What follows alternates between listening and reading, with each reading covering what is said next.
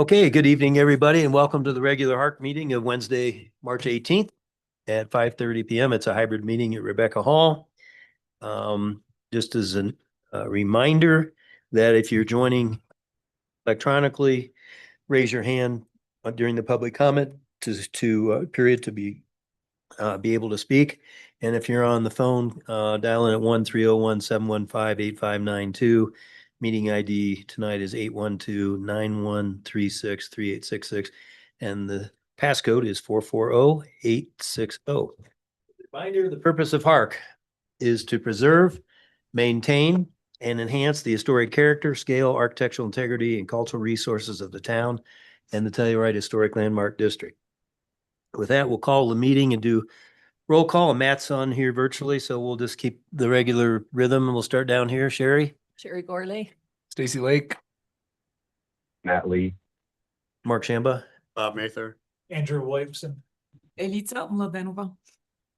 Good. Well, thank you and welcome everybody. And also from Town Council, we have Elena and Mayor Pro Tem. You going to stay with us? What do you mean? Are you going to stay with us? Okay. together, sign it. We're short on people. Yeah, no, you're with me. Okay. And from staff, we have Kristen, Darren, Piper, Allie, and is Michael still on the Michael's line? right there. There he is. Welcome back, Michael. It's a good first meeting. Thank you again. Approval of the minutes from February 18th. Do we have a motion? I move to approve the minutes as written. I will second. Can't vote. Yeah. Stacy, yes. Matt, yes. Mark, yes. Bob, yes. Andrew, yes. It's unanimous. And I'm going to unanimously approve the chair meeting minutes February 18th, since I was the only one there, along with staff. Okay. We had the election of a second vice chair, which in the case of my recusal and Stacy recusals, this happens maybe once a year, except for it happened last month and it happened tonight. Matt had taken over the 238 North Pine project, which I think it'd be a good idea for him to continue. But anybody have any comments or interest in second vice chair? I'll volunteer. Are you on the ethics committee too? Yes, Okay. I'm actually gonna have a meeting. You are? Yeah, I was on there for. Well, I bet you are. Okay, but let's vote. not gonna say anymore. That's my first meeting in 3 years. What are we voting on? On Bob. Oh, Motion. Oh, I'd like to make a motion that Bob Mather becomes second vice chair. I'll second that motion. Matt will second. okay. Matt did too. Stacy, yes. Matt, Matt. yes. Matt, Mark, yes. Bob, yes. I guess I can vote for myself. Andrew, yes. Unanimous. Thank you, Bob. And thank you, Matt, for your services on this. Staff announcements. Sure. So first I want to thank our chair, Mark, for facilitating the 2026 HARC Strategic Planning Retreat on March 4th. And thank you also to the Telluride Science and Innovation Center for hosting our group again this year in their beautiful facility. In addition, I would like to thank both Mark and Bob for giving additional time on the afternoon of March 4th towards our new staff training, which our new Senior Historic Preservation Planner, Michael Owen, was able to participate in person, which was wonderful. And that training included a walking tour of Telluride's historic properties as well. So thank you so much for giving all of that additional time. And thank you to the whole HARC board for giving a full morning to our annual strategic planning retreat. I will have notes that Mark and I are collaborating on available for you later this week, and those will be shared at our next meeting as well. So thank you. In addition, last and final update, Darren, myself, and Michael will be participating in the annual Ski Town Forum hosted by our CLG. So Lindsay has organized it as she does each year, and each community that participates is allowed to sort of bring forth a presentation on a topic focused on historic preservation for discussion by our colleagues in the group. And this year we will be presenting on the Colorado Wildfire Resiliency Code. We will be bringing forth our draft historic preservation exemption framework and also discussing landscape preservation of community character and materials guidance. We thought it would be very valuable, and Lindsay agreed because I shared a few topics with her, and this is the one that she supported us bringing forth as well. Given the timeliness of the adoption of the Colorado Wildfire Resiliency Plan and the need to update our design guidelines and develop our Telluride process for the exemptions for historic preservation, that this would be a great time to have that broader discussion with the group, gain insights as to others how are approaching it, and share how we are framing this out so that we can be a resource to other communities and we can work together to come up with the best path forward. When is that happening? So that is on Friday. Who's hosting it? So it is hosted by Lindsay Flewelling, so our CLG coordinator. What town, I mean? Oh, this is actually virtual. Oh. Sorry. So we'll all be zooming in What time? remotely. That is something that I'm not sure the time off the top of my head. You'll But- send us a link if we're getting on the Zoom and all that. Sure. I think it's just staff staff. of all of those communities. That's what it always is. So, but I wanted to update you that staff are participating, and we'll be having a further conversation later in this meeting about the Colorado Okay. Wildfire Resiliency Plan.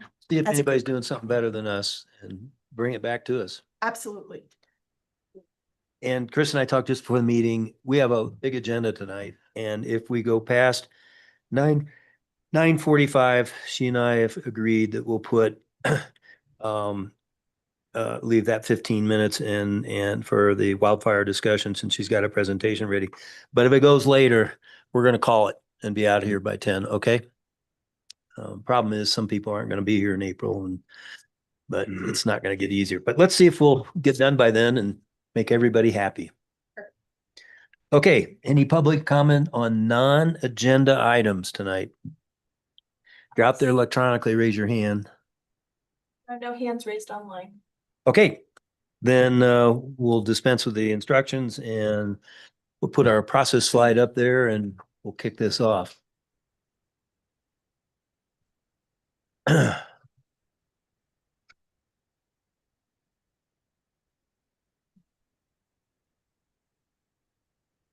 While we're waiting to come up, we could get recusals out of the way. I know I have to be recused from 726 East Columbia and 238 North Pine. And any other recusals? Don't we have to do those once the project's been Yeah. introduced? All right, right at the time. Thanks, Stacy. Yep. I was just trying to get something up there. Here we go. All right. So to remind everybody, the 7 steps, most people are familiar, but for the listening public in particular, the chair introduces the project, staff gives a presentation and answers the board's question, then the applicant gives a presentation which we ask to be 30 minutes or less. Usually on continuances, it's even much less, but the public then is invited to make comments at that time, and we ask everybody to stick to 3 minutes or less. Piper will remind us at the 3-minute mark, or I will, and dialogue between the public, the applicants, and the board members is unfortunately not permitted to have direct dialogue. The applicant then can have a rebuttal and the public comment ends and staff deliberates and hopefully makes a decision. So that's the process, and we'll begin with the first public hearing item, which is the Fulton residents continuation without discussion on the February 18th, 2026 HARC meeting and continued from the December 17th, 25 and October 15th HARC meeting, which means this is the last hearing unless we get special permission from the town manager, I think. So it's consideration of an application for a small scale new construction that will contain 2,500 square feet or more floor area and a small scale new construction of a principal structure in the hillside transitional zone district on a lot with a pre-construction grade or slope of building site average of 25% or greater, regardless of the floor area per land use code 7023B13. Legal description is Lot 7R Block E, North Telluride Edition. In the accommodations to replat, or excuse me, ACC to replat, and they recorded on September 4th, 2024 at 486258 San Miguel County. Address to be determined at the Hillside Transitional Zone District. Owner is Teo Rico LLC, applicant William Irwin, and staff member Darren Candelaria. Darren. Alrighty, thank you, Chair Shambaugh. First, has the commission been able to review the public comment submitted for this application? Yes. Thank you. For extra clarification on land use code compliance, a site plan as well as an existing conditions survey has been handed out to the commission. Matt, I will be sure to email you. Thank you. Staff have confirmed compliance, land use code compliance for this application. This application is the consideration of a small-scale new construction on Lot 7R Tomboy Road, project name Fulton Residence. This will look familiar as it came before the commission previously and was continued without discussion on February 18th, 2026, and continued from the December 17th, 2025, and the October 15th, 2025 HARC meetings. Lot 7R is located on a steeply sloped site on the southern side of Tomboy Road. Several trees and shrubs exist on the southern portion of the lot, along with a large exposed rock. Previous conditions 1, 2, and 5 all relate to the concerns with mass and scale. Staff finds that these conditions have been met. Condition number 1 was to reduce the size of the rooftop deck. The rooftop deck has been eliminated. Condition 2 was to revise facades with significant break in wall planes to minimize apparent width. The western facade has been articulated with a 2-foot step back at the first level, shifting the western wall plane east to reduce the width and perceived massing. On the northern facade, a change in the roof form and shifts in exterior materials on the north elevation further break up the building's mass. Condition number 5 was to ground the massing into the hillside with additional stepping. The primary structure has been lowered a total of 3 feet further into the hillside. Additional articulation has been introduced by stepping the western and southern wall planes on level 1. On level 2, the central portion of the southern elevation has been reduced by 2 feet, shifting north with a balcony added on the western portion of the southern facade. Previous condition number 3 was to minimize the height of the retaining walls, and condition number 4 was to revise the lighting plan to remove duplicate fixtures and sconces on the second level. Both of these conditions have been met, with the stairs being redesigned and relocated to the western corner of the north facade, where a new entrance is proposed, and duplicating fixtures have been removed. Only 1 downlit sconce is proposed at the main level entrance. A new condition has been added in regards to the landscape plan. This condition is to revise the landscaping plan, removing the proposed oxeye daisy, as this is an invasive species to Colorado. Staff recommendation. Staff finds that the following significant revisions and the lowering of the primary structure further into the hillside, all previously established conditions have been addressed. 1 additional condition is recommended requiring a minor revision to the landscape plan. Therefore, with the proposed revisions that substantially meet the applicable design guidelines, staff recommends approval. Thank you, and I'm happy to answer any questions. Questions for Darren? There was, in one of the letters that we received, they talked about the height of the secondary structure. Can you address that concern? Is it Is it correct? Is it? The height of the secondary structure is correct and compliant. One of the things I handed out to you is a site plan notating the high and low grade for the accessory structure. This is for the pre-existing grade, which the applicant is maintaining. And it's not going off of the entrance platform accessory structure. Thank you. Just wanted to make sure that was clear. And if you don't know, I can ask the applicant, but you know, the height of the retaining wall, when we're just how much it came down to? Is it? You know, The applicant would be best to Okay. clarify. I'll do that. No problem. One more question from you. I couldn't see on the elevation, on the northern elevation where the electrical panel would be. I see it on the site plan. And I was wondering if the applicant can, if the applicant has a drawing showing where that utility is. I have not seen a drawing in the submittal, but I'm sure the applicant could provide that. Okay, thanks. Okay, any other questions? Matt, any questions? No. Okay. All right, very good. Well, let's hear from the applicant. Please go ahead and read your name in the record and My name is Matt Fulton. I'm the homeowner. Will, I believe, is on remotely. Pretty much I'll let him discuss all the inner workings of the project. I do know we made some massive changes to it, so I hope you guys do see that, understand that, and we can get approval to build a home. It's not the home I always dreamed of, but it is a home here in Telluride, and so it'll be amazing. So thank you guys for your consideration, and Will, if you're there. Yep, I'm here. Can you guys hear me? I like your background.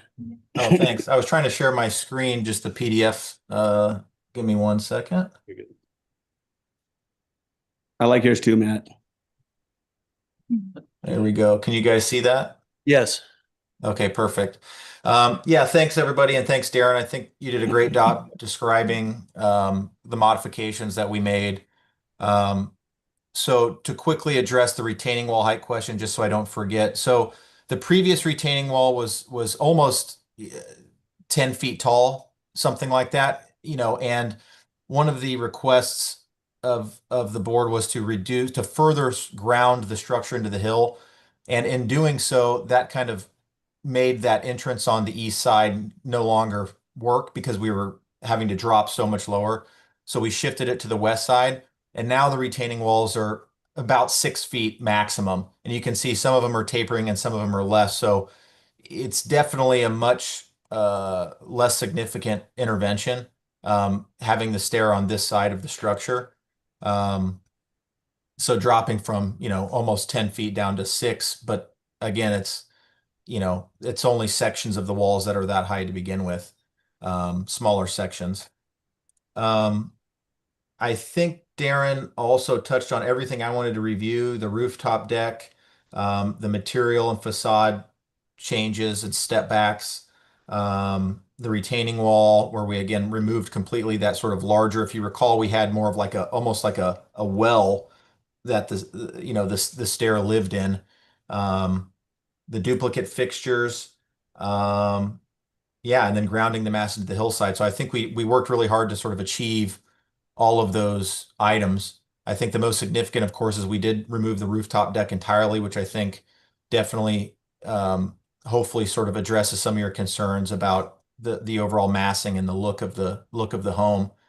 And then to also address the question about the electrical panel. So if we look at the site plan, so we're just showing it on the back side of the home here.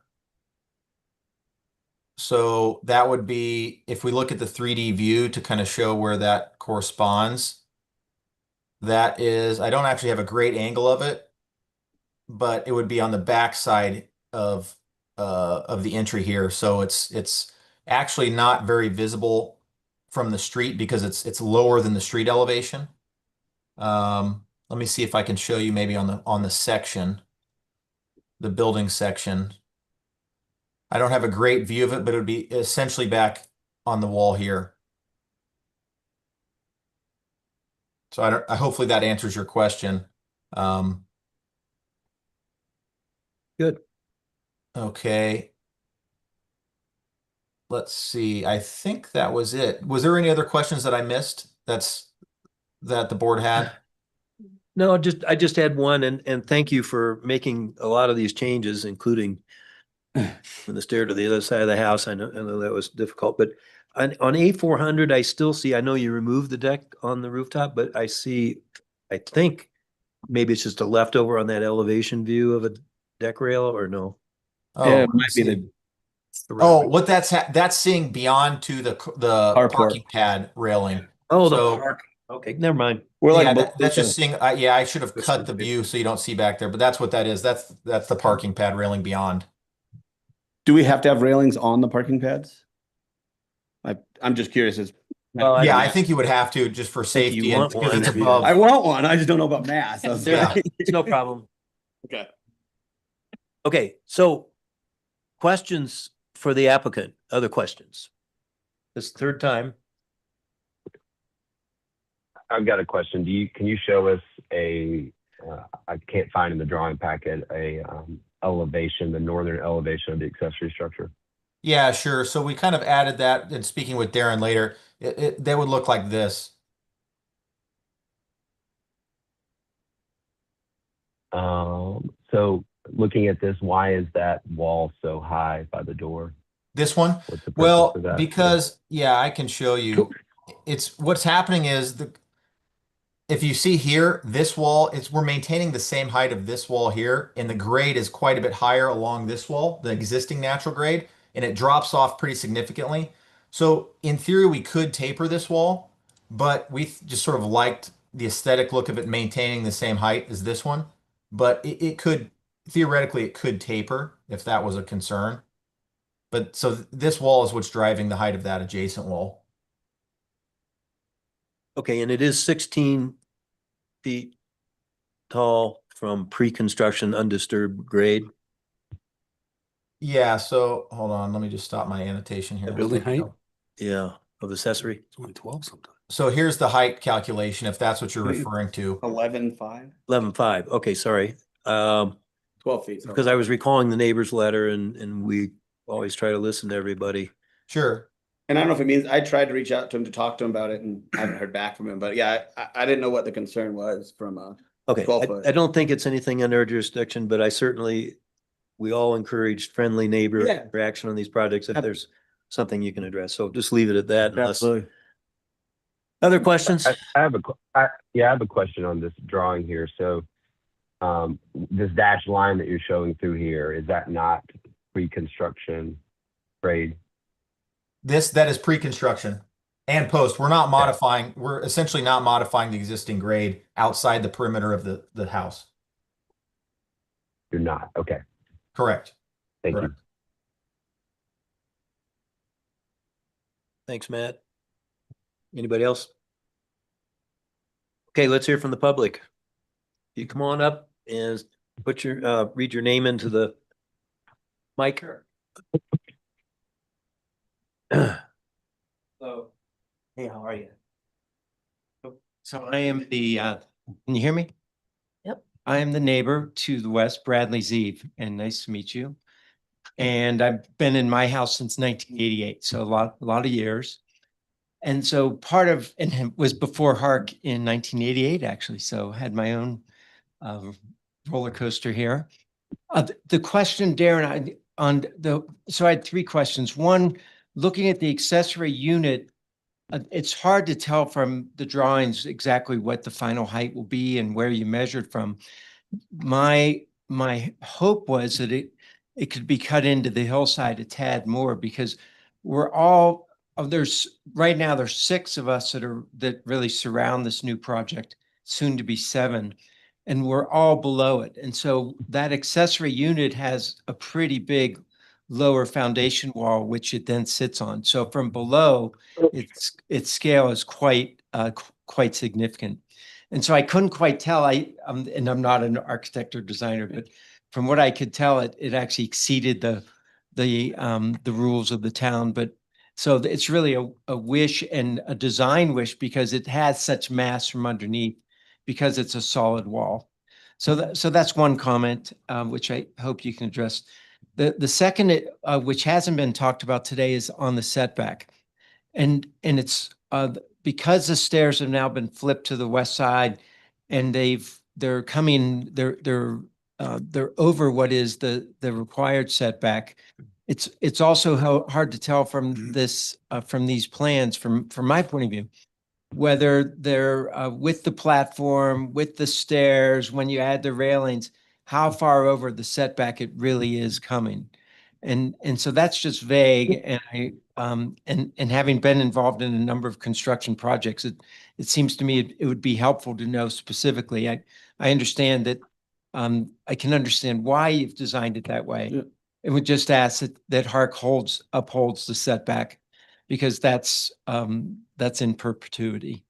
And the third piece in my letter was about the landscape that hasn't really been addressed. And it's a tricky site. I can, because there's a pretty dense aspen canopy that's down below the rock and around the rock. It's a big, massive rock. And so ideally, the landscape plan it's hard to, that it's not really specific which trees are going to be taken out and exactly how that canopy is going to exist post-construction. But it will be critical to all of your surrounding neighbors, that the landscape, that'll just help us. And obviously I speak from a place of having lived here for a long, long time without anything. So my one is that the canopy really stays intact, and otherwise I think you've made some great improvements. Thank you. Wish you well, and I know you're a good man. So Appreciate that. that's it. Thank you. Thank you. Any other public comment? Would you like or you care to address the three topics at all? Will, I don't Questions know. that I mean, you- I don't think we're touching many of the trees that in question below the rock, just obviously where the secondary structure will be. There'll be I mean, my goal is to keep trees. I said that since day one. Like, I want it to feel as if like the home was put in there. I don't know anything about plants. I didn't know one's invasive. I will happily take that out. So from the standpoint of, I want it to look like the house has been there since you came in '88. So whatever we need to do, we're happy to do landscape wise. So Any comment on his other points? I don't know. No. Okay. Well, I hope you guys have some dialogue. Okay. All right. Then any other public comment out there electronically? If so, raise your hand. And if not, I don't see any. We'll go to deliberations. We have a motion with one condition. Does anybody want to start with respect to their comments? Oh, well, first of all, I wanted to ask one question. Darren, with that stairs moved to the west, I didn't double check that. Is it clearly within or not infringing on the setback? The stairs to the accessory structure are within the setback, but not to the entrance of the primary. Okay. So who wants to start? Are we ready? Well, I'll start unless you'd like to. Go for it. I think we've made a lot of progress on this project. There's probably still more that I would wish for, but I don't think any of that's probably supported by any specific guidelines. So I'm going to resist that urge. I would like to see the retaining walls, and Matt kind of gave me a lead into it. I would like to see any and all retaining walls taper as much as possible. So there's the upper that looks to me like there's a corner that sticks out. Sure. That could taper with the hillside. Matt identified the one down at the accessory. I don't think that one maybe is as much of a concern for me because I think it's tucked behind and maybe not as visible. But insofar as the walls can be minimize. Okay. I did want to kind of talk about material on the southwest corner specifically. Bless you. And this is, I guess, up for discussion since that's what we're doing right now. To me, I feel like having both the upper, I appreciate this stepping back of the wall plane. That's what we asked for. I do think it achieves the goal that we're seeking alleviating the sheer mass of that wall plane, especially on the west. But having those the two floors or the two planes be the same material, I think dilutes that move some. Hmm. And I just want to know if anyone else feels strongly that way. There in the one rendering, it's not labeled, but it's the one in the upper Left hand. left. You can see, or actually in the lower left, the lower right, sorry, I'm dyslexic. In the lower right, that corner reads as a straight line. And it's a little hard to see that wall, the shift in plane happens. And I think if there was a change in material, it would be more apparent. Are you talking about A400? Yeah, the renderings. The three-dimensional renderings. Where are they? Last page. A400. A900. 900. They're all- Those are elevations there. Mark. So you're saying on the west side? I mean, West, southwest. talking about the materials. So the west elevation part. That the You see that corner still reads quite strong. he's got a break in there with a band, but still the same material finish. They wouldn't need to necessarily introduce some new material. They have a lighter material already. Yeah. If the lower portion was the lighter material, it would differentiate, it would accentuate the step in the wall plane. That's all I got. I had that in my notes as well. But I also wanted to kind of pull the board on the clapboard siding that kind of goes straight to the ground. And there's no delineation between the actual foundation material and the cladding In a couple in places. a couple places on, and I can't tell because it's not all super detailed on the north elevation, but it looks like that a little bit on the west elevation, the east elevation, and then maybe a little bit on the north, it's just kind of hard to tell. And then also on some parts of the accessory structure, but I know that structure has a stone foundation on it. It's just from the east elevation, it just looks like the clapboard cladding goes straight into the ground. Is that based Yeah, on the there- guideline that talks about there Yeah, being it's a, 22A2. Clapboard siding should not extend to the ground.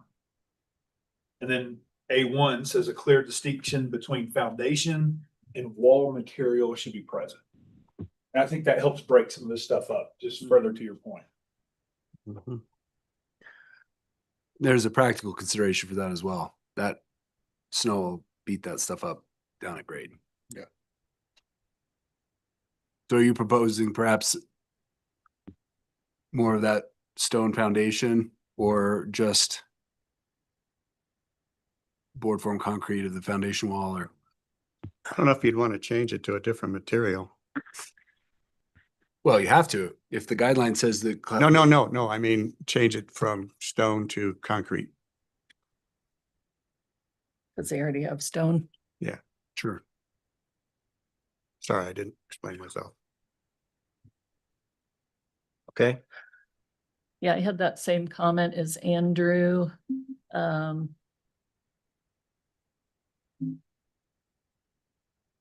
would like to talk maybe about the accessory building, even though the height might be compliant. I do think that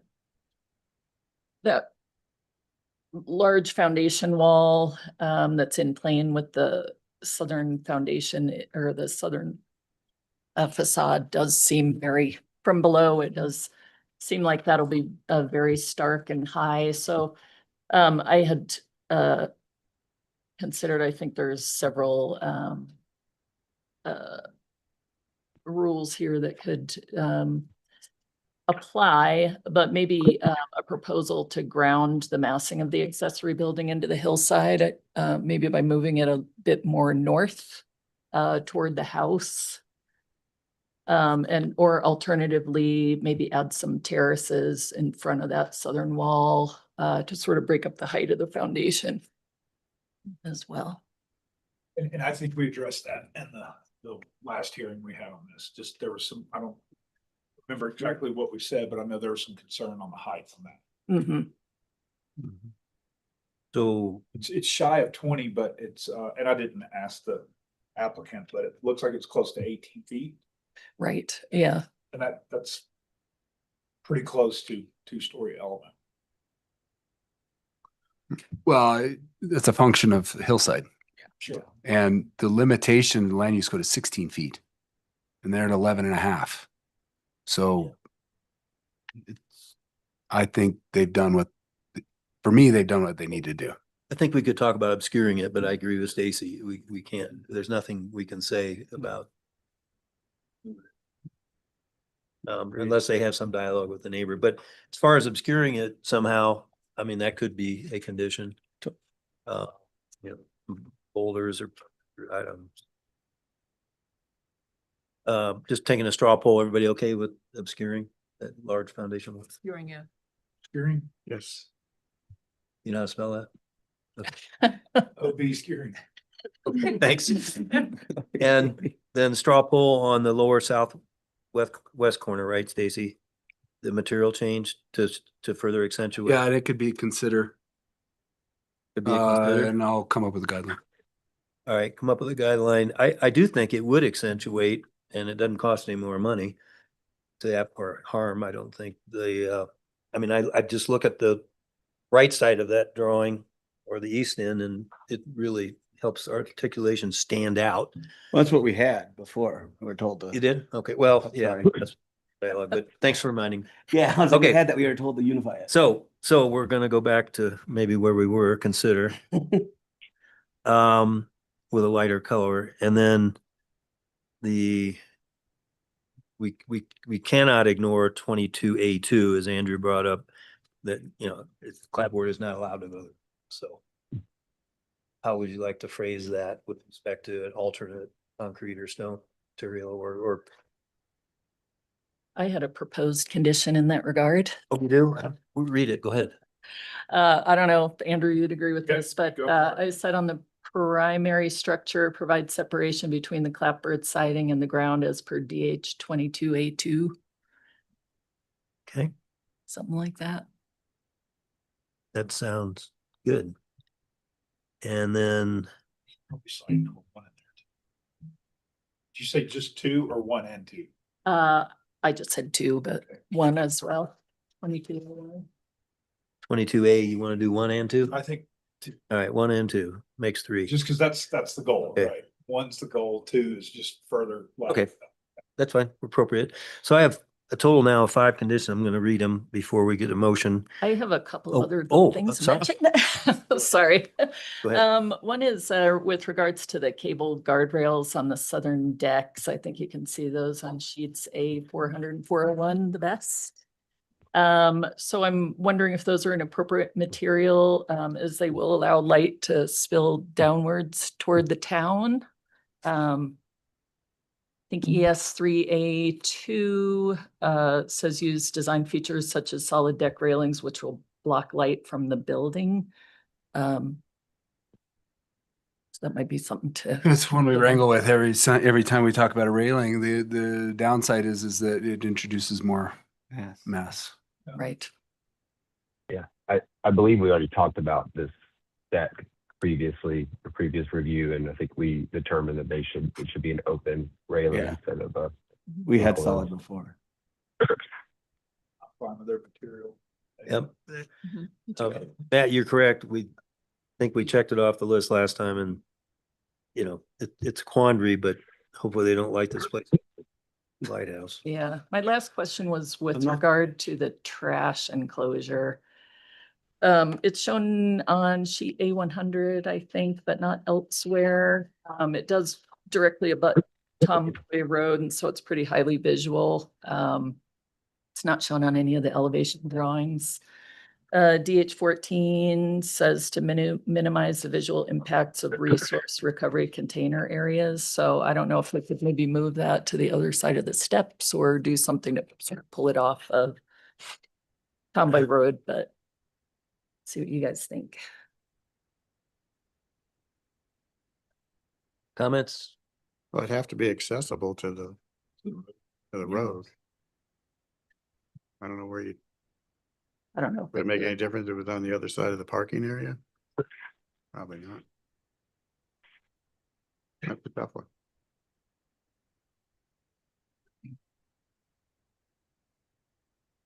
Matt, any comments on that one or any of the others? I've got several comments. Gonna wait my turn.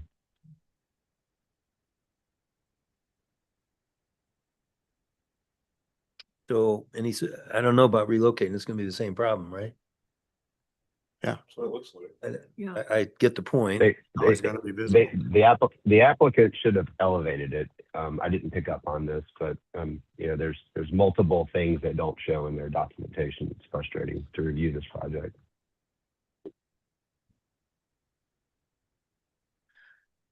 Well, we'll leave that hanging out for a minute. Matt, why don't you give any other concerns that you have above, well, including the 2, 3, 4, and 5 that we have so far? Those all sound good to me. I wanted to expand upon Stacy's comment. I agree with him. I think having that whole southwest mass be the same siding and same color is not is contributing to additional mass and scale. I think changing the material and or color would be the right approach. Since this is their last review, I think we need to be specific. Excuse me, got a little bit cold.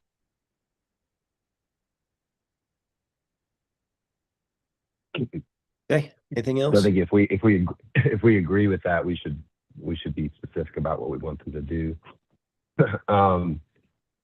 I don't think that we should allow them to reduce the western side yard setback. I think that should stay at 7 feet per the land use code.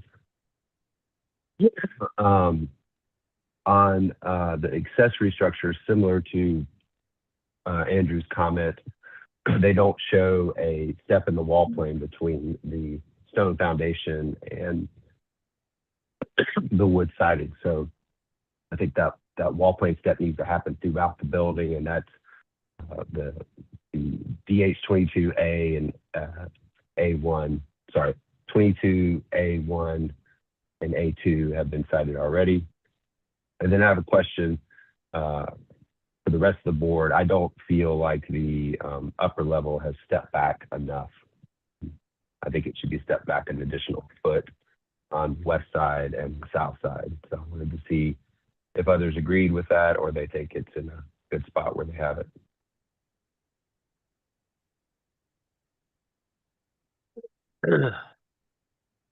I think my view would be, of course, we always want more articulations, 50, not quite 52-foot long. And they set it back 2 feet. If they change that color down below, I think I'm okay that you then clearly see the articulation. But Yeah, that's my opinion. I agree. Bob, I agree with you. Andrew, That's what we're hoping for. Yes. well, Stacy, Well, I agree. additional, set it back further. No, I agree with you. I think they've stepped back according to our direction at the last meeting. Is it step back or just that whole thing is just like shorter in length? Well, not to go back through all the iterations, but this used to be a stacked floors. They have now started to step back into the hillside, which is what we asked them to do. Matt's point is that it should step more. I don't maybe totally disagree with that, but we've gotten them to come this far. And I think it's far enough to achieve it achieves the goal, which was to break up the wall plane. Yeah, and with material change, then you could also achieve that visually. Yeah, so I do want to ask, so I know I saw in the staff memo that there's a request to reduce the 7-foot setback to what was 6'10" and 1/4. Where is that? Because I don't see them overstepping the 7-foot on their site plan or their lot coverage plan. There's a 7-foot side yard setback. I don't see the building encroaching over that. It is on, if I can, Yeah. it is on the site plan. I'm not completely sure page number, but it is the southwest corner of the building. It's just barely. Isn't that an eave? I think, well, and there's no dimension. I don't see dimension. What do you mean? It's a couple inches over? Yeah, and it's an eave. That spot. Eave right projection into there. rear setback allowed. Eaves are allowed in the setback. Okay. But I don't, my reading of this as an applicant and as an architect is that this is not encroaching into the setback. It's an eave, which is allowed in the setback. So I don't even think this isn't even like we're not giving any extra here. This is allowed. The wall itself is 7 Is feet. out, is out. It's behind 7 feet. All right. Why does the drawing say it's a building corner then? What? If you look on sheet A100, Right, I've got it right here. which has got site plan. If you look on the western side, the southwest corner, that says 7 feet, 10 1/4 inches, building corner. I think it's it's not a typo. It's a grammatical error. It's not the building corner. It's the. It's it's the edge of the eave. Because it Can shows we that- ask Darren what she determined when she was looking at this? I went off the dimension stating building corner, but with further review, I do believe it's the eave. So I think it's okay. And then we're talking about it 1 3/4 of an inch. It is an eve. It's the eve. Okay. So All right. Any additional comments? And then I'm going to summarize and then. I have one very last comment, sort of a question. There are 5 policies in the developing hillside and the steep lots that talk about using muted colors that blend with the natural hillside material, specifically referring to roofs. I know this roof is a very dark gray, the charcoal gray color. Is that something that is considered to sort of blend with the hillside? I could just see a lot of dark gray. Seems like gray and black is sort of a trend in coloring of modern buildings, and so I'm not sure if that's something you've considered before. Historically, we're all over a matte finish, Mm-hmm. not gloss, but I don't know that we have any basis to indicate. I think it does refer I would say that- specifically to color. What's It's a it say? very neutral color for a hillside. Yeah, it You know, we talks don't about want material, color, we don't and want texture. We don't want a white roof. We don't want a silver roof. We don't want a bright green roof, What about a a black red roof? roof. I guess. I think a gray charcoal color is probably one of the best colors you can use to have it go away and not stand out on the hillside. So you okay, Matt? Yeah, I'm fine with it. Right, yeah, I just wanted to. get your guys' And I want to opinion. read that. What condition, what, Probably a good one is DH22B2, on 20, on what Developing number? hillside. DH22B2. 22. Yep. I think they've done that. It's a matte finish, Yeah, it's matte. generally appropriate. Just the black color, is that acceptable? Yeah, in my years of coming to HARC and being on HARC, we tend to stay away from color considerations. I'm going to say, As we can. yeah. What's that? The guidelines. Yeah, the guidelines actually say we can't.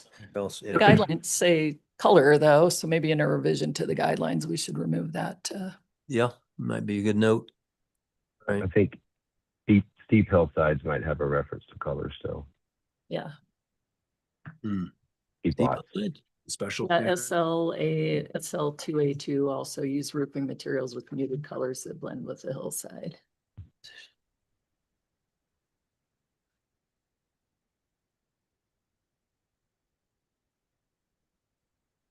Could you read that on the steep hillside? SL2A2, use roofing materials with muted colors that blend with the hillside. Muted. Yeah, I think, Do you mind speaking into your microphone? Oh, yep, sure. so muted colors. I'm gonna agree with Stacy and Matt that finished. It's okay. It's Further- further elaborated on B2.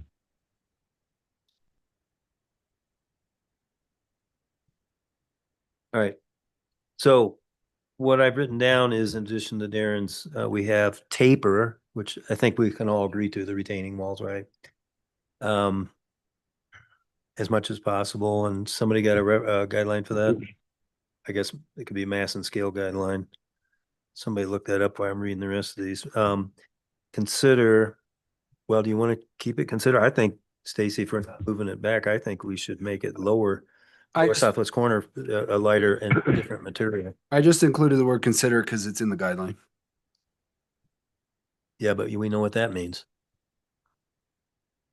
So if we want it to show further articulation, I would suggest, I agree with you that it says, change to a different material, lighter color on that southwest corner, first floor, right?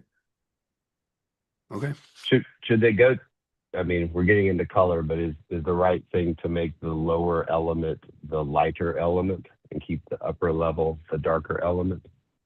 I mean, I don't necessarily want this to be a pancake of different colors, but it seems like we would want the darker colors to the ground and the lighter. If they match the southeast corner, right, with that lighter material, Matt, isn't that, we could just say you use the same material as on the southeast corner, on the southwest corner, first floor? Doesn't that do it? To further accentuate articulation? It wasn't my intention to get that prescriptive. I just want them to differentiate to reduce. We don't want to, how about just replicate the material on the southeast corner and then we're not at risk of Okay. another, I can't imagine they'd introduce another color, but still, we better say what we mean. Yeah, whatever you guys want, we'll do. I'd suggest we just say match the lower southwest corner with the same material as the lower southwest or southeast. Somebody got a guideline on that? Oh, it's A20 or It's 22A2. 22A2, yeah. That would be number 4. 5 is obscure accessory building foundation walls. And that could be a mass and scale. Somebody got a mass and scale guideline there? It would be the same one we're using for taper, the retaining walls. Did you get for the retaining wall 12B7? 12B7, okay. Where areas were cut, or in areas where cuts are steeper, a stepped or terraced wall should be used. HARC may consider taller walls on a That's fine. case-by-case basis. 12B7. And obscuring the foundation wall would be we could use a mass. Scale DH16, DH what? DH16. Just the whole thing. Just 16. DH16, we could do that. Mhm. Sure, you tell us what you're looking at it. Yeah, DH16.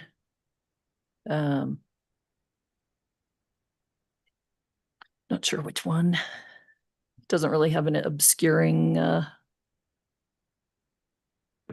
if it speaks to the whole I mass and think, scale, I we think, could, I think it speaks to the whole thing if you just. Yeah, cite leave it. 16. all right. And then the last thing is garbage relocation. I don't see a viable solution there, but any other discussion on it? I mean, it was a good point, but I don't see know what you could do. how it gets solved. It's gonna be stone with the rest of Yeah. the stone wall. Can I go back just on I- this issue about the foundation and wall material? Just mentioned it. Yeah, 22 A1 and 2. I think you already got that, don't we? Yeah. Okay, sorry. 1 and 2. Okay, And that would be, so number 2 is taper the walls, 3 is the material change, 4 is clapboard can't go to the ground, change the material. 5 is obscure the excess building foundation wall, DH16. And the tapering of the walls was 12B7. I have one more. Okay, that I would like to discuss with you guys is about the utilities and electrical meter being, essentially it's in the front of the building. Correct? Mhm. Yeah, and policy 15, A2 says locate utilities in the rear of a property when feasible and screen them from major pedestrian routes. So it suggests they move it to the side of the building, so it's not, so it's less visible. Mhm. line number, 15A2. everybody good? No, I'm not No? good with it. They're not gonna be able to go more than 4 feet past the corner. No. That puts it right at the entry, right where that entry steps are. I think where it is, it's tucked down. It's not visible from the roadway. It's below the roadway. I think they're gonna run into trouble with the utility company not wanting it because of snow. That's gas company though, they require it to be within, The gas 3 feet. meter is behind the trash Yeah. container, but electrical, is on the wall. yeah, I've been, I think where they have it's probably the least visible wall on the project. I agree with Stacy. okay. It's gonna be a lot bigger than the one they show, depending on how many amps they have. But if it's put on the west side, for instance, or the east side, it's more visible then, not less. That's my opinion. So then do we ask them to at least minimize the visual impact, maybe cover it? Provide a cover for it? Since it's in the front of the building. You mean with plants? However they want to do it, plants, it could be a metal cover. Box. You gotta get to it. Well, electrical box is gonna have a metal cover, but I mean, what you mean, And to match the wall. well, Well, San Miguel Power won't let you put it in an enclosure. Well, you have a guideline that supports it. 15B1, locate utilities away from street view. If it is necessary to place utilities in a visible location, use screens such as utilitarian corrugated metal fence. They can box it in with a perforated metal fence. Oh yeah, B1. okay, 15B1. Okay, and the words were Screened and green, Green from view, all right. That's enough per 15B1. or it's actually from the rooftop. Well, then it elaborates Yeah. further, so. Yeah, Okay, are we good? 15B1, thanks for thanks. coming up. Who wants to make, are we ready to the motion? We got, Mark, can you add a condition for the applicant to show elevations of everything? So we're missing that north elevation of the accessory and we're missing the elevations of the trash enclosure. okay, yep, hold on. 6. So 7 would be, show elevations on which elevations that we're missing? You can just say missing elevations because there's several. Okay, show missing elevations. No drawings. No guideline. Okay, who wants to make it? you got the list. You got some great notes. I didn't take good enough notes. I can read yours. Why did this happen? Because you're good at it. Okay, I can read yours if you want. no, you can't. No, I can't. It's in a secret code. Okay, All right, I've had it. so I move to approve the proposed small scale new construction at lot 7R Tomboy with the following condition. Number 1 is written.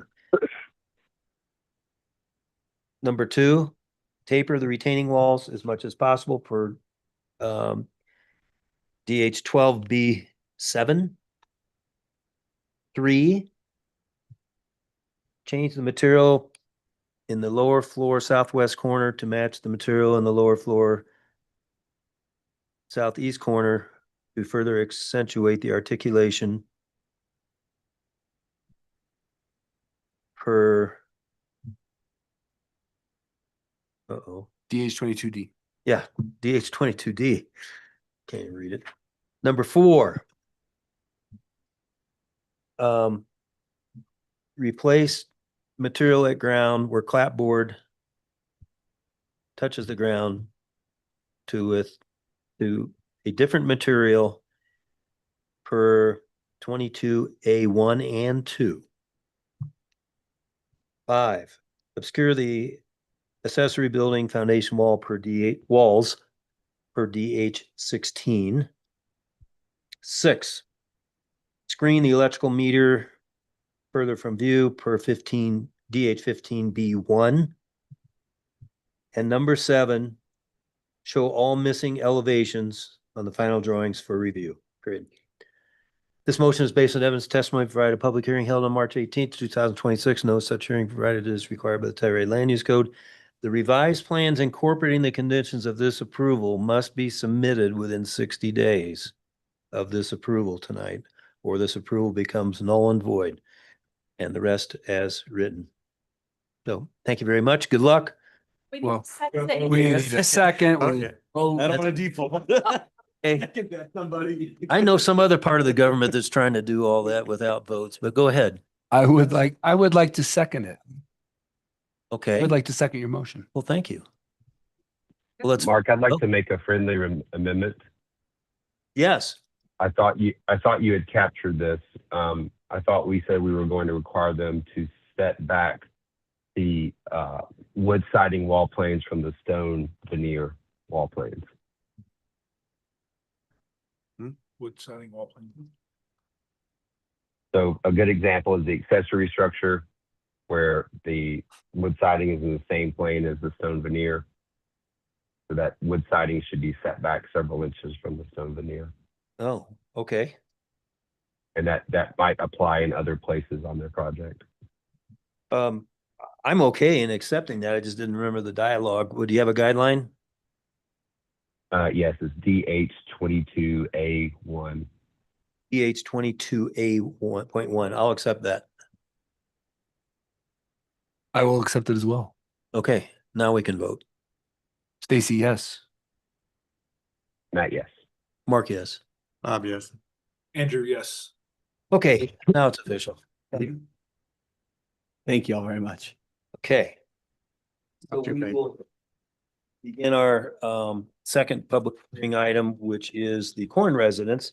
The continuation from January 21st, 2026, and the November 19th HARC meeting. So this is their third and last. You look exhausted. Thank you. Thank you. No. Did you just fly in? Okay, well, let's continue. It's consideration of application for a small scale addition to the existing building to increase a structure's floor area by more than 25% and result in the building will contain more than 1,000 square feet, but less than 2,500 for land use code 7203A1B3. It's a small scale repositioning of a designated THS primary structure for land use code 7203A3B4. Minor scale alteration of a rated structure that does not increase the floor area per 7203A3C2 and insubstantial scale addition to the existing building, which will increase the structure's floor area by less than 10% for land use code 7203A3D4. Legal description, lot 24A, block 9, West Telluride. Address is 566 West Columbia. It's the historic residential zone district. Owner, David Korn, ATE, and Korn Kristen. Kristen Korn. And David Korn and Family Trust. Applicant Shift Architects and staff member Darren Candelaria. Darren. Alrighty, thank you, Chair Shambaugh. This is for the consideration of a small-scale application at 566 West Columbia. This application will look familiar as it was continued from the January 21st, 2026 and the November 19th, 2025 HARC meetings. 566 West Columbia is in the historic residential zone district and treatment area within the THLD. Located on the south side of West Columbia Avenue, the property is a highly intact historic site containing two contributing resources within the Telluride Landmark District, circa 1898 primary residence and a secondary structure originally constructed as a barn. Collectively, the buildings and landscape maintain a high degree of integrity of location, design, materials, workmanship, setting, feeling, and association, clearly conveying the character of Telluride's late 19th century residential development. Due to this exceptional integrity and representation of the historic vernacular architecture, the property is individually eligible for the National Register of Historic Places. Previous conditions that staff find to have been met are conditions 2, 5, 6, and 8. Condition number 2 was to revise the rehabilitation and preservation plan. Rehabilitation notes have been added in the updated narrative provided by the applicant. A strong focus on rehabilitation rather than reconstruction is evident. Condition number 5 was to preserve the westernmost cottonwood tree in the front yard. The tree is no longer proposed to be removed. Condition number 6 was to revise windows to have vertical emphasis. All windows have been revised to have vertical emphasis. And condition number 8 was to relocate the proposed hot tub. The hot tub has been relocated to the yard in between the two contributing structures. Previous condition number 1 has been retained and modified. Condition number 1 was to significantly revise the proposed addition and connect to be subordinate to the existing historic structures and minimize the loss of historic materials. Though the overall height of the connector and addition have been reduced, in addition to a reduction in width, reducing visibility slightly, a connector and addition of this size is still inappropriate as it requires demolition of historic materials. Staff continues to have concerns that the perceived roof line of the addition will not be subservient to the primary small-scale historic house. All these elements should be further reduced before approval. Previous condition number 3 has been retained. Excuse me. Previous conditions number 3 and 4 have been retained or modified. Condition number 3 was to revise the conditions report siding areas of the most deterioration needed for replacement for the wood siding. The rehabilitation statements clarified in the narrative emphasize repair instead of replacement. However, specific conditions and locations have not been cited for the wood siding. This is imperative in ensuring maximum retention of historic material. Condition number 4 was to clarify the proposed treatment and repair of the historic windows. Clarification has been provided as to which windows are to be replaced. However, there has been little justification for replacement rather than repair. Repair of the historic windows on the street-facing facade is of the highest importance. HARC should discuss if condition number 7, elimination of the rear deck, has been met. The rear upper level deck has been reduced as well as inset.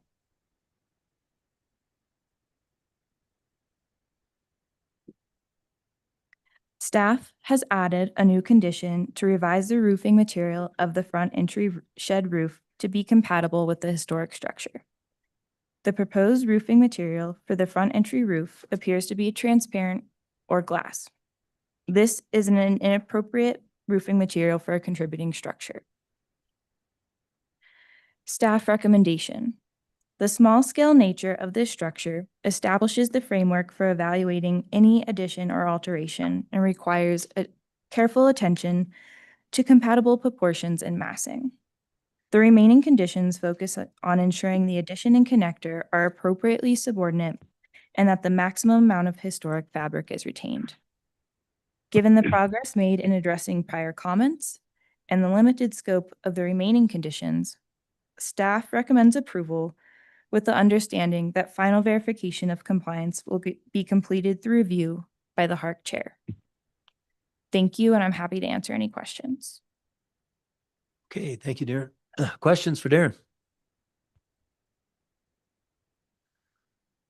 Seems like it was only yesterday we heard this project. I remember, I have just 2 questions maybe. Sure. And we debated this a long time. A couple board members brought it up on the 1-story connector, which is literally what it says in that guideline. We relented because if I remember right, it was only 5 feet long or something, 4'11", I don't know. I can talk to the applicant about it, but that, I guess that changed our mind, but it didn't change yours yet, right? No, there has been a reduction in width, but I think with the demolition required to have a two-story connector, that is of the greatest concern for staff. Okay, we'll debate that. And then on the subordinate height width, what's the most concerning to you? They lowered it 6 inches, which not much, but Sorry, width or height or, both. I would find the width, particularly on the western side of the addition, to be of most concern.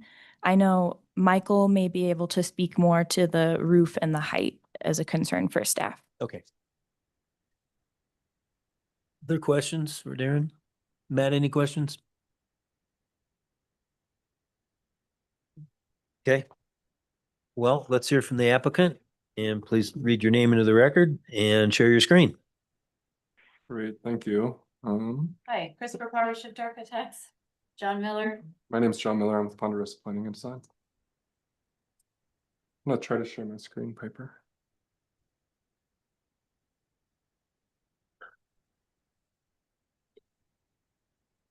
Great. So thank you to staff. Again, my name is John Miller for the record, and this is 566 West Columbia.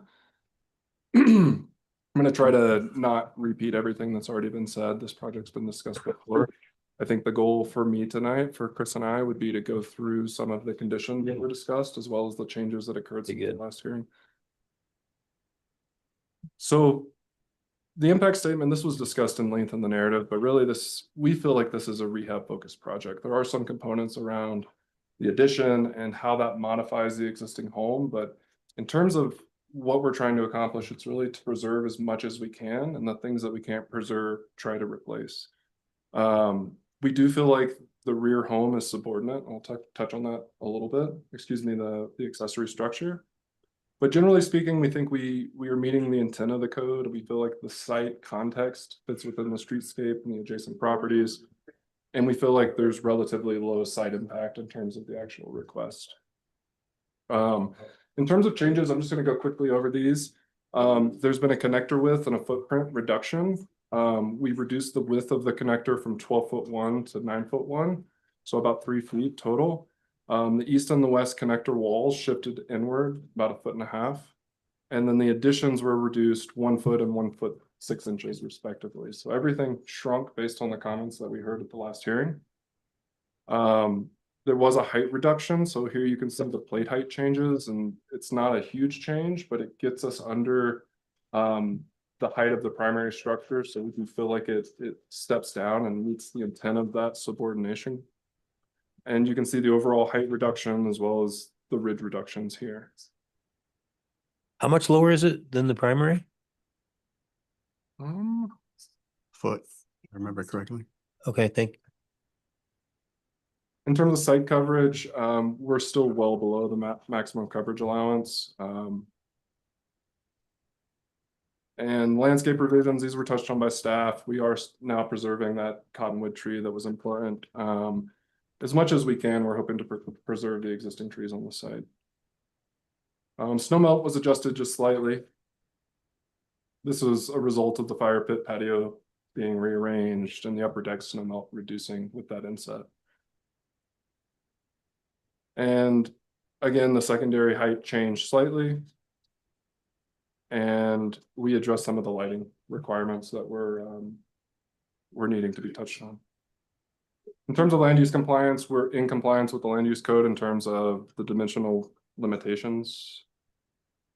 Here's some photos of the existing home. These were provided in the architectural set. You can see it's a relatively narrow lot. Really the challenge with this site was getting the addition to feel subordinate with the narrowness of the existing home, right? When you have such a small home that faces the streetscape and you have the addition behind, trying to minimize that through the height and the widths, it was a challenging site, I guess, to say the least. Can you go back to that? Pepper, can you decline me for a second there? Here's some photos of the accessory structure. Do you want to see this? Back to this, and this is where we're talking, there's an addition on the back that is not historical and is being removed where this connector is. And I feel like our last meeting, it was discussed that as long as we couldn't see the connector, that we had a good understanding from the board that that would be considered. So the connector, and if you look at the floor plan, is literally a walkway that has 6'8" with a 3-foot walkway on either side. So it's as thin as we can get. And for us to include 2 staircases in this house at a 14-foot width it's not feasible. Yeah, I think, I wasn't present at that meeting. I listened in, and I think, my recollection of the discussion really was, is the connector visible from the streetscape? And when you have a structure in front and the connector is behind, are you really going to, is the 2 stories going to be as proud as maybe as it would be otherwise, right? It's really shielded by that existing structure. And so we took that and we kind of ran with that concept. So you're going to see the 2-story in this proposal. And we feel like it fits the best for all of the practical reasons, not necessarily like aesthetic reasons, but practical reasons that Chris just described. And is the length around 5 feet? I didn't remeasure. 5'8". And when you said 6'8" wide, is it 9 feet or 6'8"? Let me just switch back over. It's 9 feet 1 inch wide by 5 What foot was 8 this? and a half The inch. connector width was Okay. reduced from 12 feet to 9 feet, 12.1 to 9.1. And what was the reason it couldn't go narrower? We're at the walkway, at the 3-foot walkway, we're at a 6'8" height at the plate where we, Oh, that makes sense. So on the gable roof that we have on the connector. Yeah. In the center is our 3-foot walkway, and that's 6'8" on each side, and then it goes down to 5'1" or. Yeah, 5 foot Yeah. 1, Got it. 5 6 feet, 5 1. okay. I don't know if we want to just continue and then we can dive into more specific questions about the connector. I think I had an item on that one as well. Well, just while you're on number 1, because we have these reduced drawings that you can't scale, and I didn't see it on a note. Just to settle it, the width on the west side and the east side, proud of the primary full contributing historic structure is how many feet? The On west, the accessory structure, the Yeah. secondary structure. No. 3'6" on the okay. west side and 4'6" on the east side. All right, I missed I it. circled it. So the east side is 3'6" proud. Yeah. Yeah. And then 4'6". 4'6" on the other side. Okay, visible. okay. Well, you can continue, and then we can come back with questions. Okay, great. I went through all of the historic residential rehab standards, alley standards. Those are all within the packet. So if there's any questions specifically on those, I'm happy to discuss. Conditions, I looked at the conditions that were provided in the staff memo. So really there were 4 major ones, and then the 5th edition on ones that should be discussed by HARC. Again, with this initial condition related to the subordinate nature of the alley structure, we felt like, again, the proposed addition be subordinate, excuse me. Again, we felt like this was discussed. We're hoping that based on the revised set that the commission feels that when you look at this home from the streetscape, it's really going to be hidden. It's going to be tucked away. The home in the rear, the addition is going to be stepped back. You see that visual step back in the roof lines. You see the step back from the rear of the home with the deck. So we do feel like it is subordinate. We do feel like it's stepping down, but we do think that the connector, it feels better as it is with 2 stories. In terms of the second condition, it relates to the restoration and repair of the historic siding. We can work with staff with this item. We're okay with this condition. We feel like it can be accommodated. The third condition related to the window replacement. I went out today and took photos of the windows. We wanted to have this discussion. There was a site walk that was conducted on December 5th. At that site walk, I think all of the parties felt like the windows were not salvageable. And so that's maybe shifted a little bit since that site walk. but I do have photos. These are kind of in just a random order, but you can see, I mean, this is the general condition of most of the windows that are at the home, right? A lot of deterioration. Some of them, the seals are coming off. You can see an upper story window here. You know, same kind of thing. You just have a lot of deterioration of the wood.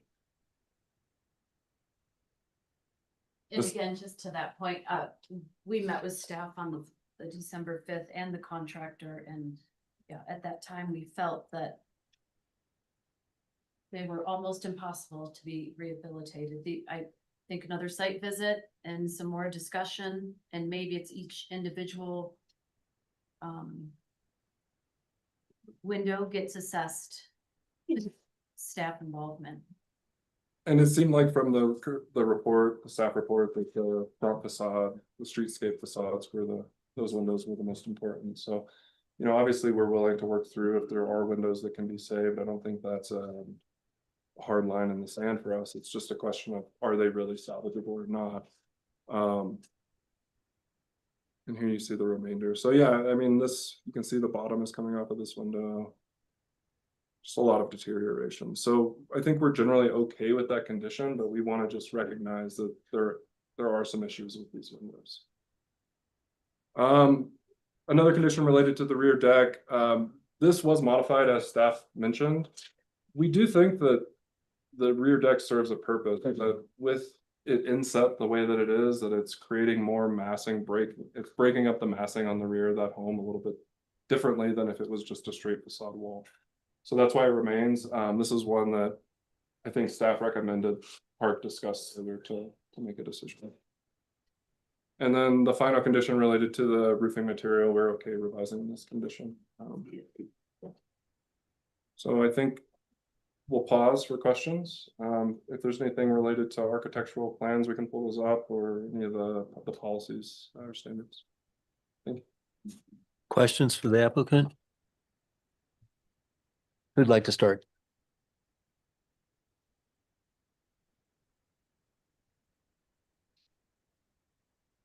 Well, that was easy. You guys are making me notes. I mean, we, We have a request, though, if we're gonna talk mass and scale, that if we do end up with an approval with conditions that were specific on making those happen. I'm glad to hear you ask for that rather than significant and minor and, yeah, Consider substantial. you want to know. I like that. And I'm just gonna say this building needs our help. I don't know if you guys have gone by, but these walls are bowing out over 12 inches on the west side. This structure needs to be rehabilitated. I have a quick question, and I'm not trying to, this isn't a leading question. I know it's probably going to seem like one, but bath 107, which is adjacent to the primary bedroom, what does that serve? A dog. Okay. The primary, It's also the powder room when you get into the house, so Okay. just the extra shower. Somewhat mudroom laundry area. good enough. Flash dog. Yeah. Okay. I didn't see that on the drawing, so I didn't know either, Stacy. Well, I could lead further. Okay. Okay. You know, I'm going to turn this into a question before we lose you, because I know it's frustrating and it's not something new, but you know, I personally have to agree with staff on the width of the addition and maybe in particular the west side. So before we lose you,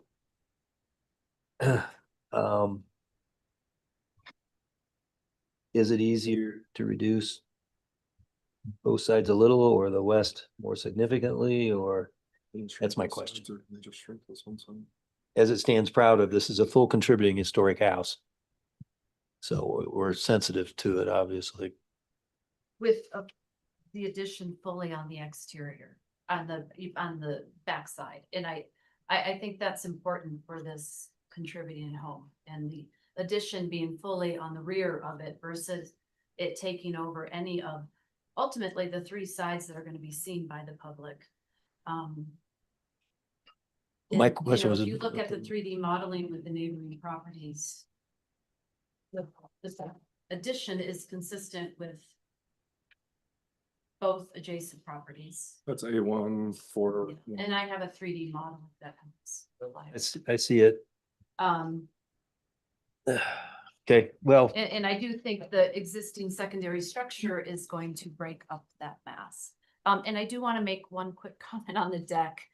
When we first came in, during our first meeting, it was requested to keep a large deck back there to break up that mass. And then our second meeting, we were asked to remove the deck.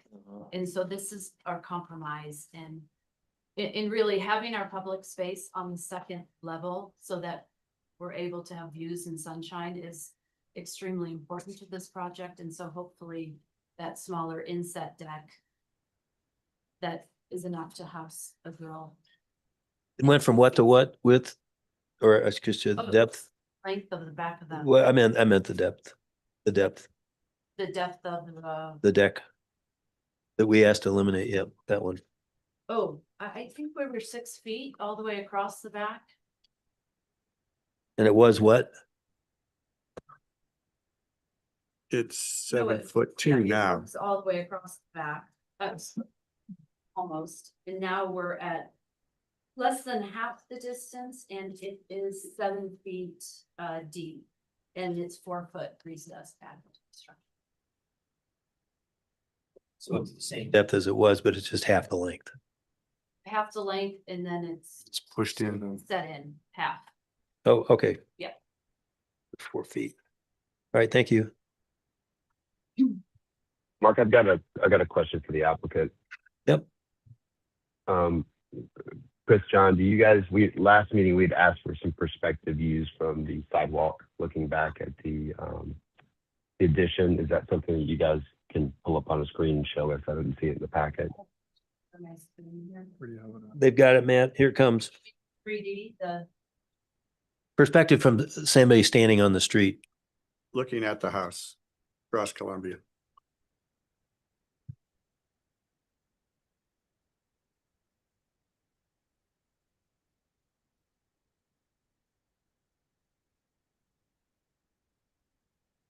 And while she's pulling that up, there's also images on sheet A15 that show perspectives from the sidewalk.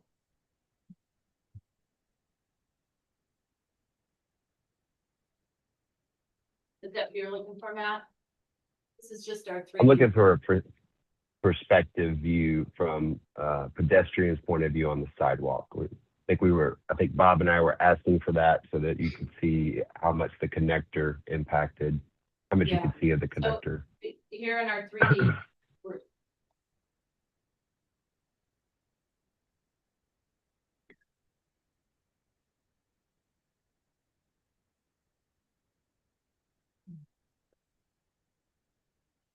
give me 1 second.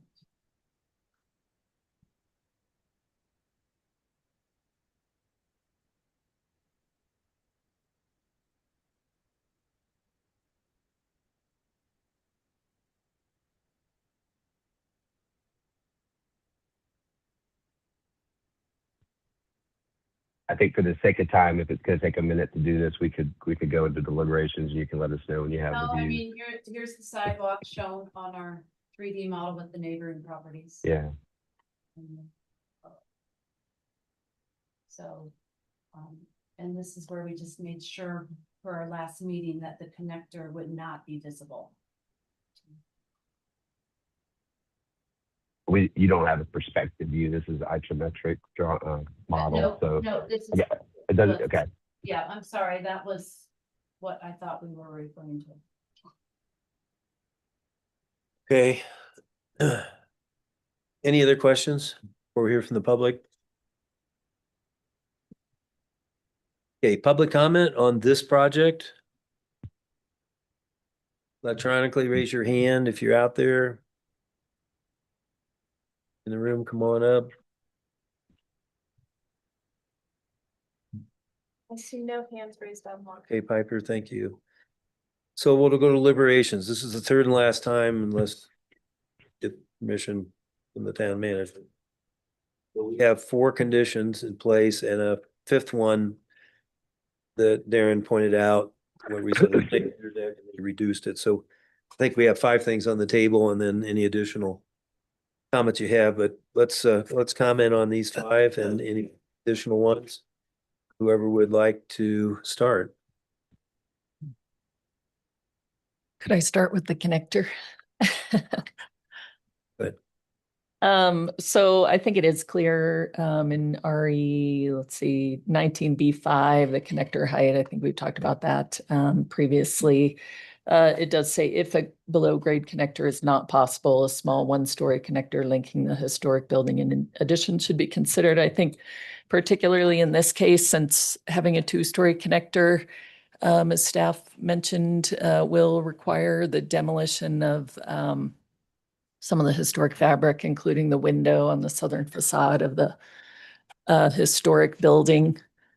I would agree with a condition that says that that connector should be 1-story. I think that also, just from connectors that I've seen around town, I think that's consistent with prior decisions.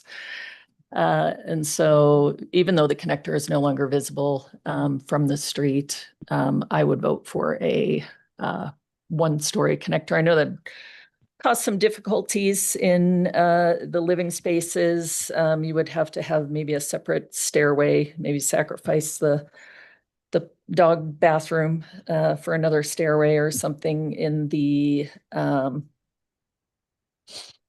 addition. But anyway, that's my thoughts on the connector. Well, I'll jump in on that one. I've looked at this a lot and considering the obscurity of that connector and just, the size of this house to begin with, I find it would be extremely difficult to make it a 1-story. And it's not visible. They've dropped it down. The addition has been dropped down. It's a foot below the ridge line of the existing house. And so I think maybe it could be the addition could be a little narrower, particularly on the west side. But I don't have a problem with it being 2 stories. I may have said the other thing last time, but looking at Change your mind. what they've done, I think it's feasible. It makes sense. And I don't think it's ever going to be visible to anybody except somebody in the neighborhood house next door looking at it. Okay. Which RE guideline did you read? RE 19B5. I think one of the concerns here too is, if this was new construction, that obviously would have as much of us to say about it being Right. 1-story versus 2-story. I think one of the main goals with us is keeping this as a contributing structure. Would this alter it with a 2-story connector? Maybe not. But when you kind of go into the beginning of the book under basic preservation theory, says the majority of building structural system and materials should date from the period of significance, and its character defining features should also remain intact, as well as overall mass and form of these buildings. So, that porch on the first level, that's fine, but like above it, for removing that, it's definitely altering that. And it says alterations to primary facades that change historic configurations are generally discouraged for all historic buildings. So that's where I'm at with this. So you support 1-story connector? Yeah, and I'm very sympathetic to them. And I know I've had friends that lived here 10 years ago. I know this house, and it's a tough site to work with. But like I said, our goal is not to sit here and tell them what they Right. can or cannot do. It's to preserve this and keep it as a contributing structure. Lisa? Number 1. It's Number one in general, the width of the house, the addition, and then this connect. I mean, I'm looking at the big picture, and then, yeah, we can look at every, you know, guideline, but the big picture is they have reduced the connector, the width. They have made the addition smaller. I mean, otherwise, I guess if you want the status for this historical building to stays contributing, I mean, it's, he says preserve, maintain and enhance, yeah. and that's part of what we were looking to do. And it's a tough Yes, situation to be in. It's a tough situation, but I think they've done a reasonably good job with minimizing the impact. What about the width of the addition? I have no problem with that. I think they've done a good job reducing it. I had a thought on that mass and scale with regard to the width. I think part of what makes it seem so wide is that the straight horizontal roof line. So I don't know if something like maybe changing the gabled roof to a hip roof or something that kind of angled down at the east and west edges would reduce that sort of non-subservient aspect of that addition. That most likely that would increase the ridge roof, the ridge line and the overall height of the building, the addition. Does it, the hip roof? So We'll go down the rest of the road. Matt, do you want to weigh in on, well, 1 through 5 but particularly number 1, I guess we're trying to get through that. I want to go last. That's your option. Jason. Let me scroll back up here to 1 through 5. I'll go in reverse order. How about, the roofing material, that front entry shed, clearly, I mean, I think the firm I worked for did one of those on South Oak Street, and I never understood how that got approved. I'm not South Oak Street, North Oak Street, but at any rate, a glass paneled roof isn't appropriate. So I'm fully on board with number 4.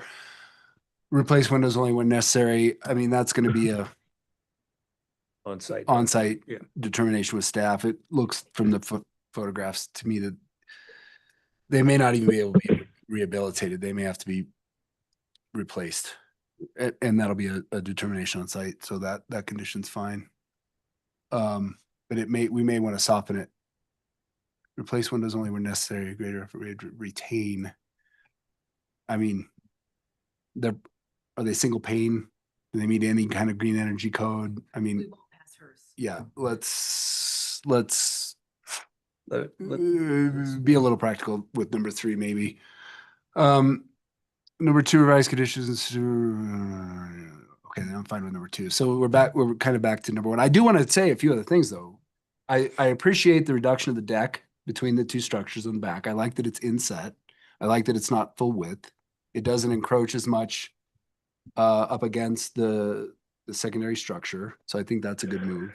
I wasn't necessarily opposed to where the hot tub was placed before, but I think it's more appropriate where it is. So there've been some other good moves that are apparent, I guess, because they're not conditions, right? So, but I felt like we should mention those. I'm struggling with the 2-story connector. I know what it does for the project. I know what it does for the functionality and for the practical use of the spaces. But I'm staring here at a guideline that says, if a below grade connector is not possible, if it's not possible, well, it is possible here. You're proposing one. The guideline even says you shouldn't do any above grade if you can go below grade. So to me, allowing a single story is going outside of the intent of this guideline. And then to allow a second story connector, I struggle with it. Additionally, you're removing more historic siding, you're eliminating a historic opening. Now, is it on the least visible facade? Yes. Does it allow for the rehabilitation of the structure? Yes. So that's my struggle. But it sounds to me like from other comments, other people maybe with the exception of Bob, aren't on board with the two-story connector either. We'll hear from Matt last. Okay. I just do want to quickly say I have no problem with the width of the addition in the rear. I think by virtue of it being at the rear, behind, it is subordinate. Is it visible? Sure. Being visible doesn't necessarily mean it's not subordinate. It's lower than, right? The peak's lower. I think it's the existing structure is 14 feet wide. Yeah. So I'm okay with that. I'm okay with the width. I'd even give them a bit more width to incorporate a stair so that they don't have a two-story connector. But we're on meeting number 3. So Well, Matt, you want to go last? Sure. I think this is the first time I haven't agreed with Bob on an historic element. I think I was on board with the two-story connector in the previous meetings, but especially hearing what Druper said, I think that a one-story connector is what we should do here. And I am also okay with, I don't love the massing of the addition, but again, because it's so far back and because the historic building is so narrow, I think there should be a little leeway with them to be able to do something with this site and this project. I do think Sherry's idea of hipping the roof would help, at least for the elevation massing from the street. And then I agreed with the other conditions in Darren's. I basically agree with all the conditions in staff's memo.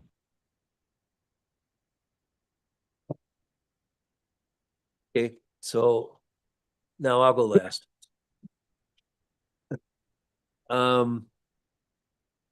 Let me capture this change in the roof shed roof though well, Matt, Sherry brought it up and you were just commenting. Matt, would you articulate what you think might help that?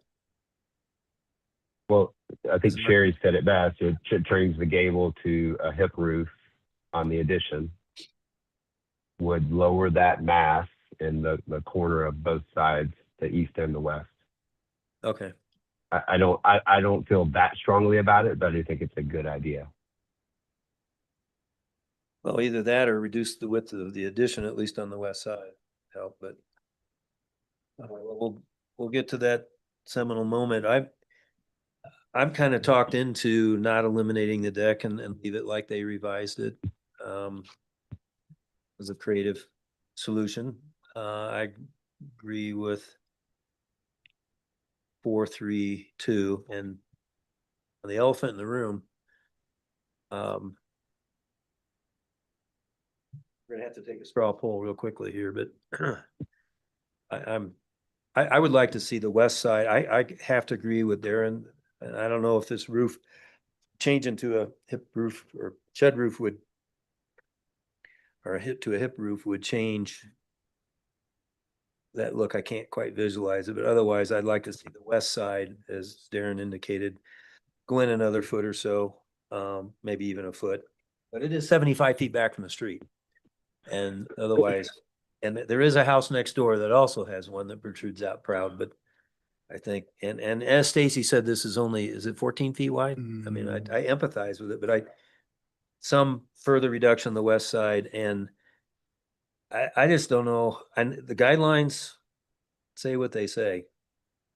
The only thing last meeting that swung me towards allowing it was if they reduced, which they did, the width further, it's not visible from the street, as Bob said.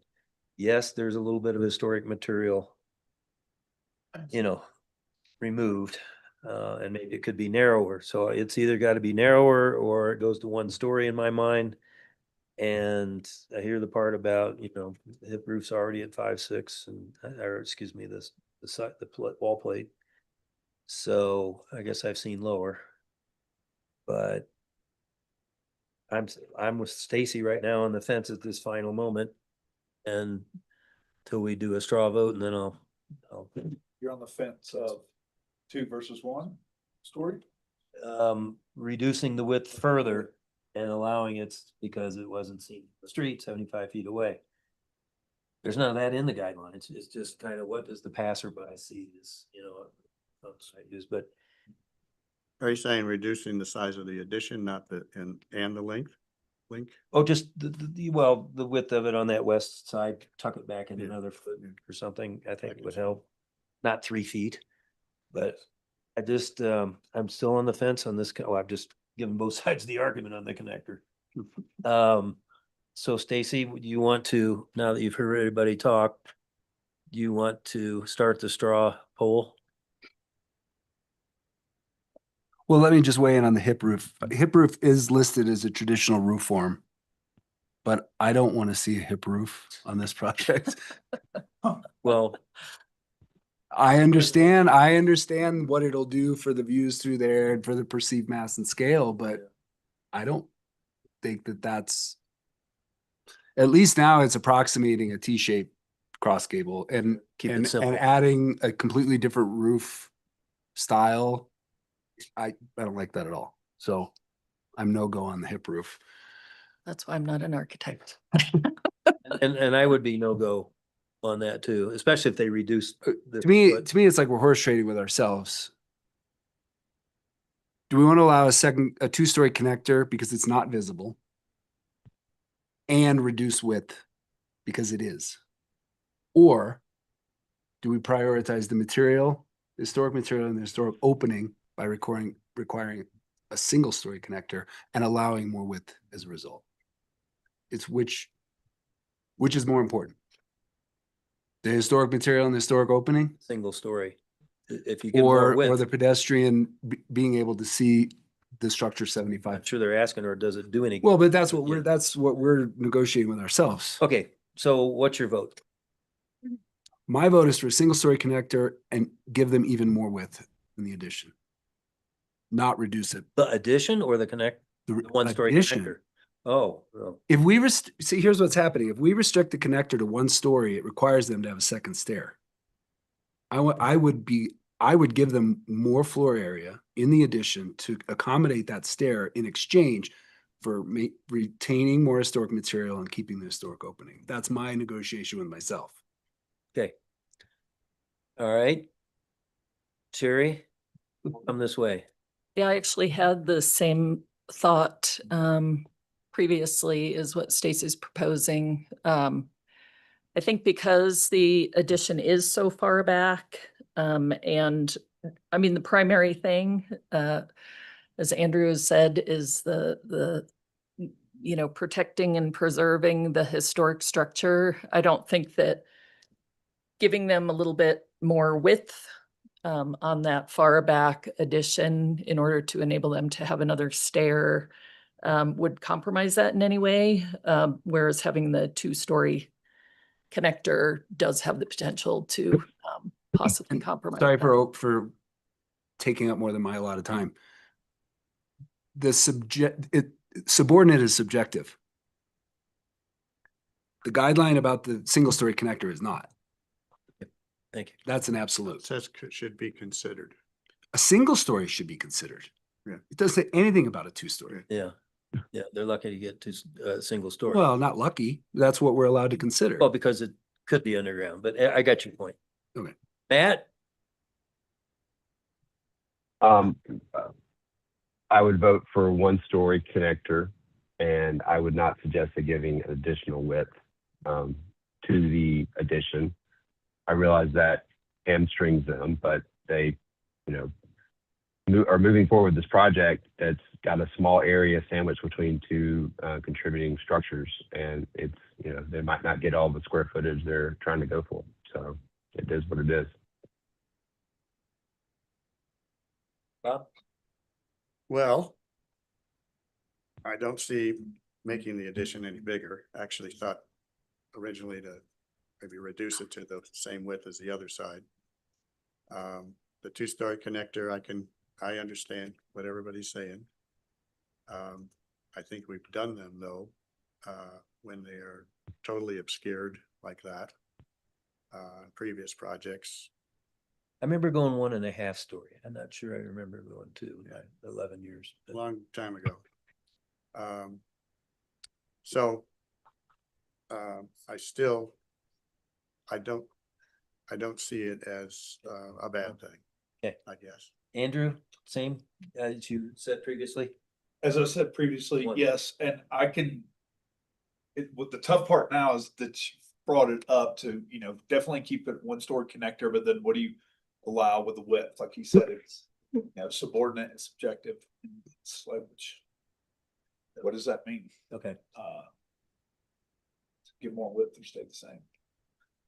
Okay. This discussion changed my mind, and I'd say keep it to the 1-story connector, but give them a little bit extra space to expand for the addition. So give extra width to the subordinate addition. And everybody's okay with the rear deck being reduced, not eliminated? Yeah, I'm actually okay with that. Okay. Yeah. Well, go ahead. So do we wanna? Since this is the last time and the applicant did say they wanted us to be a little bit more specific, we wanna tell them how much more width if we're gonna get width? Well, I'm gonna just say I've been swayed to, because of the quantitative nature of that guideline, to say that I don't see how we can, out of sight doesn't mean that we can allow 2 stories and with the rest of that guideline, but I'm not in favor. I was in favor of reducing the west side and concurring with Darren, and we're not supposed to think about functionality, but so I can empathize with it, but I think they can, a room will be lost if they can get this, some sort of stairway in there. I think I would not want to make it wider yet. I mean, it's 4'6" proud, but so it looks like the 1 story is what the board's deciding. And then the only other thing we need to decide is the width. Do we leave the width as presented? Do we reduce the width on the, particularly, I think the west side, that's the one Darren noted, or do we increase the width?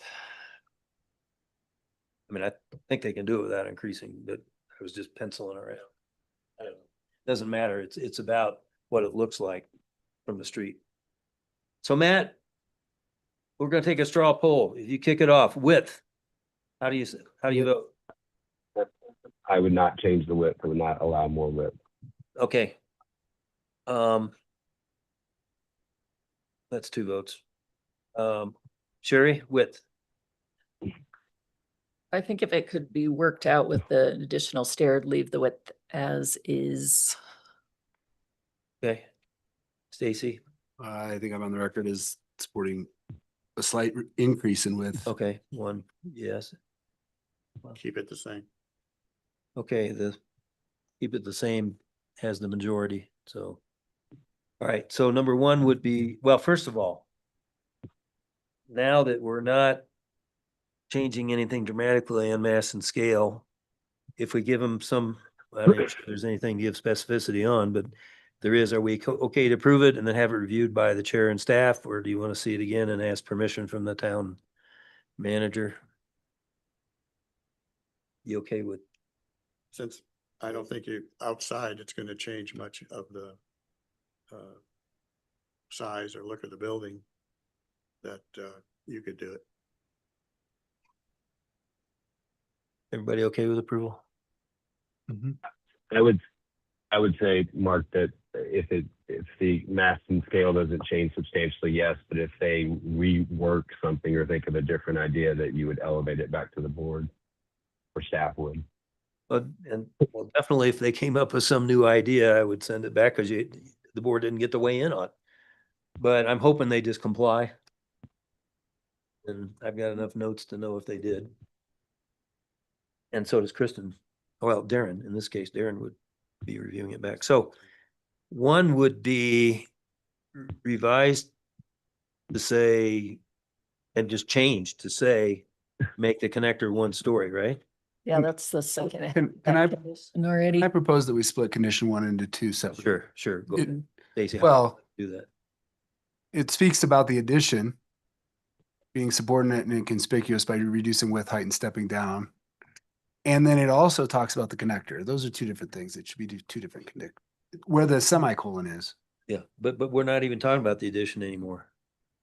We're gonna leave it So you're alone. just striking all the first part. Yeah. Oh, so strike About the strike connector. everything to the semicolon. Yeah, so it's just eliminate the make it a one-story connector. One story per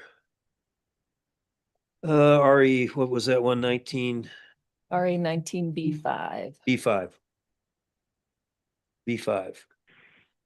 Okay, 19B5, and that's it. Which is already there, Yeah, isn't it? yeah, well, but then there's others that aren't needed, so we just need make a one-story connector Okay. per RE B5. Okay, and then 2, 3, 4 as written. Is that it? Who wants to do this one? I'll do it. Just tell me on one which conditions we're citing. I did. We're just gonna use RE B5. 19B5, sorry, RE 19B5. You got this, Andrew. This is HR though. Wait a minute. That's not confused. It's RE. The connector's under RE RE. 19B5.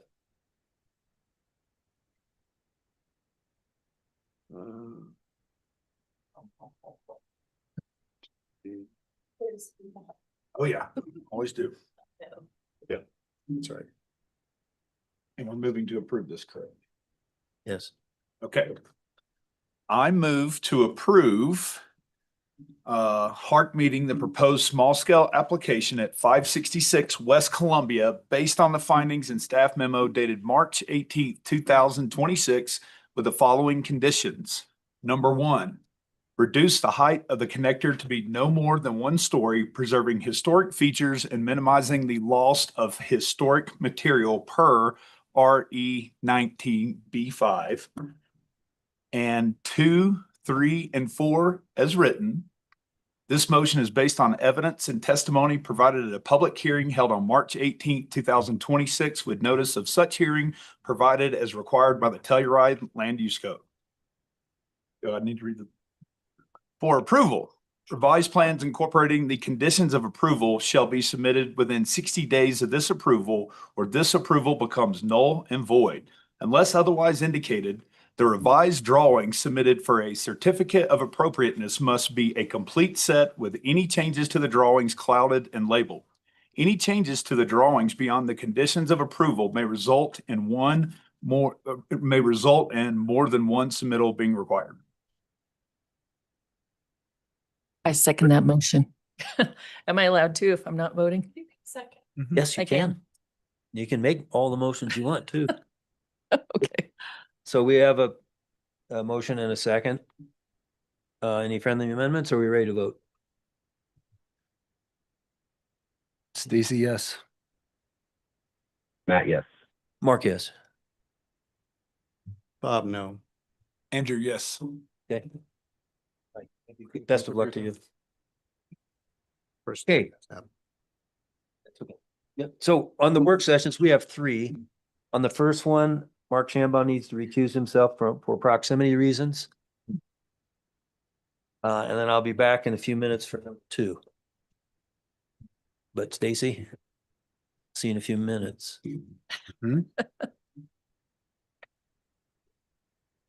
And just to let you know, my name is listed here, but Michael Owen, our new Senior Historic Preservation Planner, is covering 726 East Columbia when you read this off.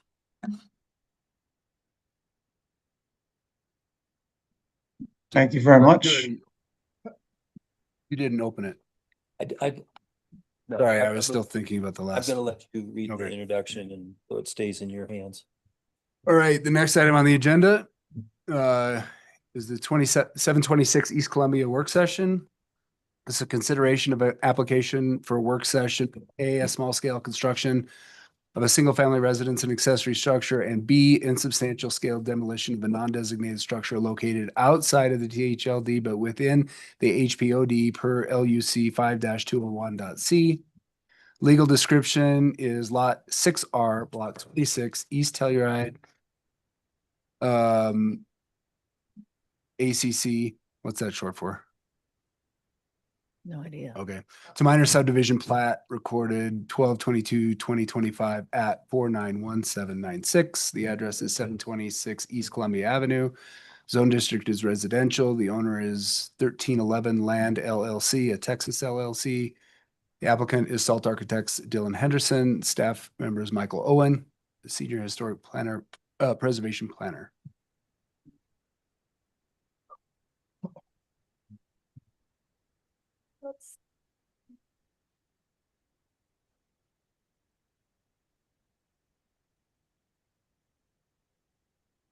Hope everyone can see that all right. Yes. Yes. Great. Thank you very much. So this is a work session for 726 East Columbia. This majority of this was already read into it. It is within the East and West Telluride residential treatment area, but outside the THLD. There are no designated structures in the near vicinity, but there is a nearby non-contributing without qualifications building just to the north. And this work session is sort of an opportunity for HARC to review the small scale construction of the single residency, but as well as the demolition of the existing current building that's there. This is just a map showing the context. The current building runs north-south between Shadow Lane at the rear south facade and East Columbia Avenue at the front north facade. And here are some existing photos. As you can see, the existing building is quite far set back. The north facade is quite far back. There's a number of trees there. And this is the south facade, just to give a little bit of context. Just a reminder of the design guidelines. Keep it simple, keep it scale, respect historic resources, and make it compatible with the context of the neighborhood. So just a quick note on the East and West Telluride residential treatment area. There's a lot of similarities with the historic residential area, the district. There are some alleyways and alley structures, and that's why staff included the AS alley structure guideline in the review and recommendations for the commission. Typically, there are porches in this district, providing visual interest. The applicant has used a number of design elements. Lap siding is very common. So to kind of put them, we'll first start with, is the demolition appropriate? I'm not going to read through each of these. It's also in the staff memo, but essentially the commission is reviewing the architectural character and importance of the current building. The current building is not rated, not designated, but the commission can also look at the current setbacks, the current siting, relationship to the neighbors, but then also the plan from the applicant and the new proposed design. Will it overall be more in context with the east-west treatment area? And then these are just some of the guidelines that staff highlighted for discussion today. Again, the memo has sort of point by point, and I'll just sort of summarize the staff recommendations in 2 slides. This is a rendering from the applicant, rendering of the south facade. I just wanted to pause on this slide. So overall, just a few things for the commission to look at. The applicant is proposing 5 dormer windows. So dormer windows are certainly prevalent in the treatment area. However, very few houses have 5 dormer windows. So that's something for the commission to consider, the number of dormer windows, because it does break up the roof system. I also want to, just point out, in terms of breaking up the roof system, the secondary structure where the garage is a little bit more of a complex roof system with those breaks in the roof. So you have that along with the dormers, and just something to consider for the commission, the cumulative effect of the differences in plane, differences in roof. The materiality, there's a little transparency in the south facade shed roof. The commission should also look at the porches. So the applicant has used a lot of design elements that are prevalent in the treatment area, porches. They've created visual interest, but the commission should still look at the relationship with the size of these porches to the neighbors and the side alleys. And is this cumulative effect too much in terms of mass and scale? As well as should the rear facade, the south facade, be stepped down a little bit more is another just consideration for the commission. And HARC is really at this stage, is very early on. This is great that the applicant is coming in to kind of have this work session to have better direction going forward. So this is about general feedback and just working with the applicant to have a sort of start off on the right foot. Thank you. Great. Do I speak now? My turn. So Dylan Henderson, Salt Architecture. So thanks very much. Well, yeah. go Dylan, ahead. before you get started, I should ask if any board members have questions for staff. Oh, great. Hearing none. Great. All right. Okay. So Dylan Henderson, Salt Architecture. So the existing house, I mean, it was spelled out very clearly. This existing house was built in 1974. It's about 1,830 square feet. Per the staff recommendation, it supported the idea of demolishing the house because the replacement structure was going to contribute to the architectural character of the neighborhood more than the existing structure. And I strongly believe that. So I think that sort of addresses the first aspect of this approval. The eventual approval would be for the comment on the demolition. And then the new structure, I guess I'll just, you know, when you look at the architecture, I think it fits very well with the Telluride vernacular that we have here. I'll just go through and address the comments that staff made. The number of dormers, we have 5. There's 3 on the east and 2 on the west. And so when you walk through both the residential historic zone district and this residential zone district, dormers are prevalent, and I think staff pointed that out. The dormers that we have 2 in a bedroom and 1 in an office. And then we have 2 bedrooms on, we've got 3 on the east and 2 on the west. So 2 bedrooms and an office on the east. And then on the west side, we have 2 bedrooms. And in order to keep the plate height low on the average heights, we end up having our plate heights quite low, as you know. And so these dormers really provide that window space so that you can get 2 sides of light coming into these rooms so that you can actually have a window, because the plate heights are so low that windows wouldn't want to be down at 5'6" and things like that. So these dormers, the opportunity to bring those 2 sides of natural light into these bedrooms.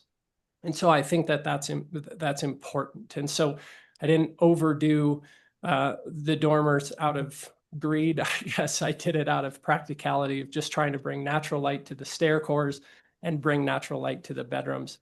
The one in the office, obviously, if you're sitting in the office on the 2nd level and you want to have that eastern view up valley, that's great. I would love that. I should actually share my plans here in the staff. Hold on, I'm going to share my screen.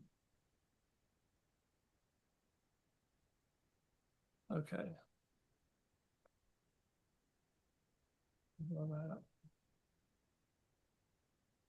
Yeah, so I'm referring, this was the slide that was sort of paused on. And so again, I'd love to hear your feedback on that. That's what the work session is for. Just wanted to point out that these are practical dormer locations as opposed to trying to spread them sort of all over. On the garage structure, this garage unit is set at exactly the same setback as the garage structure with a living space above it as what was just approved and is currently under construction east of us on the lot next door. And so I matched the rear yard setback for this garage exactly with what's been approved on the lot literally right next door to the east. I think that's, 9 feet essentially, and essentially that makes it functional for a car to be able to pull out of these alleys and get into these garages and then come back out. And so that was the point there. And these garage structures, as you know, you've got a 16-foot average height. The dormer again allows for the entry door into the room and allows for a window to the west so that you can sort of get that cross ventilation because these are tight, small units. I had almost the exact same roof form approved at 536 West Columbia, which is currently under construction. And so this isn't a new roof form that the town hasn't seen before. Again, would love your comments, but this was very similar to a roof form that is currently under construction in the historic residential zone district. The stepping of the south, I'd love to hear your thoughts on that. Our south volume over the primary bedroom is stepped below that north main gable facing the street. And so the further you step those roof forms, the lower your plate height gets in these rear bedrooms, and the more it necessitates things like dormers, and those dormers have to get even bigger in order to allow for circulation, light, airflow, and not having your plate be so low that you essentially lose square footage on your second level. And so again, would love your feedback and love to hear your thoughts as we go through this, and I can answer any questions you have.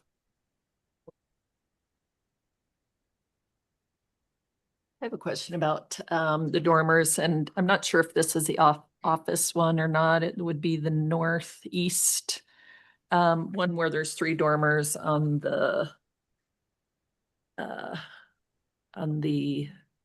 east side of the house. That dormer, it looks like from your A3.5, it looks like it's basically staring right into the roof of the 730 East Columbia house. So I'm not sure exactly how much, sort of additional light or at least view toward the box canyon that would essentially provide.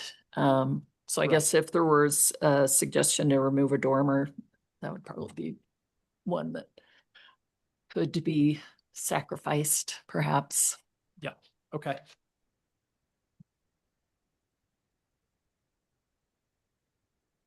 Anyone else? Matt, how about you? Oh, But we're just gonna have discussion, right? Yeah, it's works. Yeah. sure. Yeah, it's a discussion, but Okay. who wants to go next? I'll go. I agree about that, dormer. There's,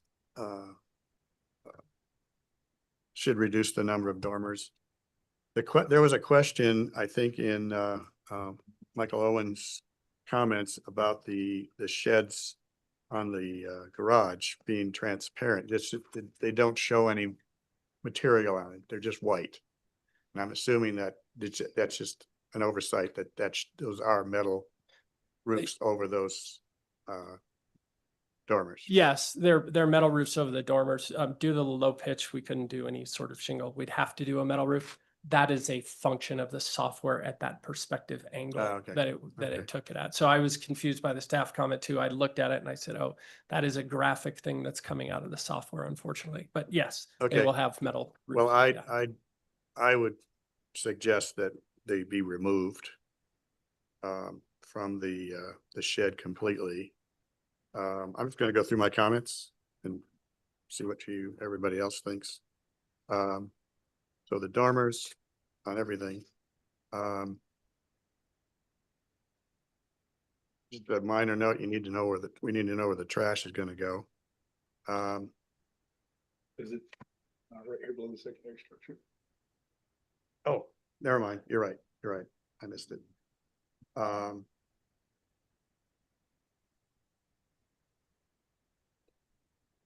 The other thing I was looking at is the verticality of the windows. I think they should be more vertical orientation than they are here. A number of them are, more rectangle, more horizontal than they are vertical. I think that's an important thing.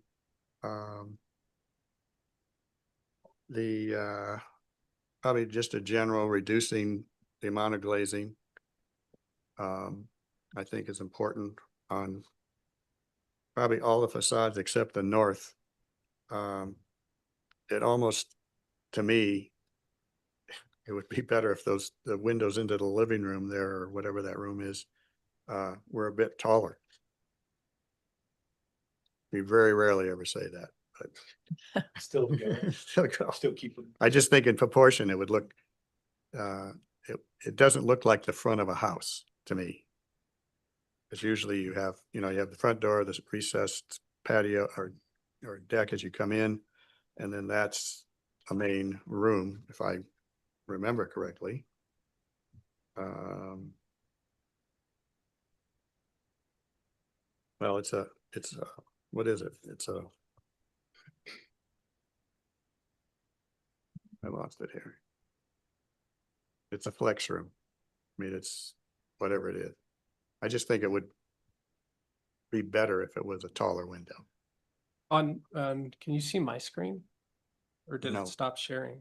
Here, let me, I didn't mean to. Hold on a quick second. Am I allowed to ask a question or no? Yeah, Oh, it's a work session, so we can have a back and forth. That's the idea. I don't know why it stopped sharing. Hold on.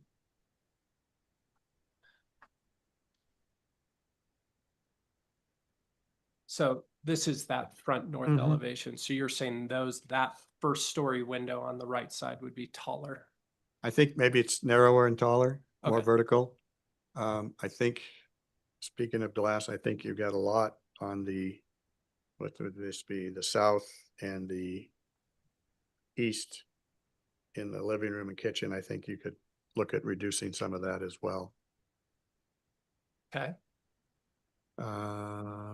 Dormers. Yeah, I had a real difficult time understanding how this rear deck tied with the deck on the shed, but I finally, after probably an hour looking at it, I finally figured out how it all worked. And maybe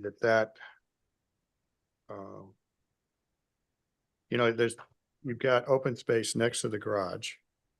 There's not a lot of open space between the buildings. It's all paved. Of course, we'll need, more landscape plans and that sort of thing as you move forward.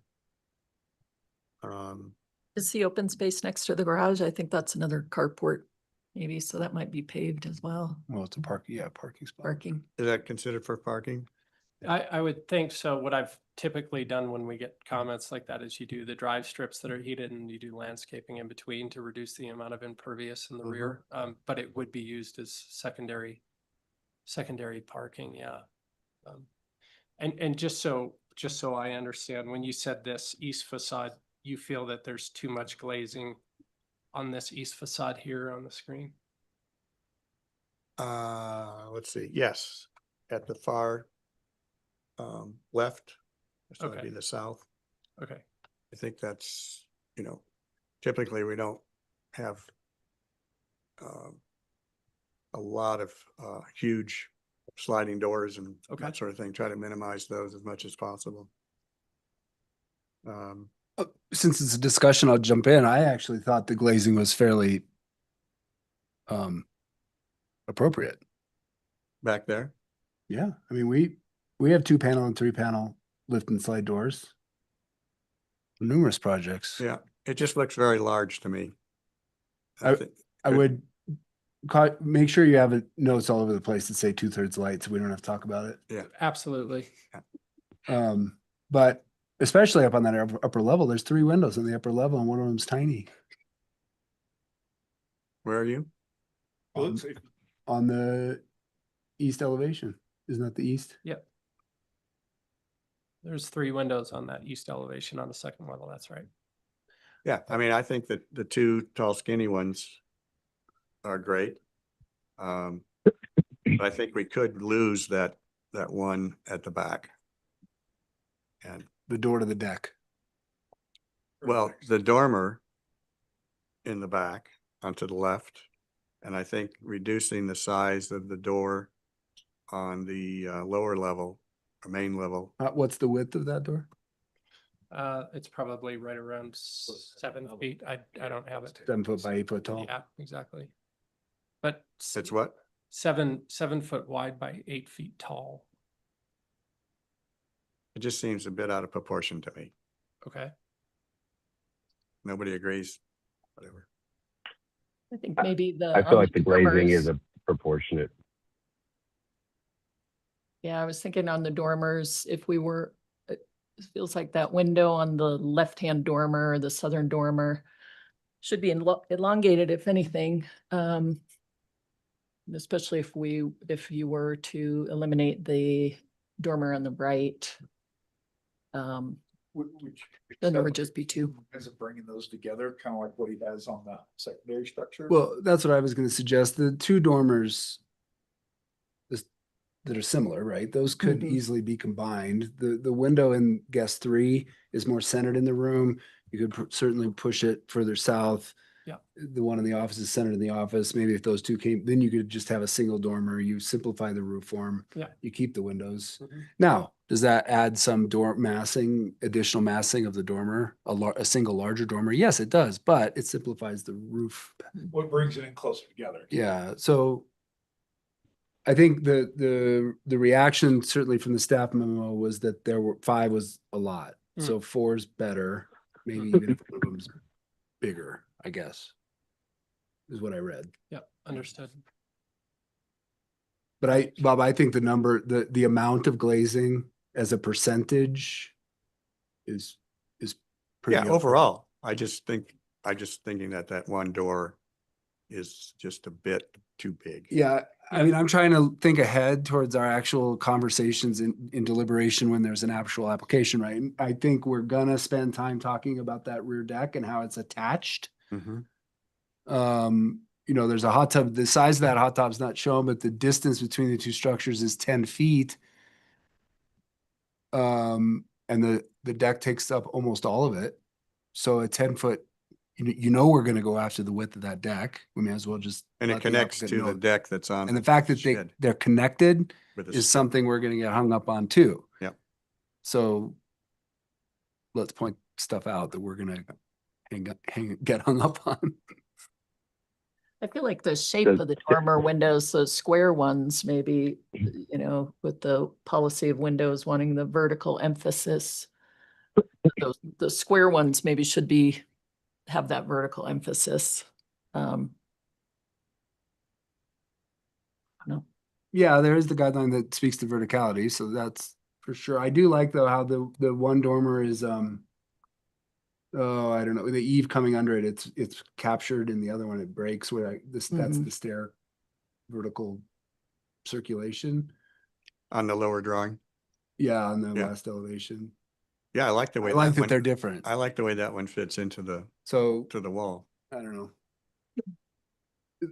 Maybe a bigger window.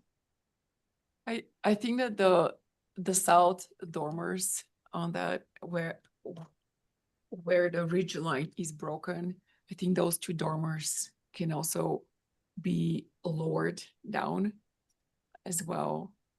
So the relationship from the dormer ridge to the Yeah. ridge is similar. Yeah, so that would help with, like breaking the mass of that building with the site.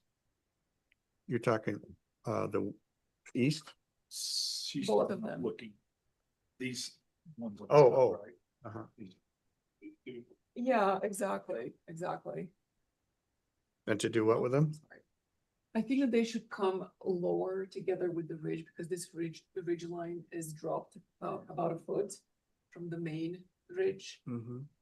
But currently these dormers are the same height as the northern portion of the house. And I think they should just come down. So bring these down lower than these on the front. Yeah. Yeah. They also, I think that making those two dormers on the east elevations would help simplify the house. And that's a comment I have about the house. It's just to simplify it. And I'm having a hard time with that entry porch entry porch turning, like wrapping around the east side. To me, that's more appropriate for a corner lot, and this is not a corner lot. Just brings a lot more. And it brings more massing. And then you connect that extends to a porch, and then the porch wraps, so that just overall makes. Seems like makes the mass porch doesn't very really wide. wrap it. The building extends out First- into where it would Yeah. under the porch. Mhm. You know what I mean? Yeah. But yeah, that seemed like an odd. And I'm thing to me, curious, but- like, with the rest of the commissioners, how they feel about, the two, the space between the two buildings being taken by, by a deck, by the porch that wraps around and connects the two buildings. Yeah, so I'd love to talk about that too, because on a Mhm. recent project, I have two decks that are connected by a stair. And the comment was, well, the stair adds to the mass from the alley, and that it would have been better for you to connect the deck directly. These clients in particular have an ADA. And the ADA need allows somebody to come from the living area of the primary residence and get to the garage unit. Mhm. If you don't allow the deck connection between the primary residence and the garage unit, then that kills the ability for a person with disability to get to the garage unit. How do they get to the garage? They would be going from that deck and continuing to the deck of the garage because it's connected. And At the lower level? No. Yeah, No, we it would- doesn't connect at the lower level. we would ramp between. So there's right now, there's this connection right here you can see on the screen. And again, we're just talking these early days, but this is this connector that allows somebody to circulate from the on the living deck to the garage unit, Okay, ramping down. at the upper level. Well, these are both, this garage deck level is just slightly lower than this living deck Right. level, very slightly. They're both considered, I got it. Level one. yeah, level one, right? And so the struggle I've had in the past was I had a stair, like in this example, there was a big stair here. And the comment was, geez, that stair really adds to the mass and scale, and we don't want the connection between the stair and the house from the rear, which would then force somebody to walk when they park their car all the way around to the front of the house if they wanted to come through the front door, or only circulate through the basement. And so I would love to hear your comments on this, because the lack of connection between the two decks will add to the mass and scale from the alley, because you'll have a pretty significant staircase. And if we don't allow the connection, then we don't allow accessibility between the two structures at the main living level. So I'd love to get feedback on it. But there is a step, right, between the two? We can ramp it or I can step it. Could you, Dylan, zoom into the east elevation? Yeah, Because I think if you describe it a little, maybe it'll yeah. clarify. Let me, Because to me, well, let's get there first. okay. Dylan, you did stop sharing your screen again. Gosh darn it. It just keeps kicking me out. I don't know why. Hold on.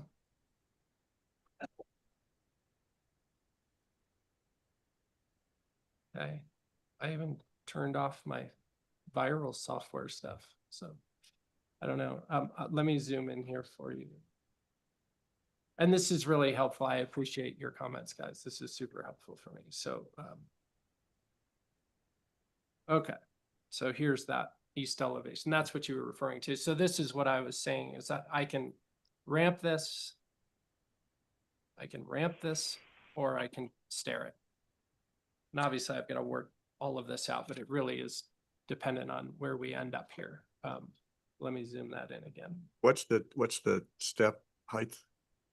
6 inches, so it's a 12-inch step between the two. There was some talk So you about, need two risers. Need 2 risers. there was It some wouldn't talk- be an ADA accessible ramp. And if the answer was, well, if you're going to do that, we'll allow that connection, it needs to be ADA accessible, then I have to go 1 to 12. Yeah. And then I have to play with plate heights and all the rest of it to make that work better. There was some talk about simplifying the roof form on the alley structure. What if you were to relocate the doors to the north facade, so facing the primary structure, and then you could have more of a direct line or ramp or something to to that, and also, because the issue, I guess, with the separation, if it's 8 feet between the primary and secondary structures, that's already below the required distance, and having that connector above kind of eliminates that ability to sort of, scan up to the sky. So if you were to sort of push it instead more, I mean, it doesn't solve the problem, but to push it instead behind, to the space right between the two structures and relocate that door, that could Yeah, that's an interesting idea too. kind of help with some of The separation to be, your distance from grid C to D is 10, 1 1/4. Oh, There's a 10 10 feet. foot.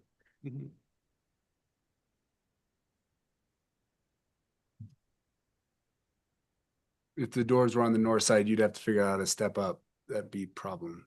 We'd probably end up Into the plumbing and everything for the bathroom where it's at, right? Well, yeah, Yeah, you have to change the floor plan. Yeah, but or maybe the spacing could be increased a little bit, or in the house, primary and secondary. Yeah, I mean, I'm at 9 feet and the code requirement on the rear is 5, so I could always push closer. It just, as you do that, in my past experience with this, it just becomes less and less functional for a car to actually be able to turn into the garage. So, but there's feet to give here, so for sure, but that's. And you said that your facade of the secondary more or less lines up with adjacent, the alleyscape. With the current garage that's being put next door, it's exactly the same setback. So it's even. So could I go a foot farther to the south? Yeah. I mean, You could, but we might not like that. you might not like it. So, so I did try and respect that.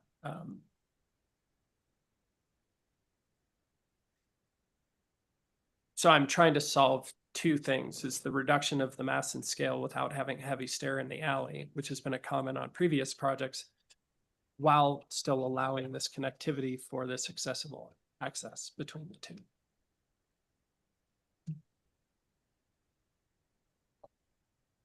Because if I don't have access between the two, it forces an alley stair, which are big steel elements typically, which you can love or not love. So that's the question.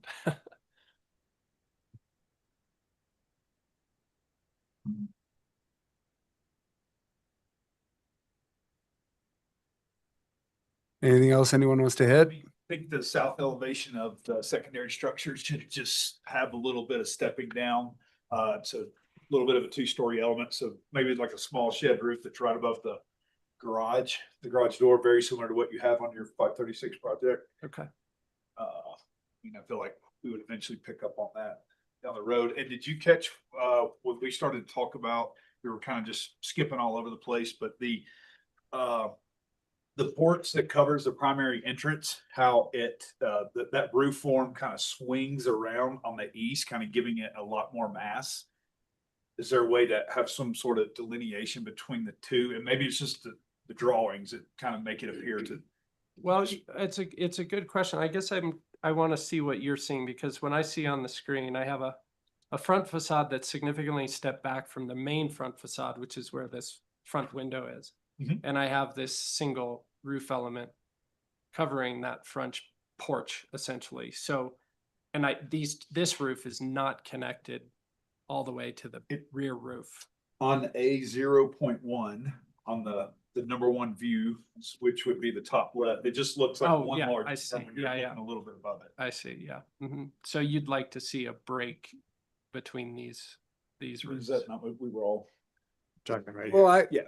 Interestingly, Drew, I was just kind of looking at that Is it 3D just, view when you were, and we're not gonna see that view? well, I like the fact that the roof wraps around. It's like a wraparound porch that's been enclosed. I mean, to me, that's how it reads. It achieves a couple of some of our prime objectives. One, there's a significant step in the wall plane on the east side, right? I mean, 6 feet or more. Yes. Right? So that's something we want. And this achieves it in spades. It does end up, there's a lot of roof material kind of as a result, but from a pedestrian experience, because Well, and that's a little bit higher up of the view, so it would be dropped down a little bit and you're looking at it a little more straight on. Yeah, because I think Columbia's actually, above. yeah, it's down it, in right? the, So You look here. that roof, that roof's really apparent Yeah. for a pedestrian. Yeah, and I'm just discussing, I'm not, I'm not saying that's what we gotta do. That's why I think these work sessions are encouraged for this kind of stuff right here.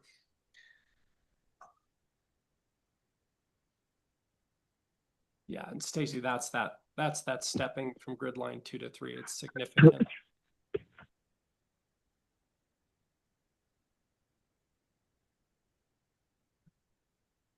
Yeah, I mean, go back and, what was your initial concern? Sorry. Well, it looked like a lot of massing from that angle. But I do agree with what you're saying. It does help it step down to the east side. But it just, from that one particular angle, not all of them, it just seems like a continuation of it. But I do see its functional purpose. I don't disagree with it. What was everybody's thoughts on the roof form on the secondary structure? I think they should go away. The dormers. They're too flat, I mean, too I odd. think there's some guidelines that do support that too. And Well, going back too, I like the idea of if on the east elevation, making those two dormers into one, similar to what we've got here. I like the way these work. These just kind of break it up too much. those are kind of looking into 2 separate rooms, Yeah. I think he was saying. So you'd have 2 windows, I guess, or, because otherwise you'd have a wall right in the middle of You have a your. little bit of a wall in between. Mhm. I just take a look at it. You can, Yeah. you could study it. I think maybe, correct me if I'm wrong, but maybe what you guys are picking up on is it's partly the fact that the secondary structure roof is already less pitched. It's a 7/12, not a 9/12. And then the shed dormers are only 1 and 12. So they do look Like little wings or like, something. yeah, but the benefit of a shed dormer is that they reduce perceived mass and scale as compared to a gable dormer. Yeah, I just think maybe take a look at this and figure out a way to not have them at all. Or, I mean, Well, the one over the door doesn't bother me on the entry as much as having 2 of them do. It's the same thing that we're discussing on the primary structure with the dormers, right? Mhm. It just seems there's. too symmetrical that they're on both sides. If it was just on one side, it'd be okay. That's kind of what my thinking is on that. I just don't like the flatness of it. But Dylan, you're at your max height for that secondary structure, right? 15, 10 and 3/4. So So pretty close. Yeah. Yeah. Yeah. And I have a pretty low plate height. And so Yeah. getting rid of them entirely you wouldn't be able to enter into the building. I could absolutely, I also intentionally left space between the dormer and the ridge because I know that's a comment where you say, I'd like to see more space between your dormers and ridge. If I steepen the pitch of that one dormer, that would reduce that amount of space, but might make it look less flat, to Bob's comment, and then explore what it means to remove the one on the west. So I think I've heard that loud and clear. I think I have enough there to work with. Okay. I do need a dormer to be able to get into this building. Yeah. Or maybe you could reduce the Yeah. width. Yeah. Reduce the door. Yeah. Reduce the other side of the other dormer as well. Exactly. Yeah. So I think I have enough on that. And I have enough on the main windows of the main residence. I think the one thing I would love better, feedback on is this deck, because it is going to drive the design. And if you really have a problem with the roof on the east, I'd like to hear that. But I agree with Stacy. I think it looks like a porch that got enclosed. It has a lot of that Telluride feel to it, and it does allow for a significant setback of the plane on the east elevation. So I think it does a lot of benefit for us too on that. But the deck one, if you've got more direction on that, that'd be great. And if not, I can just continue to study. Well, on a lot of other projects, we've discouraged, I guess, or asked not to have a deck that covers over, an elevated deck that covers over the whole space between the main structure and the primary and the secondary structure, because you're not providing any open space, Hmm. real open space, ground. Sure. But looking at the way this thing slopes, it's gonna be difficult. Yeah, well, I mean, and then it does get, if that were the case, then you get rid of that ADA accessibility, and there's some examples in town where the stairwell goes up like the west side and then comes along the north, and then Right. the entry's back on the east. Yeah, So it's they're just- massive. Yeah. They're massive. There is a very similar house to this, and I'm not trying to give specifics. No, I know, that we've approved this. I think the biggest thing is like the material of the decking, Mhm. right? So it just doesn't appear to have as much massing. And the one thing that I did find under the alley structures is just to kind of further reiterate our point. It says avoid details along alleys that may give a shed residential appearance. Alley structures should not mimic primary structures. And I'm not necessarily talking about it as much with the deck as I have the roof forms, but the windows on the side I think would be fine. That would be on the west side from those doors. We've done a number where it's not a gable, but just a shed roof Yeah. on the shed. Yeah. That give you the absolutely. height on that one side to get your door in. Yep. Absolutely. mean, That's take a kind of look at where my that. head is going. If I have, if the concept was eliminate the west facing gable, I would go to a shed. Yeah. So, One more thing, we have discouraged wraparound decks. Yes. This one does wrap around the south east corner. I was literally a few blocks down from this yesterday, and there is one that is about, it has the porch coming off the south and a small, almost just wide enough for pedestrian access going back to the side entrance. So there are newer homes that have had similar additions approved.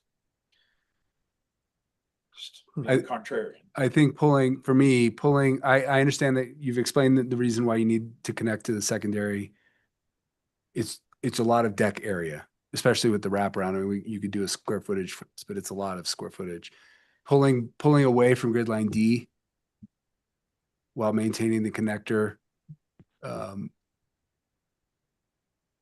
Just pulling away from the corner, pulling away from the east.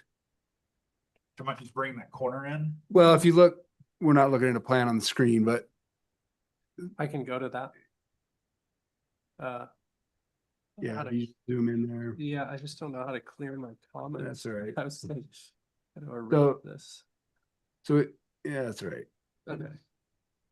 I don't, the PDF thing is so horrible, so. I just know that we're gonna at some point ask for a reduction in deck area. Yeah. We always do. So And I right. do have this separation. That was a suggestion at a separation between these structures, but I hear what you're saying. well, there's that separation, but then it extends almost in plane with Yeah. the secondary there. If that was pulled north, Uh-huh. there's a reduction there. Yep. You know, I don't know what that width is, 5-6 feet wide on the east. Yeah, Just understand that we're gonna ask for reduction, I right? understand. We will, because we always do. Yep. Yeah. Understood. What about having it go along the side? Wrapping around the corner. Yeah, That was my question. yeah.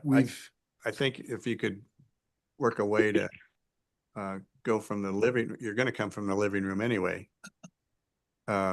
Just out the south by the big doors to if that needs to be a door for accessibility, or they can go through the sliding doors and eliminate all of that on the side or reduce it. Is that what you're thinking? Well, I apologize for being real circular, but sometimes that's how work session discussions end up going. Bob, I see now what you're saying about the concentration of glazing. If you look at window 107, 102, 108, 101, all the windows in that corner is that's a substantial concentration of glazing. And maybe I didn't see it because it was in second elevations, but I You wasn't. can see very it on clear. that A 0.1 pretty. That corner. I just want to bring it up, Dylan, for you Yep. in work session format that's a lot of deck square footage. Okay. Yeah, if actually they pull back, like if they don't connect the deck on that southeast area, right? And the two decks, basically one becomes like a balcony where the barbecue is, because there's a door there. And you then pull back the deck, the corner. And that would reduce the massing. And I mean, you still have the accessibility, I understand you, Yeah. but you're reducing the deck. Yeah. Mhm. You're saying if you where you got the hot tub, the big deck, where it turns and goes up to the barbecue, cut that off at the end of the house, or just have a little space there where you could put the barbecue and have something in between? Two separate decks instead of one. Two separate decks. Oh, Yeah, so basically this like hanging corner yeah. is eliminated. So you would do that.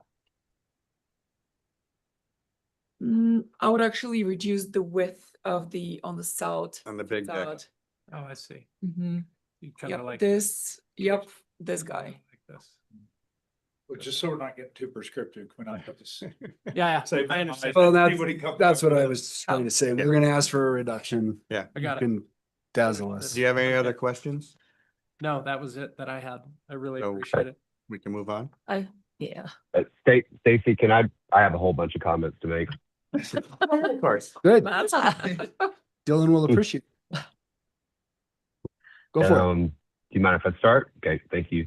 First of all, Dylan, thanks for bringing this project to a work session at this stage. I think it's kind of the perfect example of where you should bring in a work session. I think it's I think you're close in a lot of areas, and I think hopefully the feedback will help you have a successful run through when you bring the application through. Starting with I think the biggest elements, biggest changes, the south facade is a 3-story element minus the cantilever deck and the little sort of, I'm not sure if there's just a little, no, it's not about that, it's just a little roof there. So we've been requiring a step and a wall plane when it's 3 stories like that. So whether that happens, at the ground level, or so you have a larger kind of foundation plinth piece and then the upper 2 stories move back, or just the 3rd story moves back, but that's something that we've been requiring on all projects recently. With your break in the ridge, it looks to be about pretty minimal, about 1 foot. I think we would require somewhere between 18 inches and 2 feet as a minimum break in the roof step down. So I think those are kind of two significantly impactful things to think about. Staying with those upper roofs, I think the number of dormers actually doesn't bother me. It's just the mass that those dormers present. So I think I would turn all of those dormers to shed roofs to reduce the mass. And I think you could actually make some of them wider. And then I think, as others have commented, the one that's doubled up on maybe the northeast corner could be a pretty wide dormer and cover that. So I think that would help on the primary roof. Going into the deck, I think this board has started to, I think for a while we were allowing larger rear decks, and we kept getting projects that were essentially just meshing the primary and secondary together with a deck. Large voluminous decks and stairs, and I think this board's pulling away from that. So as the other comments have been made, I think there'll need to be some reductions in the deck. I actually really like Sherry's idea of entering your accessory from the northern side. That might be an easy one for you. I think the roof pitch on the accessory needs to be increased. I think it's a 712 now. It needs to be an 812 minimum. I think the dormers there, I think, as Bob said, the best thing to do would be to get rid of them. And if you do keep them, or I think you keep one over your door, and I think the pitch of those dormers needs to be increased. Something I don't really know how the board's gonna go, but we also have in some instances required the accessory structure when it's on an alley to step back on the 2nd level as well. This particular neighborhood and this particular project with the small scale of the secondary structure, accessory structure, I don't know if I would require you to step it back or do a little shed roof, but other commission members might. Let's see. The glazing to me, the amount of glazing to me feels appropriate. I do think some of the glazing is a little square and squat, so some of it probably needs to have a more vertical emphasis. I don't have any issues with how you've articulated the front of the house and the entry porch. I think that's all appropriate.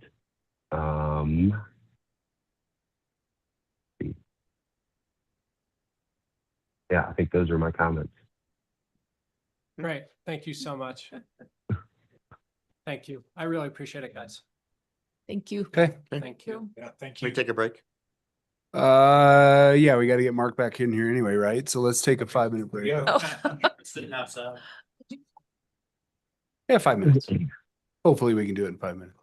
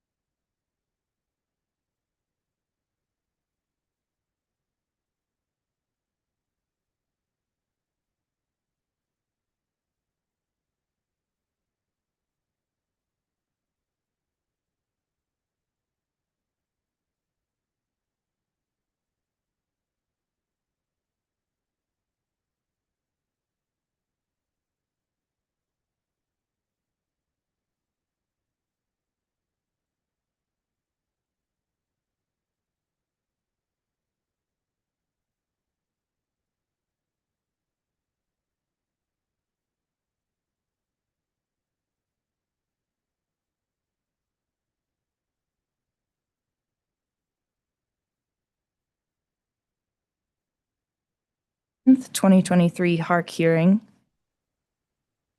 In early 2026, the applicant discussed potential changes to the previously approved design.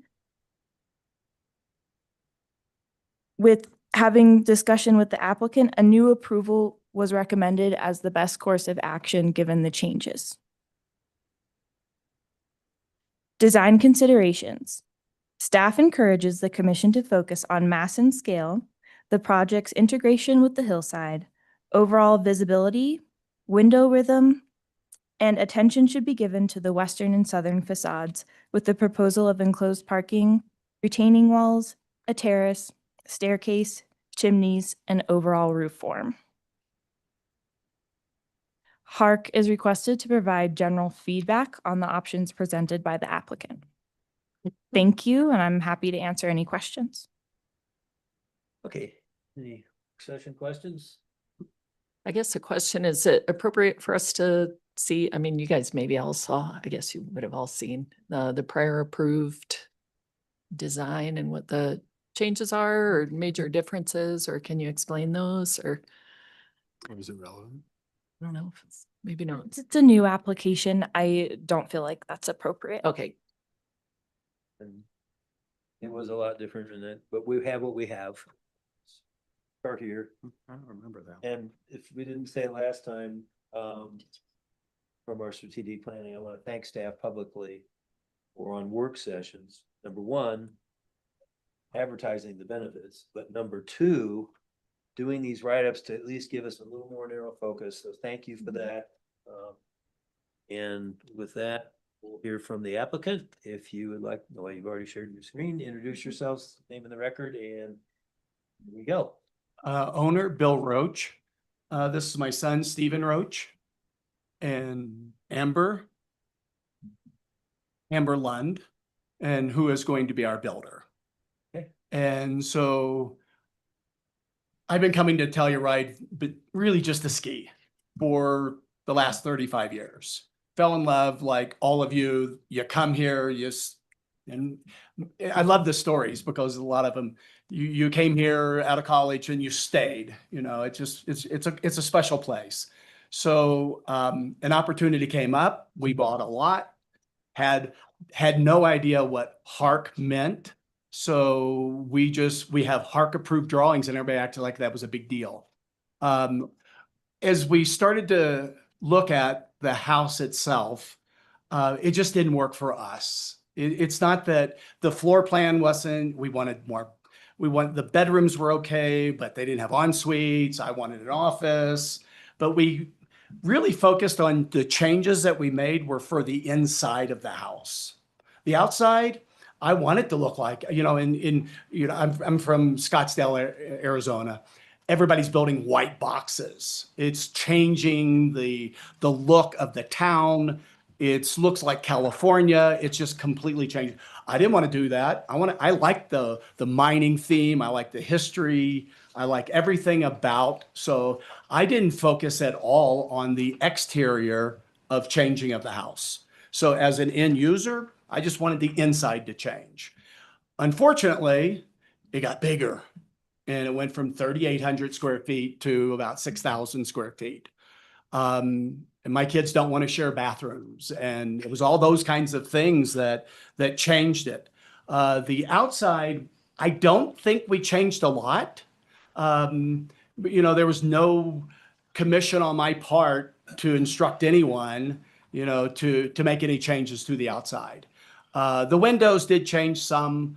We strategically, but I commissioned our architect, read that document, read the guidelines. I stayed awake one night and it was almost morning, and I fell asleep like 8 times trying to read that document and get a feel for it. So when we had our kickoff meeting of making the changes that we wanted, I encouraged them to read it, to understand it, I want as many windows as possible. I have this great view of the mountain, but I also want to respect the 2/3 ratio.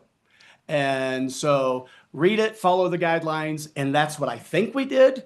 But I know there's a lot of subjectivity that goes on in these kind of not everything is actually buttoned down exactly how it should be. And I understand that and respect that. But the purpose of this, I actually thought this was going to be a really easy process because I didn't think I made that many changes. We would just come in, we submitted for a change order, just, hey, let's just give me my building permit, and it didn't work like that. And Darren said, no, we need a working session. You've made enough changes and we respect that. And we're just super excited. And so with that said, let's start diving in. Amber? You said it all. That's great. So for some reason, my screen is not, oh, there we go. It's just a little delayed. And thank you. Thank you Yes, for thank you. for this meeting.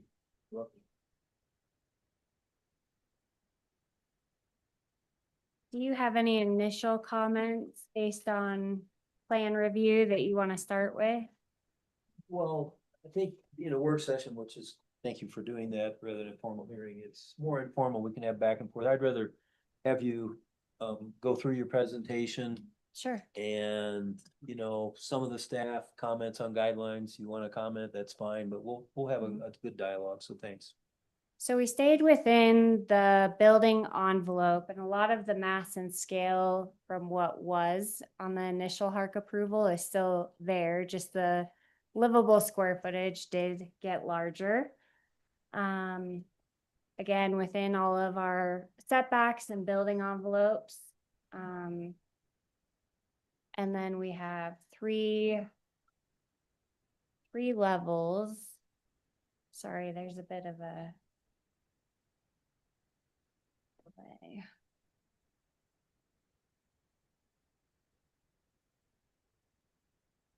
Most helpful part will be dealing with mass and scale and the exterior, not necessarily the details of the floor plan. I'm trying to get it to go to the elevations, but it's just delayed in the. What's that one page you want to go to? That it is. Yep. A6. Yep, A6. Yeah. So from the street level, you can see on our drawings how much of the structure you see from the street level on the north elevation.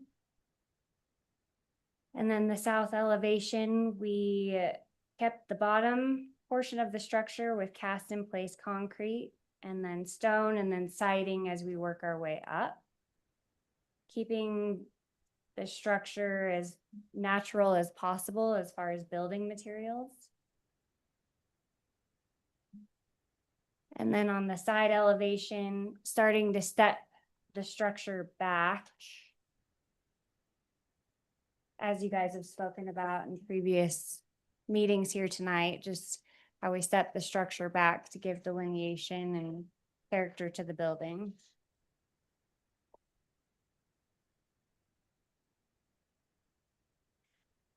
And then overall materials, try to stay true to everything that we've seen and heard as far as being natural in form and in color.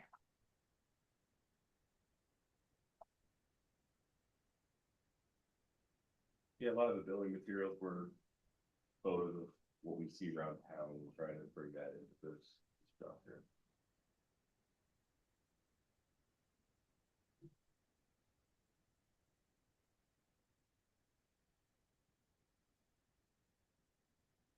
I think that's it. Just looking for your guys' feedback on where we're at from here. I have a quick question on A7, the elevations.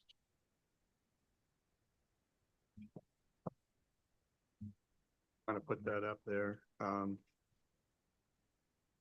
It looks like we're changing, you've got, I guess, stone or brick stone material at the bottom. Yes. Or is that concrete, whatever it is, but it changes when it is the side of the building, right near where the I guess it's the driveway deck comes in. See where you're talking Below that. about. Oh, that hatch line? Wait, you've got the Spot right here. Oh. Right there. Yeah, Yeah. that area. And then it's on the other side, on the other building as well. Is that just exposed concrete and everything else is something else? So below that is where we have the board form concrete. Above that. Yeah, we would probably just keep that going to be our base. Keep the board form going up. Is that what you would like to see? Well, I just wasn't sure what you had there. I don't think we know either. Yeah, Okay. either that or we could do the stone material that needs. There's enough of it. Well, we'll see what the board says that, you know, a natural stone might look. Yeah. Better. Because there's so much quantity. Right. Yeah. That's the thing that struck me. We'll see, everybody else will weigh in. And, you know, Bob, did you have something else you wanted to ask? No, I don't have any other questions And comments, but. I no, just get want to to that. get locked in on the dimensions. And the height, length. Recording in progress. The height, or let's do the length. The total length is, did somebody else measure that? Cause I see the line. Can you tell me the length of the house? The overall length, Yeah. Right from the edge of the garage all the way to the east of that fireplace, or whatever is up a bit. Yeah, some dimensions would be helpful. No dimensions. didn't put dimensions on here, It's 70 some feet, right? approximately. Well, that's 8 feet. While you're looking at approximately on the elevations like A6. I mean, I think the north elevation looks very respectful of the, you know, the road and so forth. So all of our dialogue will be, or more, but most will be focused on the south elevation. Is that, usually we don't allow, even broken up by decks, a 3-story straight up wall plane. And I see a lot of articulation, especially on these wings, which is a good thing. Mhm. But do we have a straight 3-story wall plane, even though it's broken up by these shed roofs? Is the wall plane the same, is the third floor step back at all? No, we're always stepped back, so there's not anywhere where it's, I guess Talking here? on the west elevation, yeah. On the, well, that's where the garage is. And then that's one plane down to the ground. And then it's the other elements there. Did you find the length? no, sorry, Oh, the And screen. it's 70 plus feet and the guidelines, it's every 50, right? 350 feet, a major change in articulation maximum. So my belief is it may need to be broken up with deeper cuts and articulation perhaps. Sure. Yeah. Here and there. What is I'm sorry, what is the guideline? I don't have it with me, but in the site, it's a maximum of 50-foot length 50 foot. without breaking the modules up further. And you have some articulation, like on these two big wings, Right. you know, the gable roofs, but I think it's gonna have. So you can go 50 feet, then you have to step back. Yeah. Okay, Max. so we'll make sure that we're. Yeah, following that. and you do step back on the two wings, but it just, I mean, this would be the longest house up there and it's. There's gotta be something. I'm not sure I understand your question. A12 also shows the step backs. Yeah. Well, it's hard to see on that rendering the actual step back as much on, but that's the point of the guideline. And I'd like other members just to weigh in, but those are just two initial thoughts. Let me expand a little. I think on the south elevation, there is stepping of the wall plane, and I would say it's at least every 50 feet. For me, what undoes that somewhat is the long linear deck, which does not step in or out at all. Right. And also the low wall down at grade, neither steps in or out at all. So the challenge you have with this site is that it's very long and it's long. It's not deep, Right. it's relatively narrow. So that really forces you into a design which is long and very on the south elevation, very prominent. For me, you know, we want to focus on the primary concern, which is mass and scale. I think the way the ridge, it does step some up and down, but that ridge runs more or less consistently from east to west at more or less one elevation. It steps up in the middle. I think there needs to be a really significant break in that massing from east to west. So right now it breaks, let's say, in the center by being taller in the middle, which is maybe an appropriate place for it to be taller in the center of the site. But that also would be an opportunity, an area where you could break this into an east and a west half if that was more split or there was a change there. I mean, I think what's happened here, and I'll just expand, sorry for going kind of off tangent here, but we've had a lot of time now with these steep lots, both with the overlook and with Curtis and with some of the other streets on the north side of town. We have new guidelines, steep lot guidelines, and we worked over the developing hillside transitional guidelines. So from when this project maybe was approved previously till now, we have a lot more experience with these steeper lots. So we're going to be asking for more and different things than the previous approval. And those Right. design guidelines were rewritten in 24, updated. Yeah. So you would not have seen them. Okay. Oh, okay. So I just want to throw that out there. I think what it's going to feel like we're going to be pretty harsh, but I think that's where we're just going to be. For me on that the west elevation doesn't step at all. It's all one plane. That corner, and it's a little hard to describe. Grid lines would be helpful. Then I could say the intersection of grid, what and what, whatever and whatever. I can't do that, but that corner that's the southeast corner, the easternmost south corner is 3 stories. It goes from grade all the way up. Yeah. Yeah. So that, So we need to step. I mean, it's almost 4 by the time you include the How much of a step or? would well, be you appropriate? just you were here for the first one tonight. We quibbled over 2 feet. I know. And this is a bigger, wider, Okay. larger scale project. So I mean, you guys can weigh in. I don't want to speak for the board, but I don't think 2 feet's enough. No, it could be 3 to 5 feet, but it's the 3rd floor that would be stepped back. I'm not sure. The towards the roof. Yeah. Up, you're calling Yeah, that the third floor. the- Pushed back. It should If step. that's really street level, kind of, yeah. Yeah. Okay.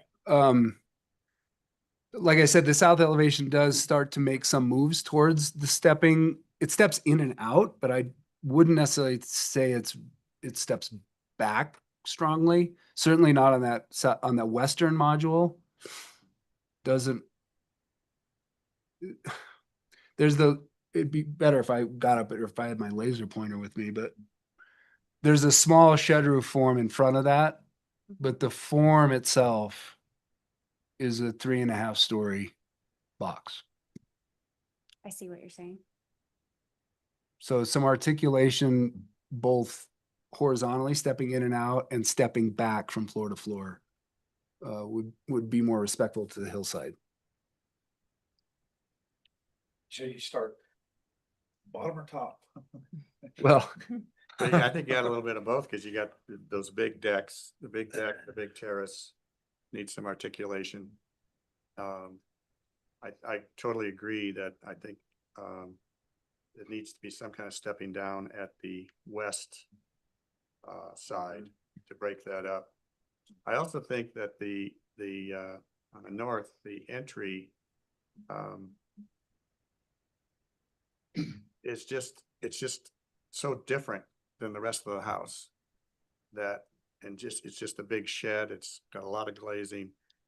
I would like to see that revised to be something more in keeping with the rest of the house, if that makes sense.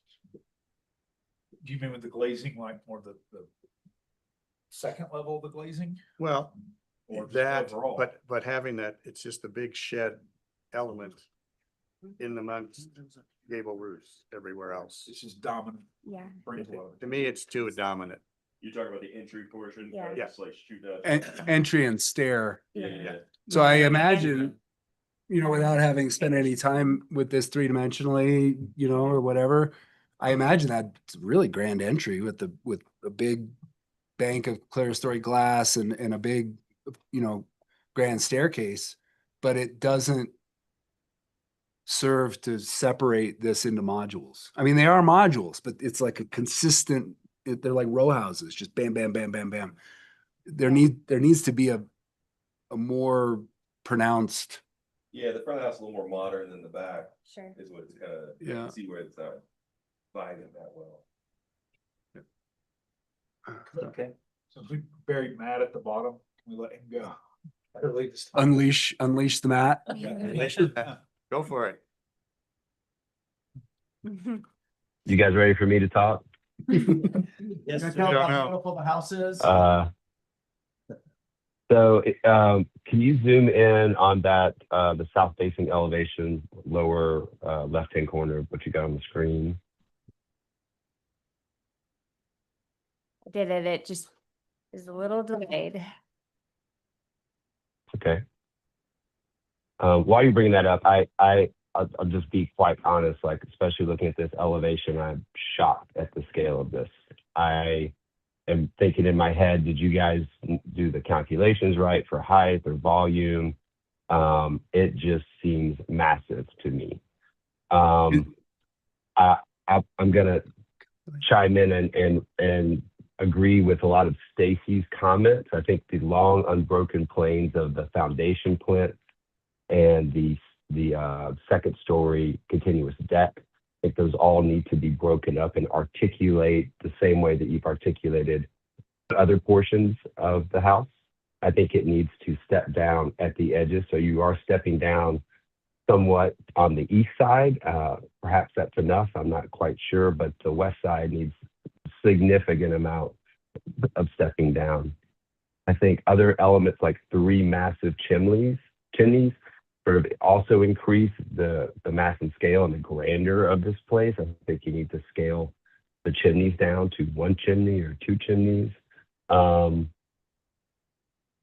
think this project needs a lot of love. It needs you need to find ways to break up the mass and scale significantly more than you already have. I also think that Stacy's idea of also breaking it in the center and giving up the idea of the grand entry would go a really long way into breaking this into sort of an east and west module of the house. And given the way your site is dropping, perhaps just throw it out there, the east side might be your larger module and the west side might be the smaller module. Anything else, Matt?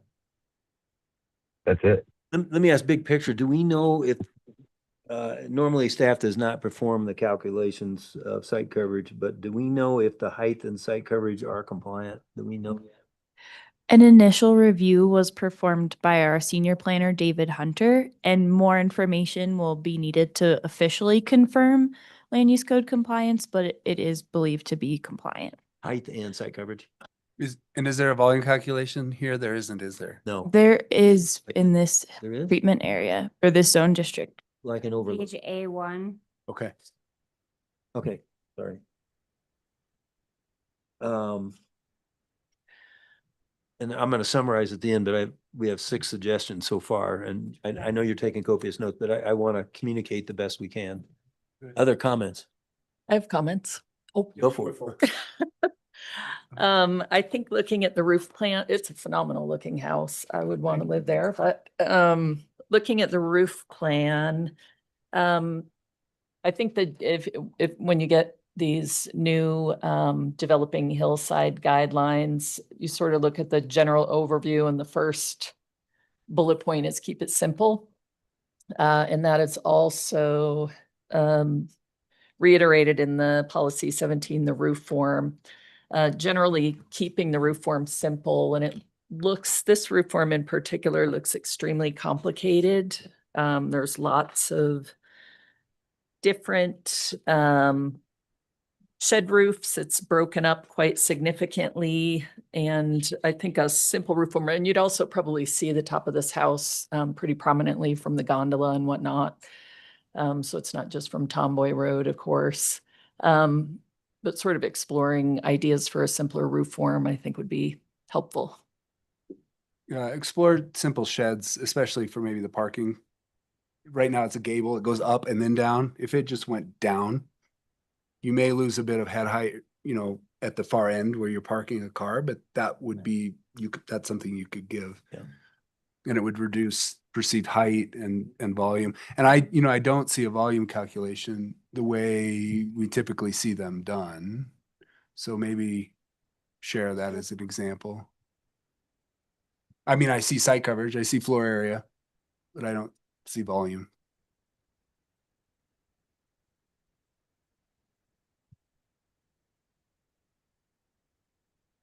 Who else wants to go? I mean, I guess it's my turn. I also believe the house can be smaller and simplified, or at least appear smaller in its volume. I don't have to reiterate what the rest of the commissioners said. I am in agreement with all of them. For sure, that terrace at the lowest level is massive, and it's expanding past on the west southwest corner, going past that, building corner that adds to that volume. So for me, that's something that can be reduced. You have a bunch of retaining walls there as well, which are not complying with our guidelines. And I don't see the reasoning behind them either, the functionality. There is a cantilever trash container in space, which I don't think will fly. And I also think that the entry can be made a little still significant, but a little bit more subtle and appropriate for the treatment area. The chimneys are also very obstructive and can be reduced in quantity and in size. And perhaps the materiality or being pushed further north, so they're not like those your front chimneys there closest to the south. I don't think that's an appropriate location for them. Thank you. I didn't follow that last one, did you? I didn't understand what she was saying on the last one. Chimney smaller and form. Oh. Yeah, there might be a way that we could tie them in inside and just have one and eliminate one. Let's see. Who else? I understand what you're Yeah. saying, so yeah. And I noticed that these are wood burning fireplaces. The big gas. You would do gas. Yeah. Okay. So the wood storage was just like, It's decorative. Yeah. It just. yeah, it was just like, wow, Flimsy, that's all. those guys pulled apart. It'll be like birch wood that you wouldn't burn. Cool. Okay. I mean, everything's been said. Not much meat Tough left to on the go bone. I would just really encourage you guys to take this seriously and work with town staff. They're very helpful as far as helping you get ready to come into an actual submission for, for our board. The glazing definitely needs to be taken out. I mean, I agree with everything. In the that staff- entry, That staff has said. in the entrance. The entry, yeah, I mean, it's definitely prominent, that clear story, right there in the center. It can be simplified a little Yeah. bit. You pull those garages a little bit more towards the street, that's gonna give you some break on that. There's not west much elevation. room there. It looks way bigger than it is. Right. I mean, understand, we've, Nobody could, if the garage door's down, there's not gonna be, the car's gonna be out on Tomboy Road. Right. I mean, so. gotcha, Yeah, I guess the challenging part of the lot is it's really wide, yeah. and it's not. So narrow. Yeah, Yeah. Yeah. that's kind of where. We got it.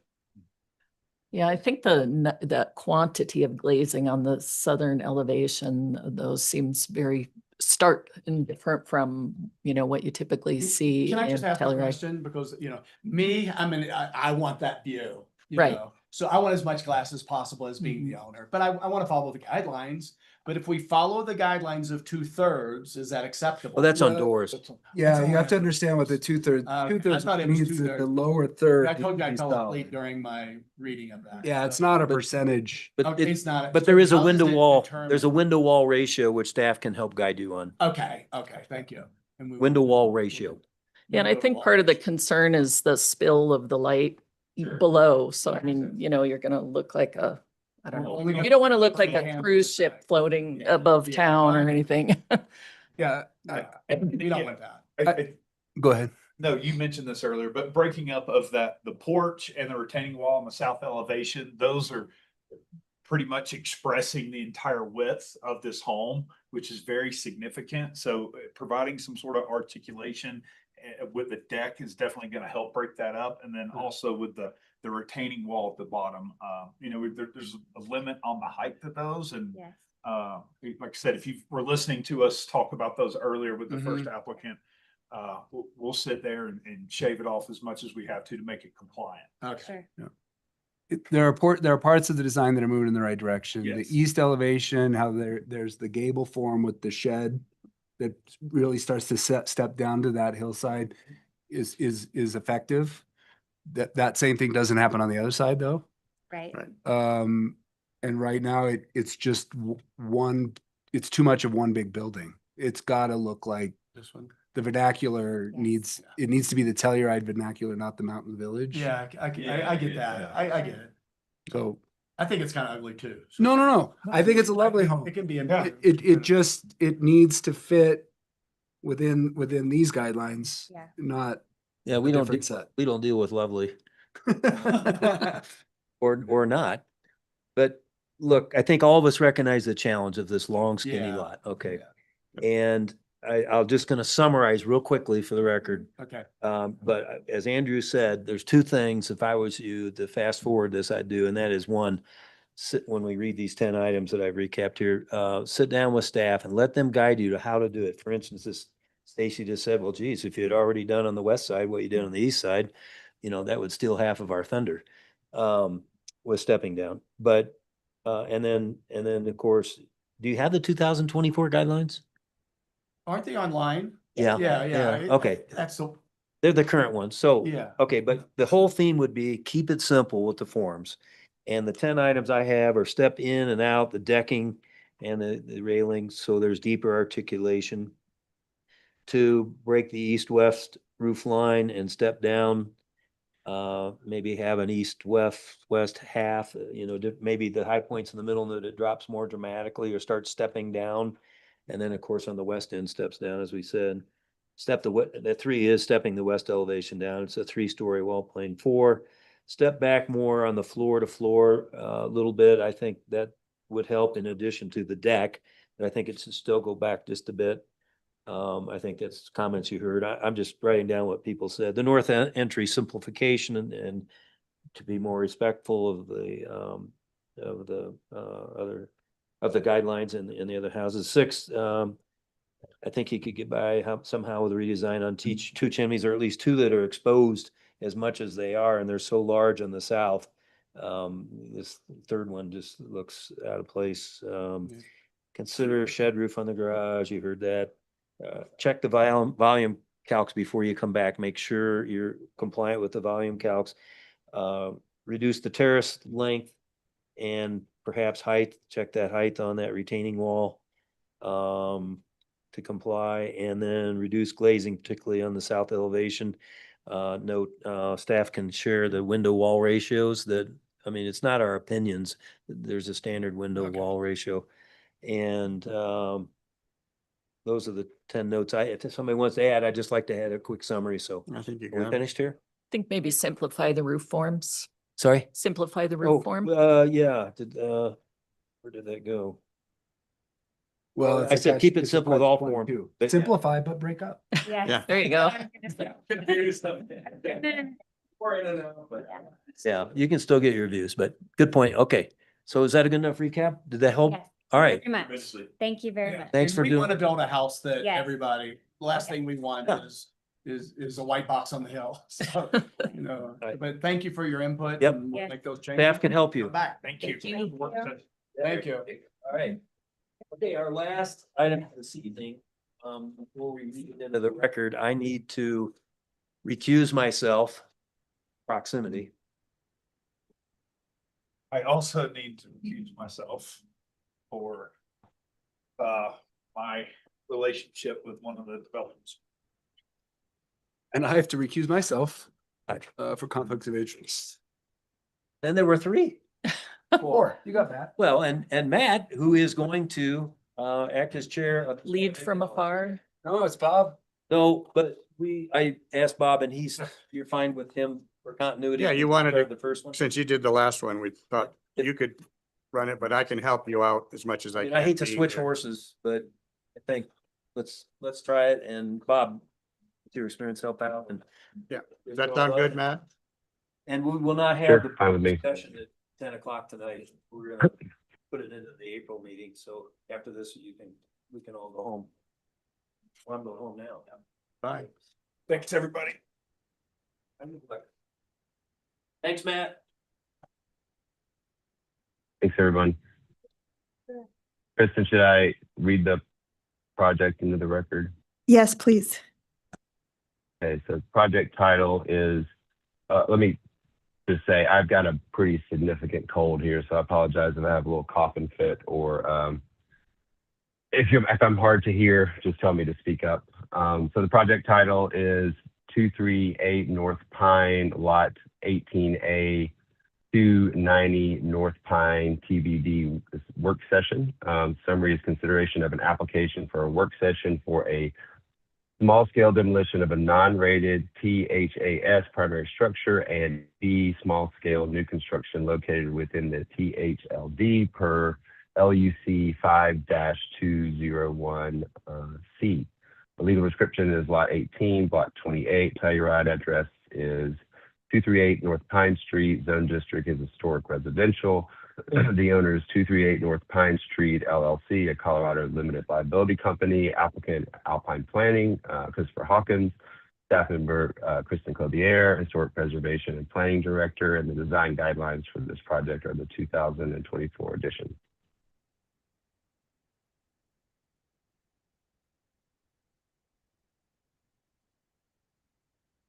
Thank you, Matt. All right. So first, I just want to take a moment to thank the applicant for coming in for this work session and thank all three applicants who took us up on being able to have these informal discussions with the HARC board. So I'm going to walk you through where we are right now in this project, and then I'll turn it over to the applicant for some more in-depth review of the changes they're proposing for discussion tonight.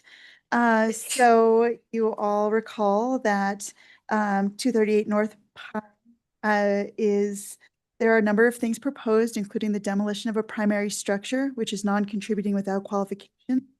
The construction on this portion of the parcel, which will be Lot 18A to be determined.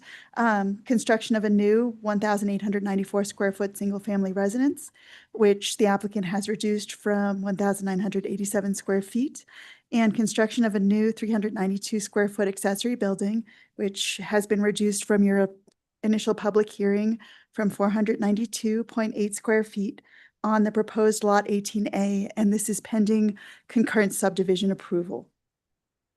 So here we are. That's what's on the site now and proposed for demolition. So just a quick project review status. So a HARC public hearing on the proposed project was held on February 18th. It was continued to April 15th, and HARC stated 18 conditions in the February 18th motion to continue. The applicant subsequently revised the proposed project to address the 18 conditions. In discussion, staff suggested a work session in March to allow for further discussion about the project between the applicant, HARC members, and staff. And I'm very glad that the applicant is here this evening, so that we can continue that discussion in that informal manner prior to the April continued public hearing. The applicant submitted an application for the work session on February 27th and included a revised narrative and plan set. On March 16th, the applicant submitted a supplemental submittal to the application in the form of a revised version of the narrative that was included in the posted packet. So that updated narrative replaced the previous version, and I did distribute that to the HARC board, and it was added to the document center of the town's website for the meeting record. And again, they have a concurrent application to subdivide the existing parcel into Lot 18A and Lot 18B, which is currently under review. The proposed minor subdivision will be heard by the P&Z chair in May. So this work session, as you know, is an opportunity for the applicant to have an informal conversation with HARC regarding this proposed project.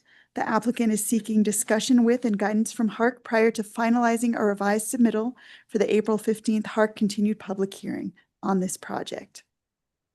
So 3 sets of design guidelines apply. And staff, for this work session, while this project is still in its redesign phase and evolving to address the HARC conditions from the February 18th public hearing, the aim is to focus this evening on the design guidelines that are particularly pertinent at this stage of project review. So I'll go over those briefly now. So staff find that the revised submittals confirm that the following conditions will be addressed. No further discussion is needed at this time. And that's conditions 1 through 5, which pertain to the demolition. Staff find that the revised submittals address the following conditions: 6, 7, 8, 9, 10, 11, 12, 13, 14, 16, and 17. And in brief, the applicant has stepped the retaining wall incorporated along the alley. All doors have been confirmed to be 2/3 light. The hot tub has been eliminated and a small on-grade terrace has been added. Skylights have been eliminated. The exterior lighting plan provided demonstrates compliance. The porch to the west was removed entirely from the 15-foot front yard setback and repositioned to the north. The second level deck along North Pine has been eliminated. A more traditional porch is now proposed. The garage has been redesigned. Access is now from the alley. The form is revised to better respect the contributing shed. The rear upper primary deck has been reduced significantly, and the connecting stairwell between the primary deck and accessory structure deck have been eliminated. So that's a very brief summary of the conditions that staff feel have been addressed through the revisions. HARC to discuss those further, but I will now move us on to some items that staff would recommend for further discussion. So condition 18 was to significantly reduce the glazing throughout the primary structure by reducing the size of the windows and doors while maintaining historic vertical proportions per HR 25 and 26. Note that the staff memo is drafted on the initial submittals. So this memo addresses the most recent submittals, which you have seen. So the glazing has been revised to a certain extent, in some cases adjusting window locations, in other cases slightly modifying size. Windows have been reduced from 3 to 2 in the north and south dormers. HARC should discuss whether the applicant has met the condition to, quote, significantly reduce the glazing. I'm not going to go over the adjustments the applicant has made. They will go through these, I'm sure, in detail. So I just included these for reference. Should you wish that I go back and discuss these further, they're available for you to look at more carefully to discuss. But again, I will leave that up to staff to go through in detail. Staff recommendations in terms of the glazing at this stage would be to consider reducing the size of the first floor window facing North Pine to make this relate to the pedestrian scale and make the window to wall ratio more similar to that seen on historic buildings in the treatment area. So just something to consider. And then on the east elevation of the primary structure, to consider reducing the amount of glazing.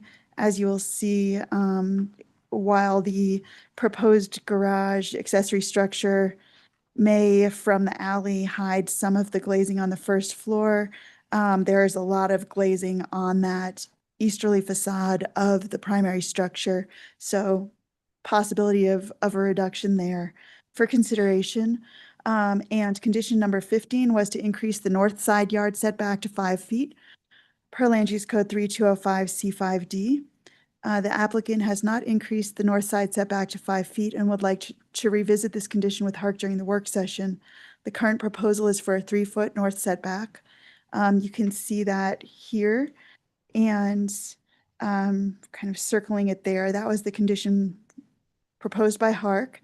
And noting that in our design guidelines, 13B3 for building setbacks suggests giving special consideration to corner lots. And that's something that staff really emphasized in the staff memo, as well as the nature of this corner lot and the additional considerations that need to be factored in its review. So staff are providing here a bit of a more extensive consideration of the proposed setbacks. So we're in the historic residential zone district. First, I'm going to start with the minimum yard between primary and secondary accessory structures. The minimum yard between the primary and secondary accessory structures is 15, but it may be reduced to equal or more than 6 feet if approved by HARC. The applicant is requesting the minimum yard to be reduced to 1210. I'm bringing this up here because it's something HARC will need to determine when this comes into the public hearing in April. So if you want to provide guidance now, that could benefit the applicant. I'm noting that in the previous plan set for the February 18th public hearing, the setback was 24.9. So the revisions the applicant is proposing have changed that distance between primary and accessory significantly by half, or roughly half. But I've made a number of other changes to comply with the HARC conditions, so HARC could discuss that further this evening. Also in the historic residential zone district, the side setbacks, the minimum side setback for corner lots is 5 feet.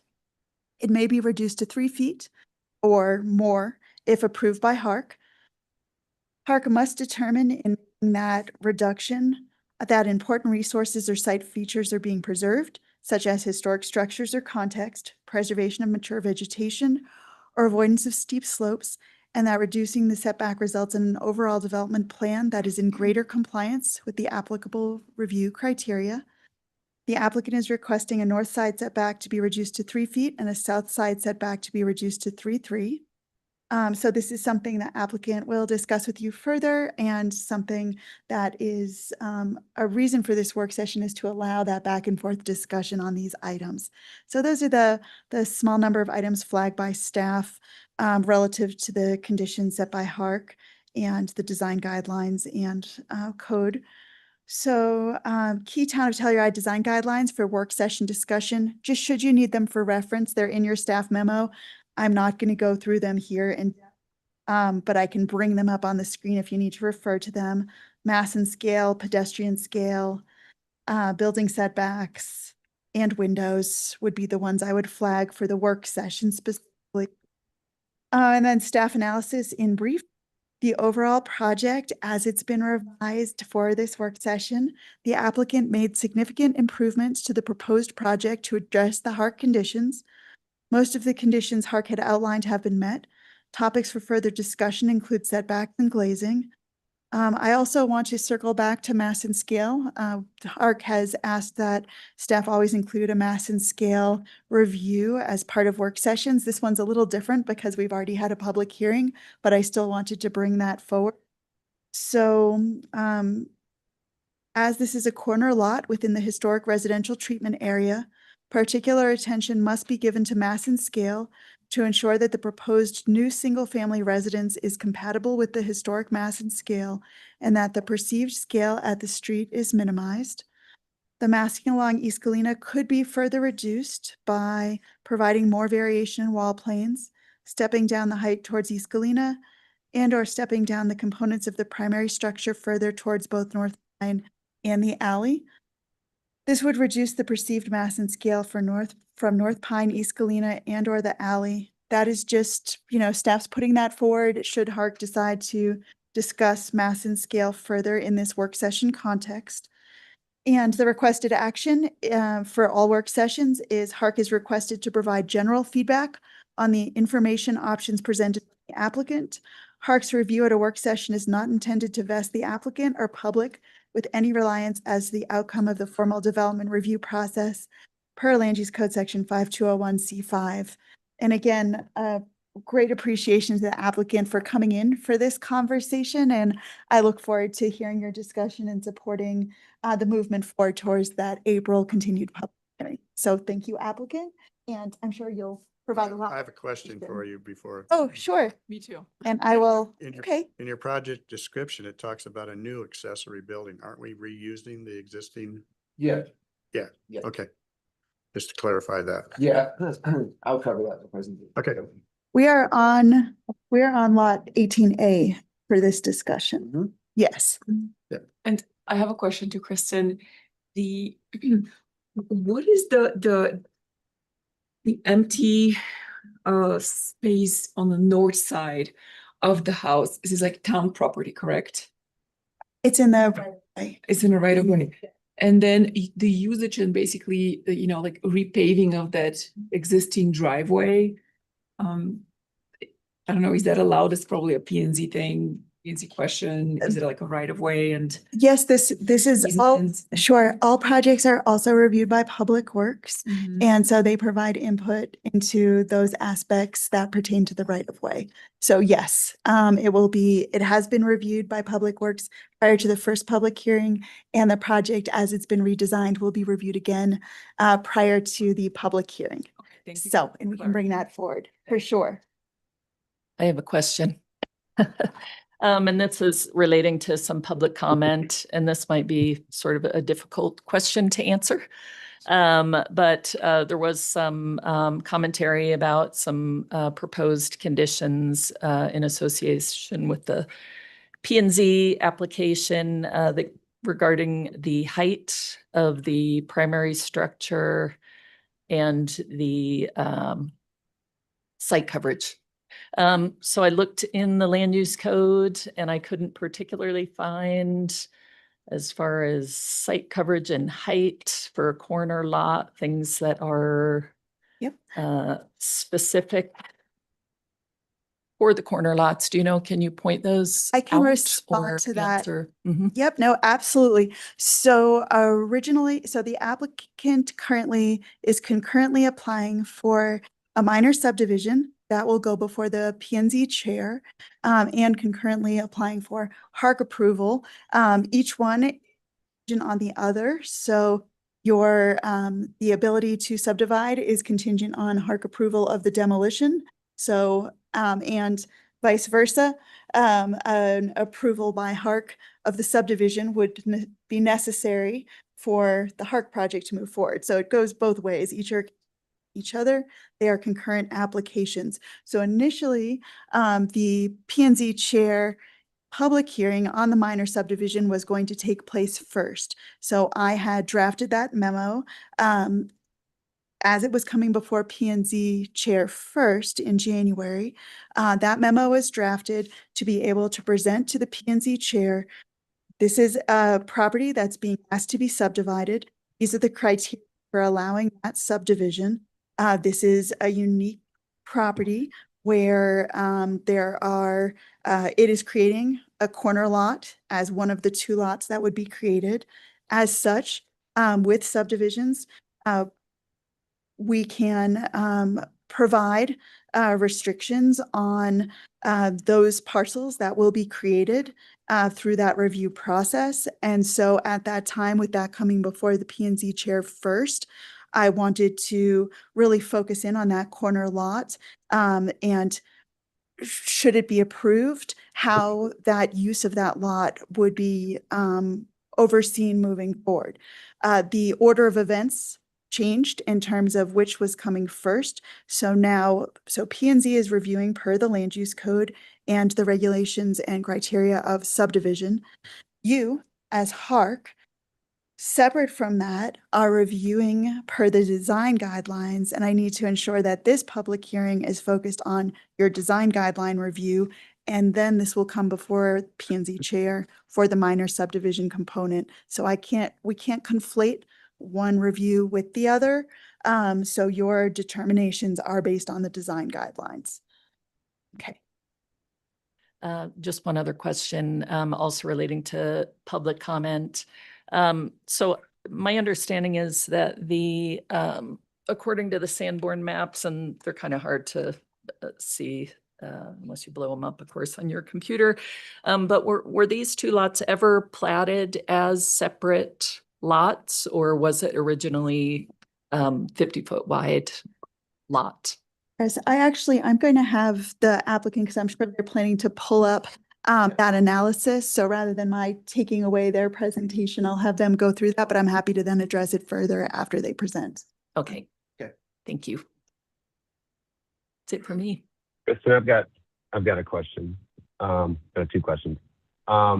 This is a bit of an anomaly, having a work session in sort of the middle of the application process, at least as far as I'm aware of. Maybe Bob could chime in. He's seen this before. It seems to me that the primary things we should be discussing are the request for the side yard setback reduction and the relocation of the historic shed. And doesn't feel appropriate to me to dive into details like glazing and other small minor things. What is your thought about that? Who are you asking? Who are you? All of I us? was asking Kristen. Oh, sorry. Kristen is who I'm asking. I Yeah. thought you were in discussion with the HARC board. Sorry about No. that. Yep, Yes, yep. I think that, focusing on the setback item and those bigger picture mass and scale will be very helpful to the applicant. The applicant had in their initial narrative asked for specific guidance pertaining to the glazing, which changed between the first narrative they submitted and the one they submitted 2 days ago. And so because they had asked for specific guidance on glazing, initially they were not planning to reduce or change the glazing. And so because of that, I included that in the memo initially and continued to carry that forward. So if you don't want to focus on that, that is absolutely okay, entirely up to HARC and what the applicant's needs are as you have this discussion. Okay, thank you. My second question is, what's staff's opinion on, they're proposing a significant relocation of this historic shed, about 30 feet as far as I can tell. And in a sense, it's a repositioning because it's the same lot, but the lot will be subdivided. So technically it's a relocation. So there wasn't anything in the staff memo commenting on relocating a historic structure. I'm going to have the applicant first share their new proposal, and then I can answer that question subsequently. Okay.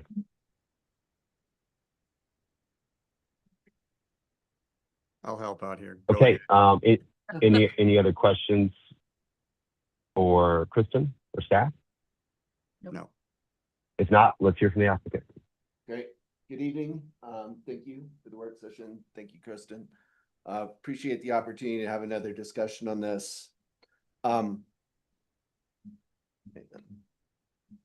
So the goal of this, we've talked about, to recreate the historic development plan for the property with 2 single-family homes. This lot was originally a 50-foot lot on the Sanborn maps, as you know. So you can look at the Sanborn maps and see what, at that point in time, what the town plotting was. I'm going to cover this more towards the end of the presentation about how there has been changes in the town over time. And it kind of the crux of this is, what is going to be a better development plan for this property? Is it going to be 2 smaller homes or a larger home like exists to the west of here? Or sorry, south of here. Because that really is an option when you're looking at, the implications of not getting a 3-foot setback that I'm going to talk about. And in this context, historically, the home was very close to the property line. It was about 1 foot away. This is our proposed subdivision that's being concurrently reviewed by the P&Z. And, the vision for the north side along Galena Avenue is shaped by a thoughtful stepping and massing strategy.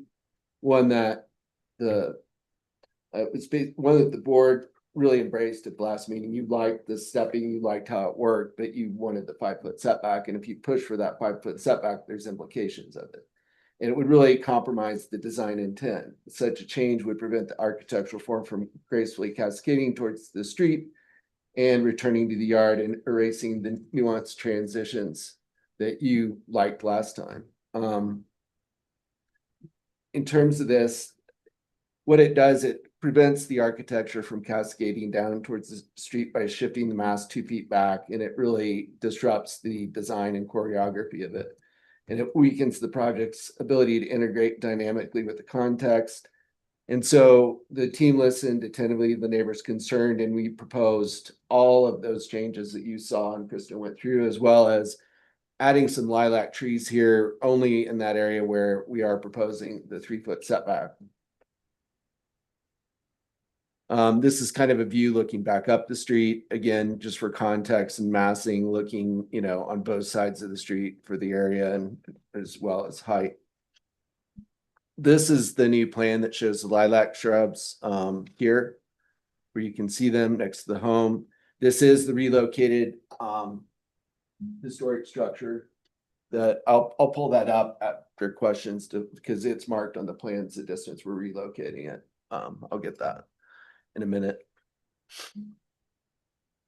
As far as the beginning 2 feet further back may seem minor, yet it would render carefully orchestrated massing unattainable. And really, it changes the whole design overall. It's on this 25-foot wide lot we're trying to create. It's both reasonably and contextually sensitive to allow a small portion of the house to reach 19 feet in width, with the remainder being narrower. This approach respects precedent. If this were an originally platted lot, securing a 3-foot side yard setback would be routine, as has been the case. And when you had that lot platted originally, I know it takes some creativity to get there, but we hope at the end of this, you understand the design intent. And again, in terms of the pedestrian experience, there really is no sidewalk on this side. I'll show the streetscape plan in a minute. And I think this graphic really shows that when you look at this, the average setback from Galena is 27 feet, almost 28 feet. With this small 3-foot section in between here, the only area that we're requesting for this change. The rest is set back quite a bit. And what we're proposing is this would become basically a building footprint on the plot. So nobody could come in later on and change this. It would basically lock this in perpetuity, basically, unless it was amended in the future, but we don't anticipate that. But this plan at least shows the stepping. This plan also shows the relocated structure as well here. And when you look at this, you can kind of see the setbacks in here for 34 feet, the distance where we're requesting 3 feet, 7 feet at the front porch. Then here we've got in this location, 5-foot setback and then a 7-foot setback. Well, the average, I believe the average setback From the traveled way is 28 feet. 28 feet, but even from the property line, the average setback is greater than 5 feet now. Yeah. So this portion that we're requesting, what is it, a percentage? It's only about 30, it's only 35 feet or about 30% of that north setback.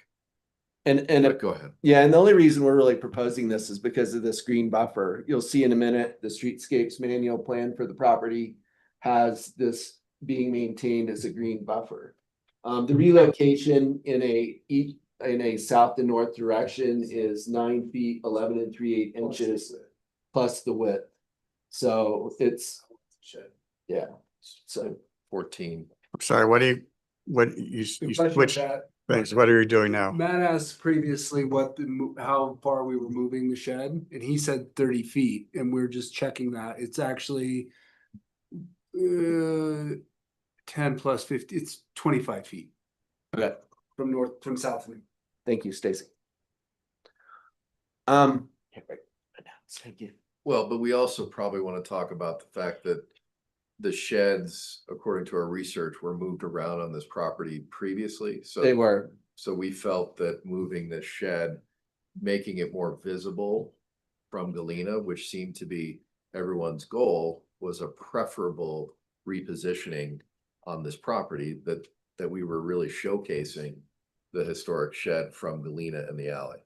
Yeah, and this is a classic situation where the 1908 Sanborn map showed it in the front and the 1922 map showed it in the back. So we don't know when that was moved, if it was in. Well, we don't know that was the building that was at the street. We too, it's not perfect dimensions on it for sure. So in terms of the side yard setback requirement, one thing we're really looking at here is the criteria for this. Kristen went through this earlier, and we've focused on trying to preserve a historic structure or context that was there historically. That to us seems a valid thing there, and hopefully you like this plan in that context more than what the alternative would be. And so, you know, per that criteria, we think at least that when you look at the criteria overall, sorry, I've got this up. Basically, that HARC has to determine important resources or site features are being preserved, such as historic structures or context. So in this case, it's more context. We're not preserving structures, but we're preserving context. So, Well, and let me also add that we're, right now, the existing house is actually in the right of way by 2 feet. yeah. So, you know, we're improving the situation. And again, our point on this is we think 2 homes on this lot are better than 1 larger home. And so preserving that allows both these homes to better meet the criteria in our opinion, because again, you have a really small, appropriately scaled structure next to the right of way. Condition 7, again, we talked about that. Our goal is recreating the historic development context. The current home maintains the same close location of the property line, encouraging the right of way. Desire to maintain character with appropriately scaled home, more in line with 1908 context on both lots. Maintain the green buffer, which is approximately 28 feet. We talked about that. And then there are many homes with 3-foot setbacks that were on these historic 25-foot wide lots. And we know it's not there. We're just trying to recreate a context that existed. And we showed these last time where there's lots of not precedent, but lots of examples of homes in this core historic residential area where they're in very close proximity to the street or sidewalk. This is a streetscapes manual. This was done quite some time ago, but this should be followed still until it's updated. The recommendations are detailed. I didn't want to cover it, but the sidewalk is supposed to be on the north side of the street, and this native vegetation green strip is supposed to remain. So that is a unique site characteristic as well that we think, you know, allows for this to be proposed on this site. In terms of condition 7, again, overall, when you look at this, we feel the stepping and the massing of this is appropriate when you look at the character of the area and this and the overall development pattern and the massing across the street in this corner lot and setting.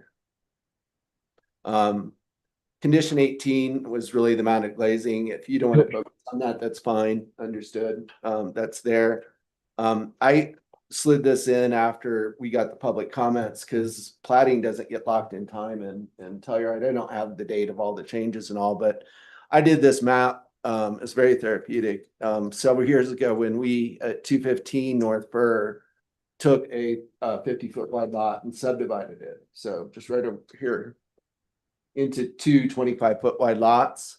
In this map, all the purple colors show where there's 25-foot wide lots in the historic residential zone.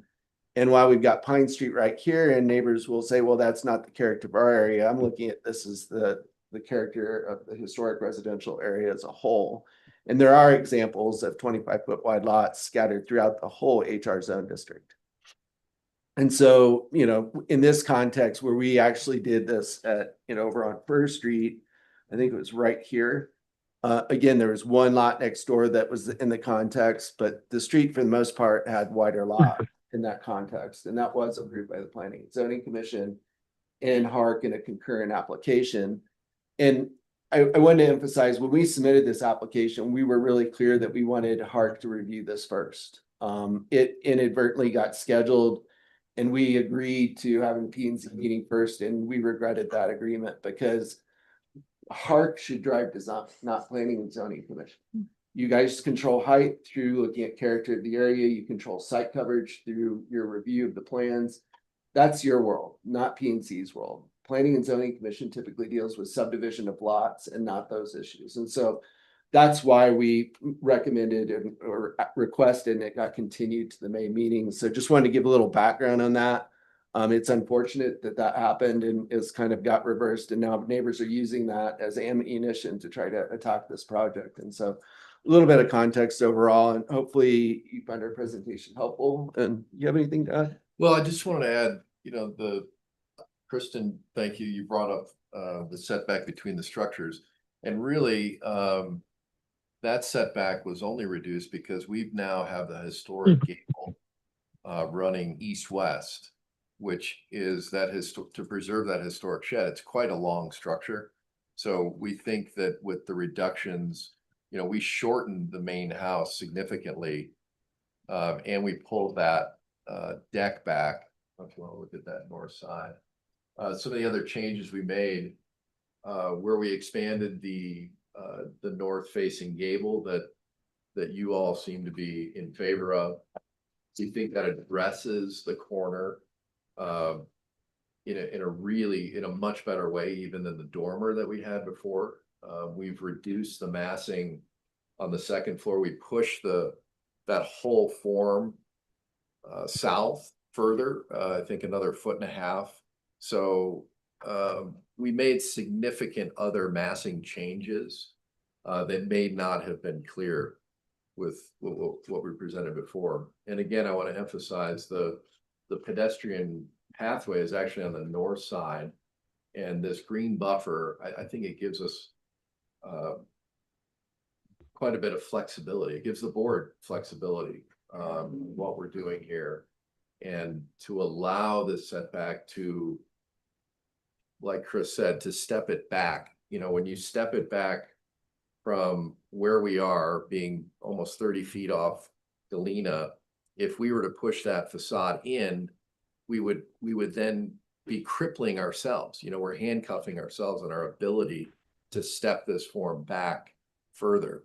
You know, we're also creating, besides the space between the primary and the secondary historic, we're also creating now this north yard, which allows the historic shed to be seen very clearly from both Galena and the alley, that we didn't have that other north yard, which also should be considered in terms of the context on how these buildings relate to each other.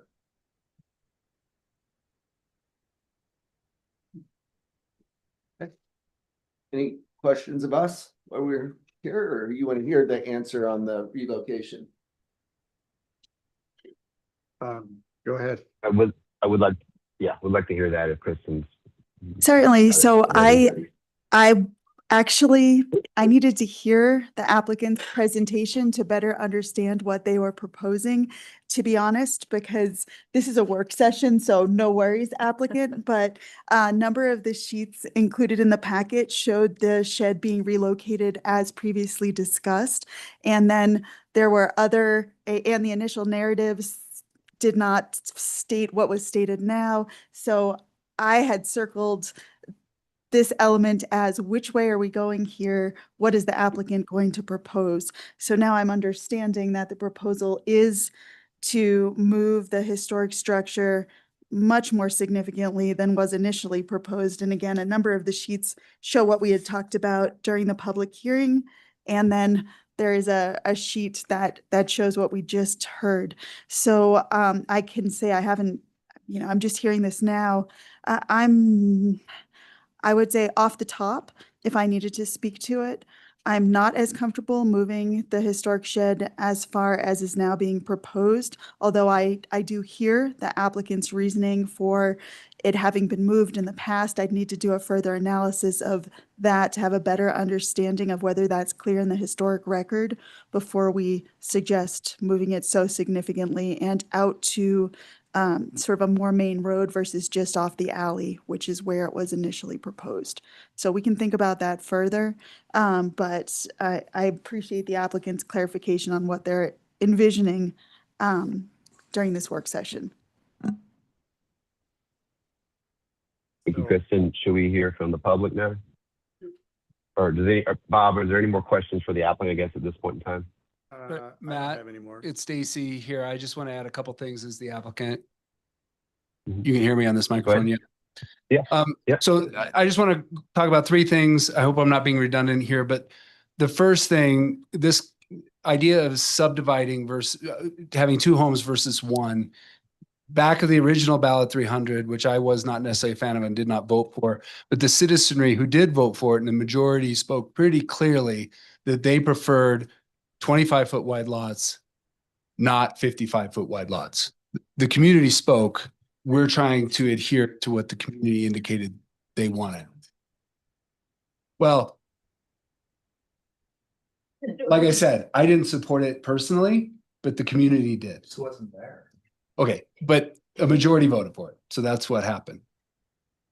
We could propose a single. We're trying to adhere to what a majority of the community said they wanted by having 2 on narrower lots. That's the first thing. The second thing is we all understand that land use code guidelines and land use code sections and indeed our own HARC guidelines are written to address specific concerns. And sometimes then they're used to limit or restrict other things that they weren't necessarily originally intended to apply to. In this case, certainly corner lots where there's a right of way and a sidewalk, a pedestrian way. I mean, this is all about pedestrian experience, right? Pedestrians, when a building is 3 feet right up against the sidewalk is something we want to avoid. That's why corner lots should have a 5-foot setback. That is not the case here. That is not what we're trying to remedy. In this case, there's a 23-foot wide green space. There is not a sidewalk. The sidewalk's on the north side. Now, certainly pedestrians in Telluride walk on the streets. I walk right down the middle of that street when I go to the hardware store. But the land use code guideline that we're clinging to here was not written to address this condition. It was not written to protect pedestrians in this situation. Now I probably forgot the third thing. But I really feel like Tommy said, reducing the entirety of that setback or holding it to 5 feet keeps us from doing what HARC wants, which HARC has already said they appreciate what we're doing, which is articulating that wall plane. If we're held to 5 feet, now we don't have the width to do it.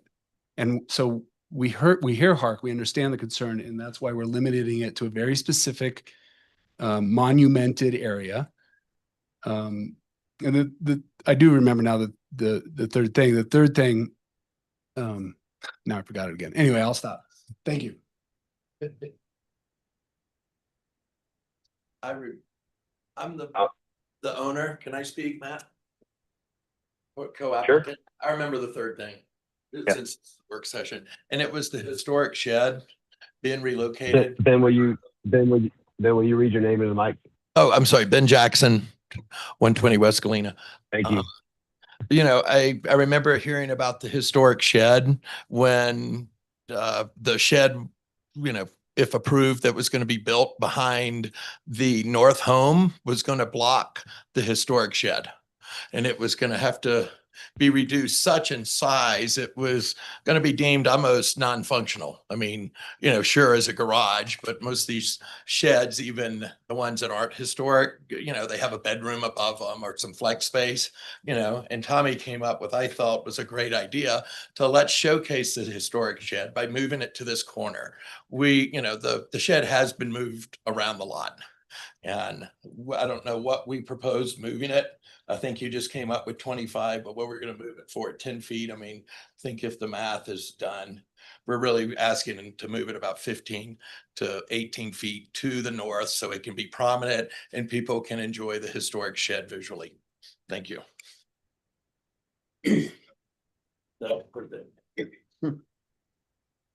Any more Thank you, Matt. presentations from the applicant?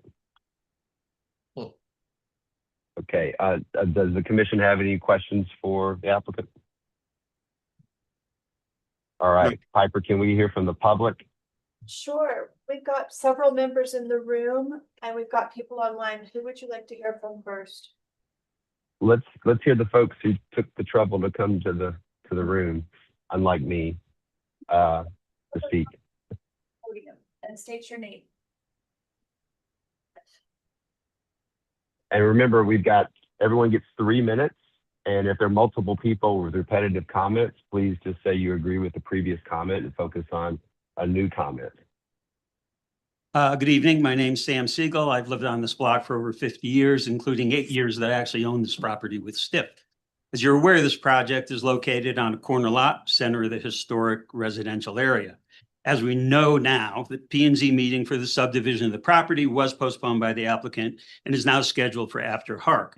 For the January 22nd meeting, as you've heard, staff proposed a motion to approve with conditions, one of the conditions being 23-foot height and another for 38% site coverage. Neither condition appeared in the staff conditions for the HARC February 18th meeting or for this work session. Given staff concerns about height and site coverage, these critical components should be considered by HARC. I agree with the applicant that this should not be pushed to P&Z, that the height and site coverage as recommended for the P&Z meeting, but not for yours, should be discussed here. Given that HARC guidelines state that preservation of the integrity of the historic area is a primary goal of HARC, it's very confusing, if not improper, that these conditions weren't included for this board. I can speak for all the neighbors here. Tonight, we all know the subdivision of this property is the purview of P&Z, but HARC needs to rule on compatibility, neighborhood context, height, setbacks, mass and scale, site coverage. That's your task. With regard to the Sanborn maps, they show a Sanborn map, several, through this period, 2 25-foot lots, or asking for 2 25-foot lots because of the 2 narrow structures existing on those Sanborn maps. Throughout the entire period of historical significance and all maps provided, this is the only lot in this area, in this neighborhood, Pine and Galena, that has 2 dwellings fronting the street. Those dwellings existed at the front of the property for 16 years, from 1890 to 1906. This lot is an anomaly in this area, not a historical pattern. The actual historic pattern, which is clearly evident on these maps, shows a pattern of 50-foot lots. The current neighborhood on both Pine and Galena has maintained this historic pattern of larger lots since they were created in about 1880. There are no 25-foot lots anywhere near this site. HARC guidelines further state new projects should be compatible with the character of the entire vicinity, as well as those buildings adjacent to the property.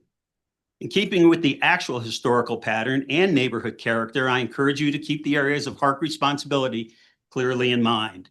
If ruling in favor of compatibility with adjacent houses, neighborhood context, height, setbacks, overall mass and scale results in a property that is more suitable to only one house, then the developer will have to design a project that fits HARC's criteria, not the other way around.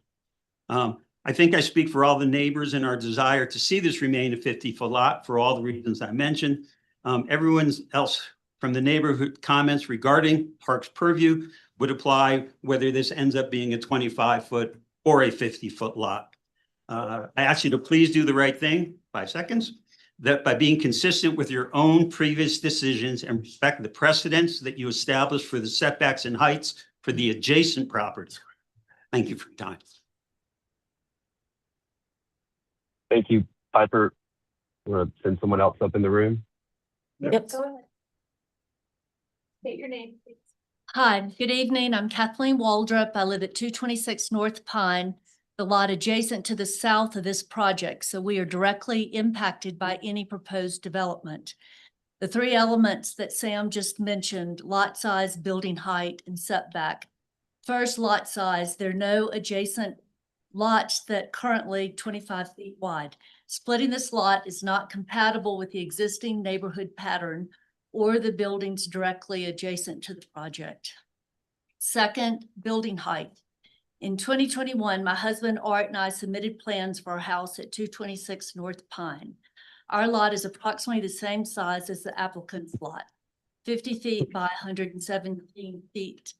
Our plans prepared by the same architect included 1 single-family house with no variances requested. In 2022, the board required modifications of our project. Height limited to 22 feet and 7 inches.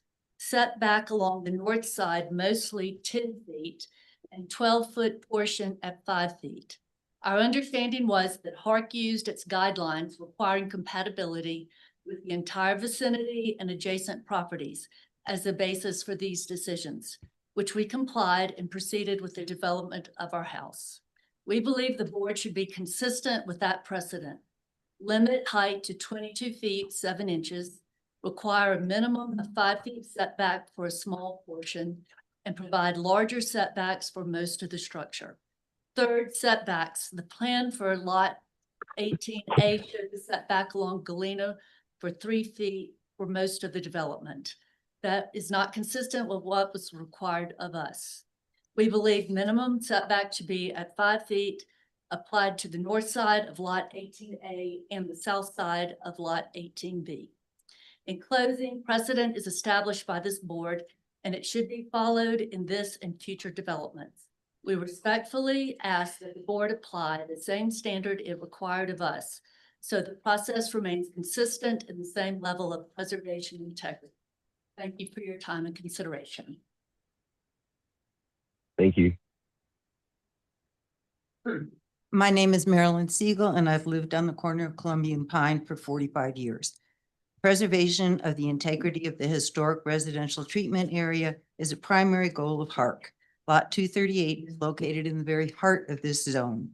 In keeping with the historical pattern and the neighborhood character, I strongly support keeping 238 as a 50-foot lot with one primary dwelling.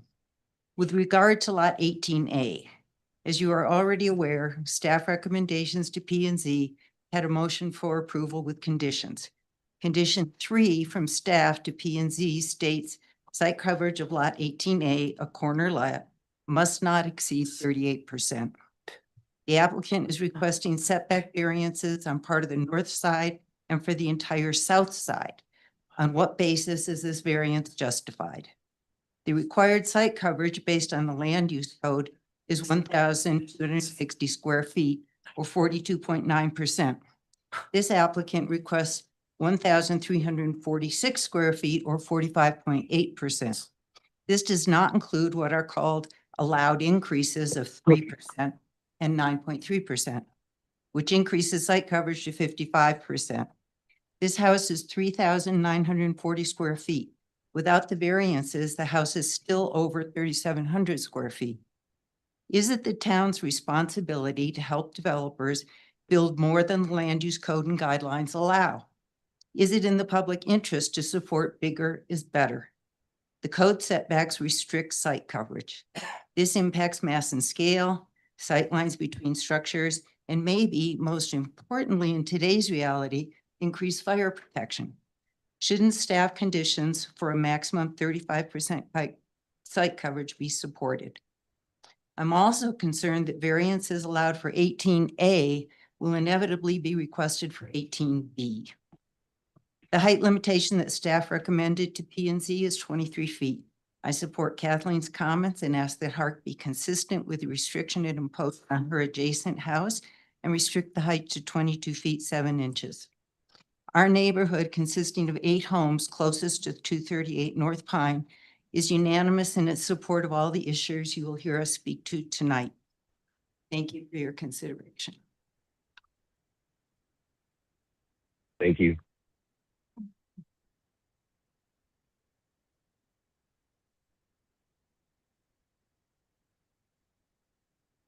Sorry. Hi, thanks for all that you do on this commission. I know takes a lot of time and I appreciate that. And I think all of us here do. My name is Sally Puffcourt. Sally, Am I not in it? I was just gonna ask. No, I was just gonna ask you to state your name. Thanks, Sally. I did state my name, didn't I? Is this okay? You're good. Keep going. Start Yeah, over? you're great. Keep going. Thanks. My name is Sally Puffcourtney, and I've lived at 229 North Pine Street for 51 years.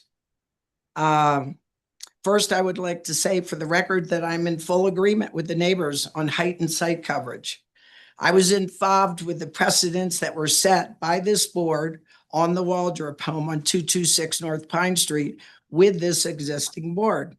I also believe that this board should be consistent with its findings on the new project, seeing that they are located adjacent to one another.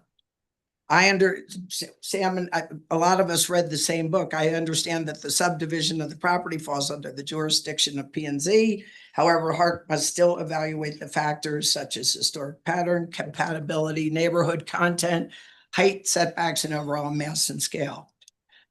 I am opposed to this subdivision for the following reasons.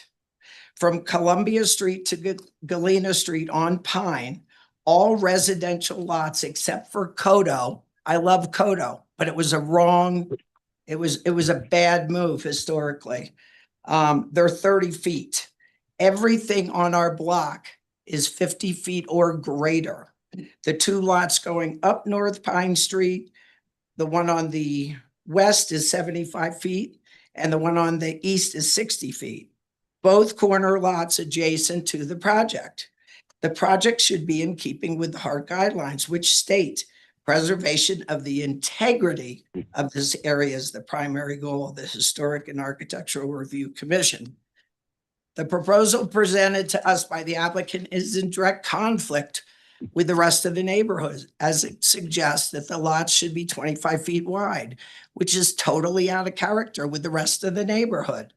Nothing, again, on that block, except Codo is 30 feet, 30 feet of frontage. This is a corner lot, and I believe that has a higher level of historic significance than interior lots. If we go back to the Sanborn maps, and I know there are several, and which is often done, there were two small dwellings on this property from 1890 to 1906. That's as close as I can figure out, which is 16 years. The shed that exists there today was one of those small dwellings and was relocated to the back of the lot. And the house that exists today was the other one, which was remodeled in what it is today. So in essence, since 1922, this property has been one home on a 50-foot lot with a shed in the back of the property. That's 104 years. And I would think that would take precedent over the Sanborn maps, which shows two small dwellings for 16 years.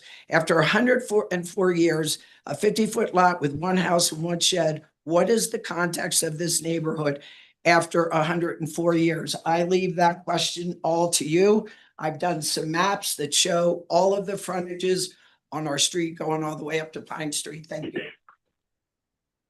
Thank you, Sally. Is anyone else in the audience? Yes, we have someone making their way now. Go. I'm Tom Runyon. I live on the corner of Pine and Galena. Galena East facing this project. I've had this property since 1987, built a home on it in 1993. Everything's been presented thus far, factual and otherwise, I totally agree with. Let me clarify that our community, the impacted homeowners here, want 50 non-foot frontages. Maybe we're talking about Salt or someplace like that. This is not a personal. Okay, and secondly, just all the facts have been presented, but just as a step back, the idea of mini subdivision to 25-foot facing homes across the street from the Wagner House, one of the linchpins and most important architectural statements and preservation that we have in this town. It's utterly preposterous. This project has no place at this intersection because of its probably envisioned scope and mass. This is something that belongs down on, Columbia or one of the commercial mixed residential projects, Pacific Street, for example. It has no place from here. However you look at this project, especially if you're an out-of-towner on a walking tour or one of the driving tours, which this particular intersection, everybody is exposed to. This is going to smack of crass commercialism. This is about historic preservation, not an embellishment of developers. This is what this is about. I don't have anything further. Thank you for your time.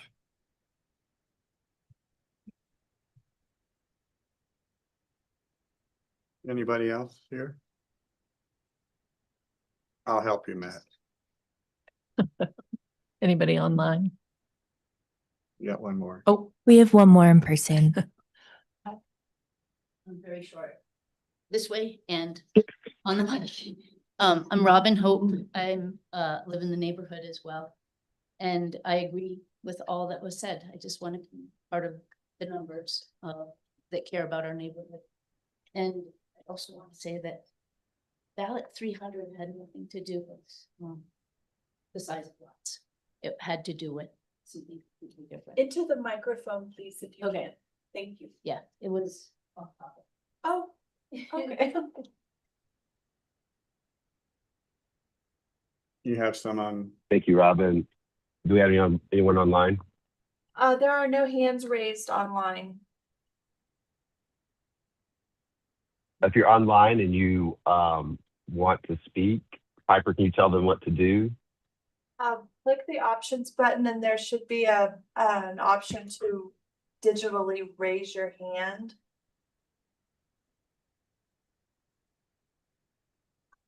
Let's give that 10 seconds or so. If no one shows up, we'll see if applicant wants to rebut any of the public comment.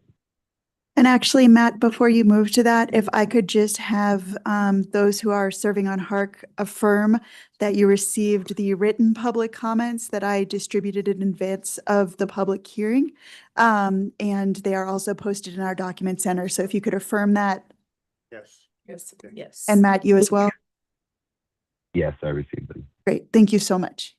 So I just want to clarify that Zoom did an update and it's harder to find the hand raise function. But if you if you click on the more button and it looks like it will be show options. Maybe not. I don't know. I'm sorry, the react button. I don't ever raise my hand, so I don't know. I don't see a react button, but Piper, let's let the applicant do the rebuttal, and if someone chimes in during that process, we can let them speak. okay, I'm sorry.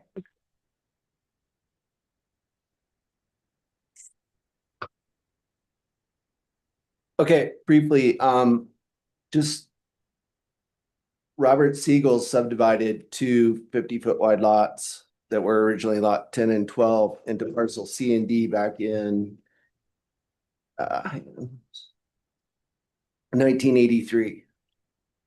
This must have been before lots had to stay with the town grid, I would guess, to create square lots.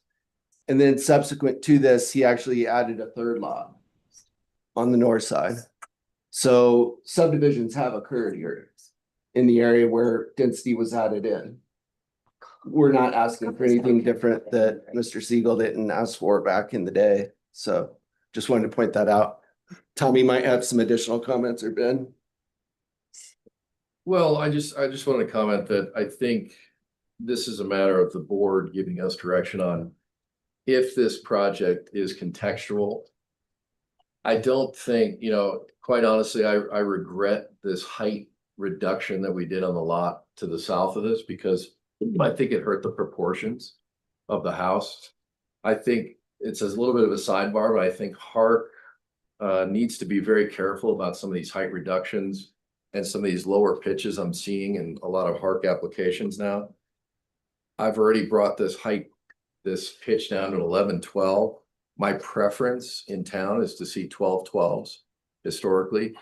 When you go down to, I think the Waldrops to the south, they went down to a 10.5, 12, which I didn't like doing. And I do regret that. And that came from one of the neighbors here tonight as well. I think the proportions matter. I think the way this sits on the corner matters. I think the steepness of the roof is what's important. I think, it's up to the board to look at this, how this sits in this place. The overall ridge heights of this project compared to the neighbors across the street, I haven't surveyed them exactly, but it's almost a full story below the neighbors who are across Galena. I think the lot coverage and this height that I read in the P&Z memo is arbitrary, and it wasn't based on any architectural concerns that we're presenting tonight. So I'd like to have this discussion with the board and go from there and not talk about arbitrary height or arbitrary lot coverage. There are no variances in this application. What you see here tonight meets the land use code, period. We're talking about design tonight. And then, Matt, if I could speak real quick, Ben Jackson. Chris mentioned one, but Ben Jackson. So, Is it okay if I speak, or? I just wanted Yeah, to go ahead.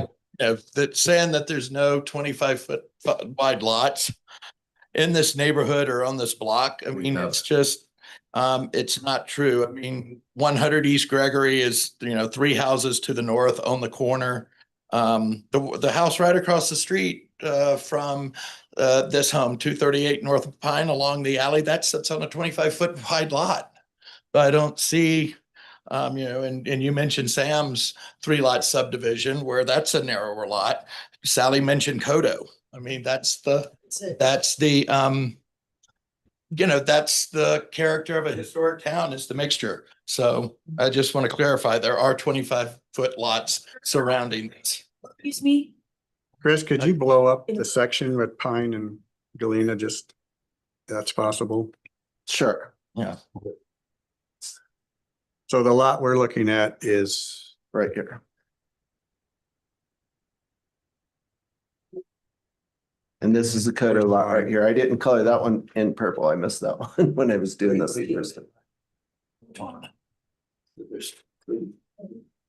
But one's right across the street. It's 25 feet. Piper, is anyone chimed in We have a hand raised. online? Yes, I'll ask him to unmute. Great. How y'all doing? I don't know if you can, Good. this is Dirk Bentley. I don't know if you can see me, but I'm unmuted now, but can you hear me? Yes. Okay, hey, great. Yes, Thank we you. can hear I've you. been on it for 3 hours, so I was very worried about not getting my hand raised. I've learned a lot. Dirk Bentley, live across the street from the two proposed tall skinnies.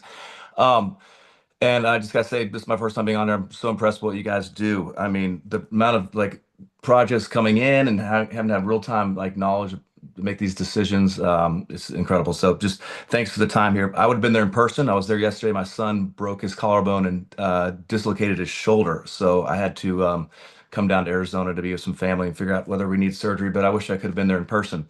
I'll just say, I don't begrudge these guys, for doing what they're doing. I love Ben Jackson. He's a great guy, good character, and Telluride needs good characters. But I see this happening in Nashville too, not in historic areas, but you buy one house and you tear it down and you put 2 tall, skinny houses up, and it's a great deal for the developer and a great deal for the real estate agents and great deal for the investors, who I assume probably aren't from here, and it's a great deal for the architect. I get that, but is it a great deal for Telluride? And I know that you guys do more analytics than feels and feelings. I've seen the book you judge, you make these decisions on, but I still have to ask, if that last project I watched on Tomboy gave off Mountain Village vibes, what does a subdivision, what do 2 tall skinnies give off on the most historic area of town on a corner lot? What vibe is that? That's crazy to me. I've been coming to Telluride since the 70s with my parents. I've been here every decade since. First Bluegrass Festival in 97. I played it a few times. And when people stop by and take pictures, my ego thinks they're taking pictures of me. They're taking pictures of my house. It's an historic house, as you know. And when I was able to buy it in 2017 as a second homeowner, my thought as a second homeowner is the best thing I can do is just not wreck the vibe of the town, keep that vibe. And that's why I haven't painted that house. That house is green and gold for a reason. That's because Mr. Wagner owned it, who was there from 1900 to 1930, I believe. And that's the color of money. That's the color of the bank. So as a second homeowner, I'm trying to keep the vibe. So I'm just so surprised that within the town itself, someone's proposing to put up 2 tall skinnies. I just don't know. That just does not seem in line with what Telluride is. So I just appreciate the work you do, holding the line. It's just so fun listening to everyone. Every person comes on here, presents their little, they want this little thing, they want that little variance, they want, some of the great lines I heard tonight were about cascading, sight lines and mass, just chat GPT stuff. Everyone has this little thing they're presenting, and you guys hold the line. Appreciate the work you do, keeping it consistent with previous rulings. Thanks for your time. Thanks, Dirk. Piper, anyone else? I've got some hands raised in the room. If you want to make additional public comment, please go up to the microphone.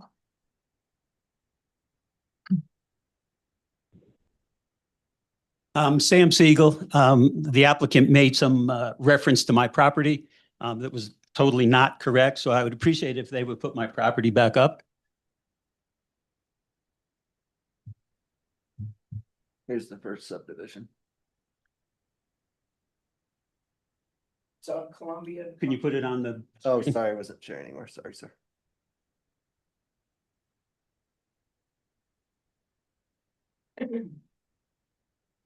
When Stiff and I bought this property in 1978 or so, we bought two 50-foot lots. I'll point to them. This one and this one. The lower lot did not go through to the alley because there was a structure owned by somebody else on that corner. So I had a short lot, which was about roughly 4,000 square foot, and a bigger lot in the back. I put a stairway on the back of my house, which crossed the property line from the lower lot to the upper house, to the upper lot, when I put a second addition on my house. And the town thought crossing the property line, they had a new rule that you couldn't cross property lines even if you own both lots. And so they asked me to move my property line to the north. So I did a P&Z and moved the property line about probably 8 or 9 feet to the north. And so that ends up with the design that you see now, which is. Here. Sorry. That's okay. There you go. Oh. It ends up with the property design that you saw up there. A square lot on the bottom that was wider than 50 feet and a 50-foot lot that had been reduced to roughly 40 feet on the upper part. At the time that we did that, my neighbors who had a small house on an undersized lot to the east of the lower lot asked if they could buy some additional space. It was only a 1,500 square foot lot because there was an old shed on it, and they had built a house on it. They had asked if I could sell them some behind their house so they could add, and between the houses, so they could add a garage and a deck on the back. We agreed to do that. So at the same time, I've never owned 3 lots. Those 3 lots were always there. My 50 reduced to 40 because the town required me to.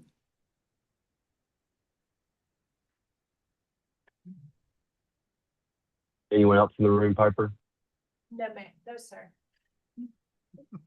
Anyone else online? You don't have to call me sir, Piper. No more public comment that Oh. I. Okay. Chris, do you guys want to rebuttal anything that was said? Now we want to talk about design. Okay, we will move into deliberations. Who wants to start? Nobody.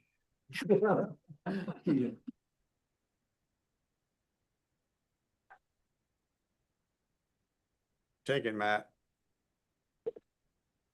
Okay. Well, I was hoping to go last again, but I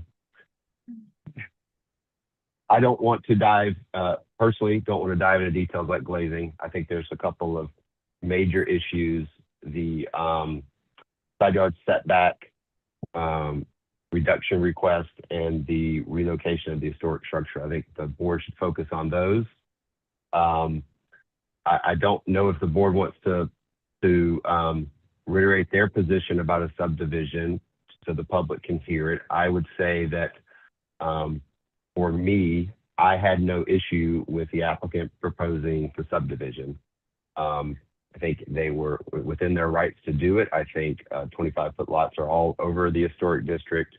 And as a HARC commissioner, I know that it's going to be much easier to deal with mass and scale on 2 smaller buildings than a larger one. So that's my position on the subdivision. Don't see an issue with allowing it. Going into the setback, I see no rationale to allow a reduction in the northern side yard setback, none whatsoever. And then for the shed relocation, confirmed by Stacy to be about 25 feet. I also see no reason to allow that unless the applicant can provide photographic evidence that that shed has been in other places on that lot in the past. So those are kind of my three primary comments.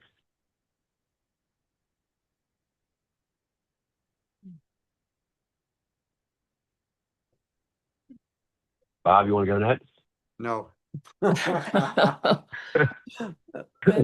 This has been so intense.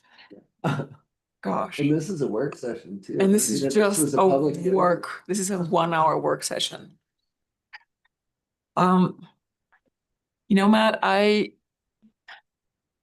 within the micro context or the smaller context, I also am, I don't think that having the two skinnies, as were called by the last, or the one of the public commenter, I don't think they're appropriate. But I know that the applicants have the right to, of course, to subdivide. But I don't think those two narrow buildings that the subdivision would end up having, I don't think they are appropriate for that block. And more so the setback, the request for the setback reduction from 5 feet to 3 feet on the north, I also don't see any reason to grant them that. And those are my two big points. And I'll give the mic to Okay. somebody else. Do you have any will you comment on the historic shed relocation? You know, I don't feel comfortable commenting on that. I will. Okay, my turn. Yep. I think that given this particular location where a good majority of the lots are 50 feet, yes, there are some that have been subdivided, but I think that given the context around this property, that 50 feet is dividing it is not appropriate. I also think the setback should remain as 5 feet. And if it stays 50 feet, then leaving the shed where it is makes sense. If it does get approved to be 25-foot lots, I think moving it to the north so that it's visible, because it's going to be hidden by something else, like it was in the previous design, that moving it would be okay with me in that context. All right, well, it's tough on the appropriateness. I mean, there are some 25-foot lots, as the applicant has shown, in the semi-close vicinity, but maybe not right in this corner area. The Wagner House, I actually don't know what that is. I guess I'm a newbie or something. If somebody could explain the significance of that house, that would be helpful. So I'm kind of torn on the appropriateness of subdividing or not subdividing. As far as the relocation of the historic shed, I feel also that sort of honoring it a little bit more and moving it to a more visible location is maybe a desirable thing to do. If that would not in any way compromise the historic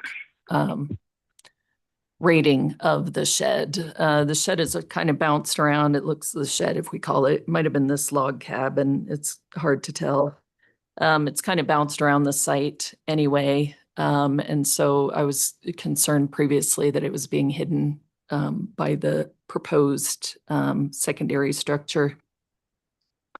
I guess I feel a little bit differently about the setback in this particular case, just because there is such a big buffer between the north side of the house and Galena. that allowing a smaller setback for the home, which is actually set back more than the currently existing house,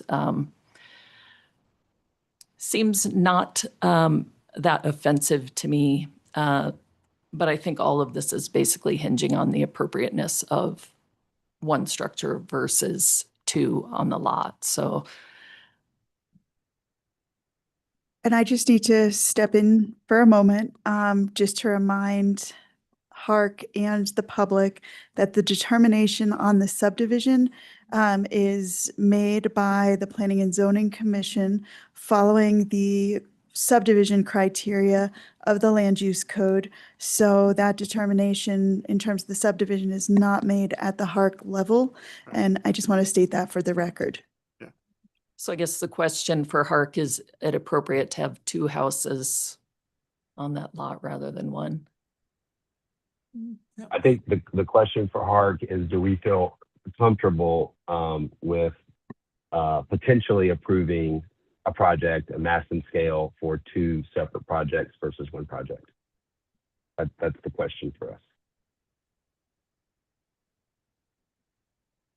It just seems to me, it's just kind of weird that we're making a decision about something that may completely be different a month from now. The criteria for It's a work. doing- I know it's a work session. You know, I know. the drawings are far developed, but it's a work session. We've got a bit of a strange process here. Yeah. So I guess, to try to give the applicant as clear direction as possible, Sherry, you sure you're not leaning one way towards the other on the subdivision? I would say yes. You'd say yes. Okay, so yes, we are split down the middle with the Yes, subdivision. I'm unclear. But why are we, well, let me ask, we're not making the decision about that though. We're not making the decision. All I'm trying to say is give the applicant some feedback to say, if you want to move forward with two lots and P&Z lets you do two lots, do we as a HARC board feel comfortable approving mass and scale on two 25-foot wide lots? We Matt, do it. Since this is a work session, can I jump back in on this setback? Yep. You pull it up. Sure. So does no one understand what's going on here with the north buffer? I mean, what you're saying with the 5 feet is that you want a 17-foot wide structure. Everyone knows that's what they're saying, right? Yeah. Yes. And a 17-foot wide structure it's unworkable. Well, we just did one that's 14. What's that? We just did a project that's 14 feet wide. Well, I'm just saying, you understand that we push that north facade, that we can't layer it, we can't step it back. And you cannot perceive that 2 feet is imperceivable with a 30-foot setback from the traveled way. Yeah. I mean, are you guys really gonna hammer us on that 2 feet when we've got 30 feet from the right of way? I mean, is that really what it's come down to here? And I'm challenging both you and Matt, because I'm a bit shocked that, we're gonna limit it to, 30% of the site. We're gonna achieve that setback. We've got the gable face. I mean, do you guys think this is a good architecture for the corner, the way we've turned it? I mean, no one has talked about that at all. Well, I think it's a vast improvement. Yes. What you we've presented gotten rid of last week. the porch. We've got this ample open space at the corner. Whether it's one house or two houses, there's gonna be mass here. Does the board think it's too tall visually and proportionally? Well, I think when you come back, I'd like to see it in the context of Look at the other. streetscape. Pull up the streetscape. Well, even if, and across the street and the ones on the north side of Galena would be very helpful. This is an old part of town, And what is the height of the building? But you know, you realize, so a larger house and the Waldrop's next door, the average height, even though the average height is, let's say, 23, if you have a wider floor in a larger house, that house is going to be taller than two smaller houses. You know, I've never heard this term skinny. But the idea is that the massing is smaller, breaking it up. You know, we're breaking up the mass here. Instead of a singular mass, you have two distinct masses. You know, you have the streetscape here. These step up the hill, these step up pine. I think it was a mistake. You know, Sally pushed to lower the Waldrop's next door. And I think that was Get your facts right. It was. okay. Well, but what I'm saying is, when I look at the streetscape, you know, we've interrupted the streetscape now because they're not stepping with topography now. You know, that one being the same height, the Waldrop's being the same height as the one to the south, to me, that's not as good as it could be. You know, shallowing, making that roof shallower, we did the best we could. We lowered the plate. It looks good, but I think it looked better a little bit taller. In the streetscape, you can see the way it doesn't step up. So all we're doing here is we're stepping up. We have a 25-foot average for a reason. The 25-foot average is to the midpoint of the roof. As the structure is narrower, the 25-foot brings that ridge down automatically. So as you go to a larger structure, you're going to raise the ridge to keep the proportion. I get it. So I feel like I'm having this Twilight Zone moment here where, you know, usually we're trying to break the mass down. Usually we don't have an arbitrary, you know, height or lot coverage reduction, that it's about design and does this fit the context, right? Typically we don't have a 25-foot buffer to the traveled way to the north, which we can landscape and create almost like a yard. If you look around here, if you go to the streetscape, you see how tall the structures are across Galena. You know, they are, I mean, I can go ahead and survey all these. I mean, those structures are 6-8 feet taller than what we're proposing here. We're on the downhill side of Pine here, Pine and Galena. You know, even when you're walking on Galena, you're looking down the hill. So the pedestrian, there's no height issue on this site, because you're every time the pedestrian is walking by, you're looking down upon the architecture. And Yeah, I don't have a problem with the height, to speak. You know, 2 feet difference when you're stepping up the hill is imperceivable. But by pushing us to 5 feet, you're gonna end up. So you guys are saying I'm okay with a 17-foot wide structure there. That you prefer a 17-foot wide structure with a flatter facade on the north. Because that's really what you're saying with the 5-foot setback. And I just want you guys to have that. I want to have that discussion with you. So when we move from here, it's clear that that's what you're choosing. Which is, I had an idea, and I'm not supposed to be designing, but you can do whatever you want tonight, Bob. it seemed like if you, and I don't know what anybody else thinks about this, if you kept the north gable at 3 feet and pushed back the, particularly on it would be the west side, so that it notches like you have it now on the, which way am I now? North, west, east, on the east side.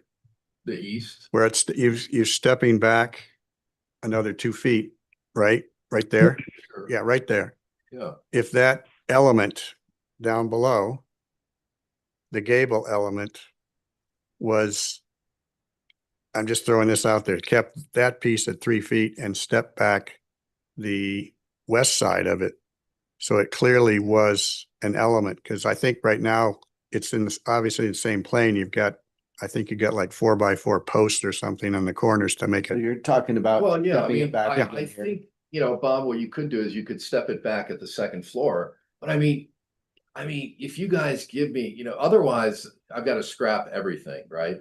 If you guys could give me 3 feet for 30 feet, or give me 3 feet for 22 feet, then at least I can step the massing back. If you're gonna push me to 5, then I've got 17 the whole way, and then you're not even creating a big difference between the historic shed and the primary structure, right? So what you're doing is I don't know. I just wanted to have this discussion tonight. That's why we chose. Well, the work it session would format. articulate that gable Yeah, element. yeah. You'd actually, see a difference like you have on the east side. You'd have the same kind of element or kind of thing on the west side. I agree with you, Bob. I mean, I think having the gable, I think that's a stronger element that we've brought forward tonight, is that having a gable facing Pine, having a gable facing Galena is an appropriate response massing wise to that corner.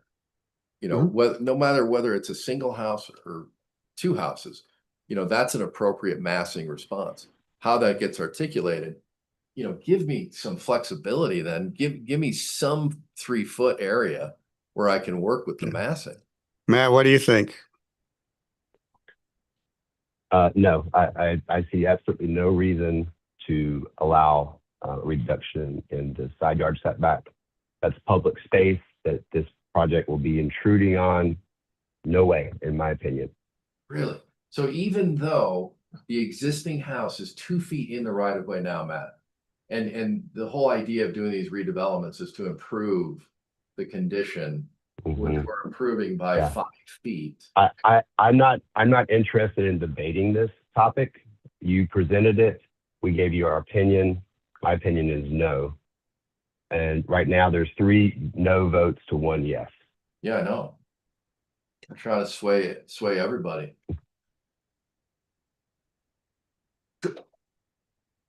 So my suggestion, unless the board has other topics that they want to bring up, is to me, it makes sense for the applicant to go to P&Z and see if the P&Z is going to allow a subdivision or not. And then they can come back to us with an application and we can review setback variance request, and we can review the shed relocation, and we can vote on all those things. Yep. Yeah, our preference would be to get through the HARC process on it. If the setback is majority no, we know that answer.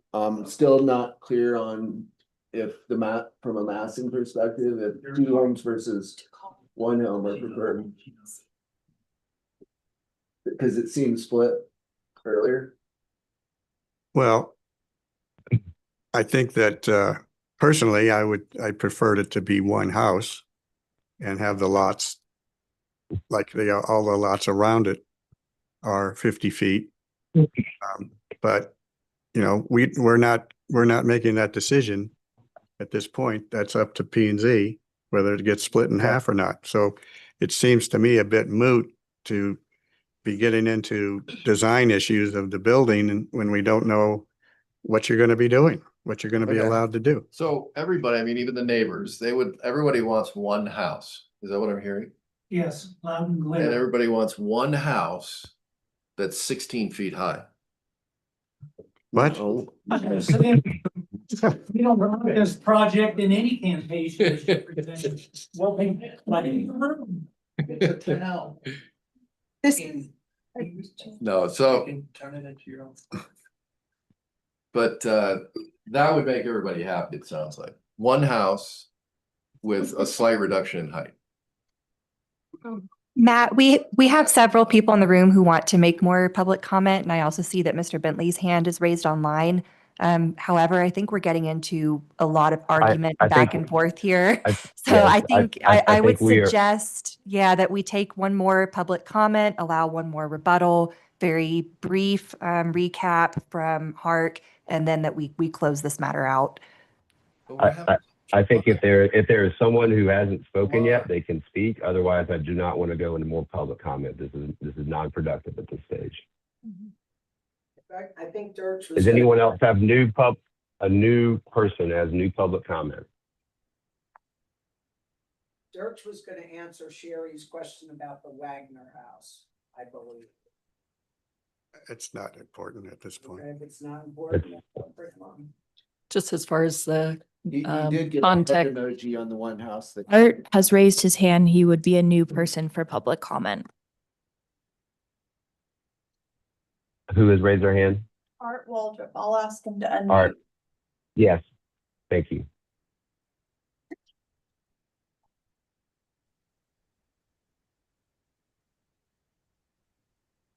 You're unmuted.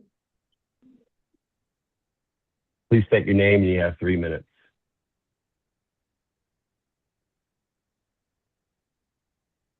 Art, if you can hear us, now's your time to chat. There were some problems with your.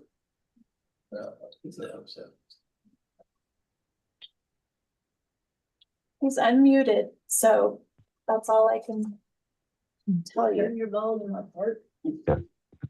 Okay. Does the HARC Commission have any other topics they would like to discuss? I don't. No, and Matt, I just wanted to say that I'm after giving further thought in regards to the historical shed relocation, I'm also okay with that. Within the context of everything else we talked about. You are, okay. So we've got, I think it's appropriate. Yeah. Okay.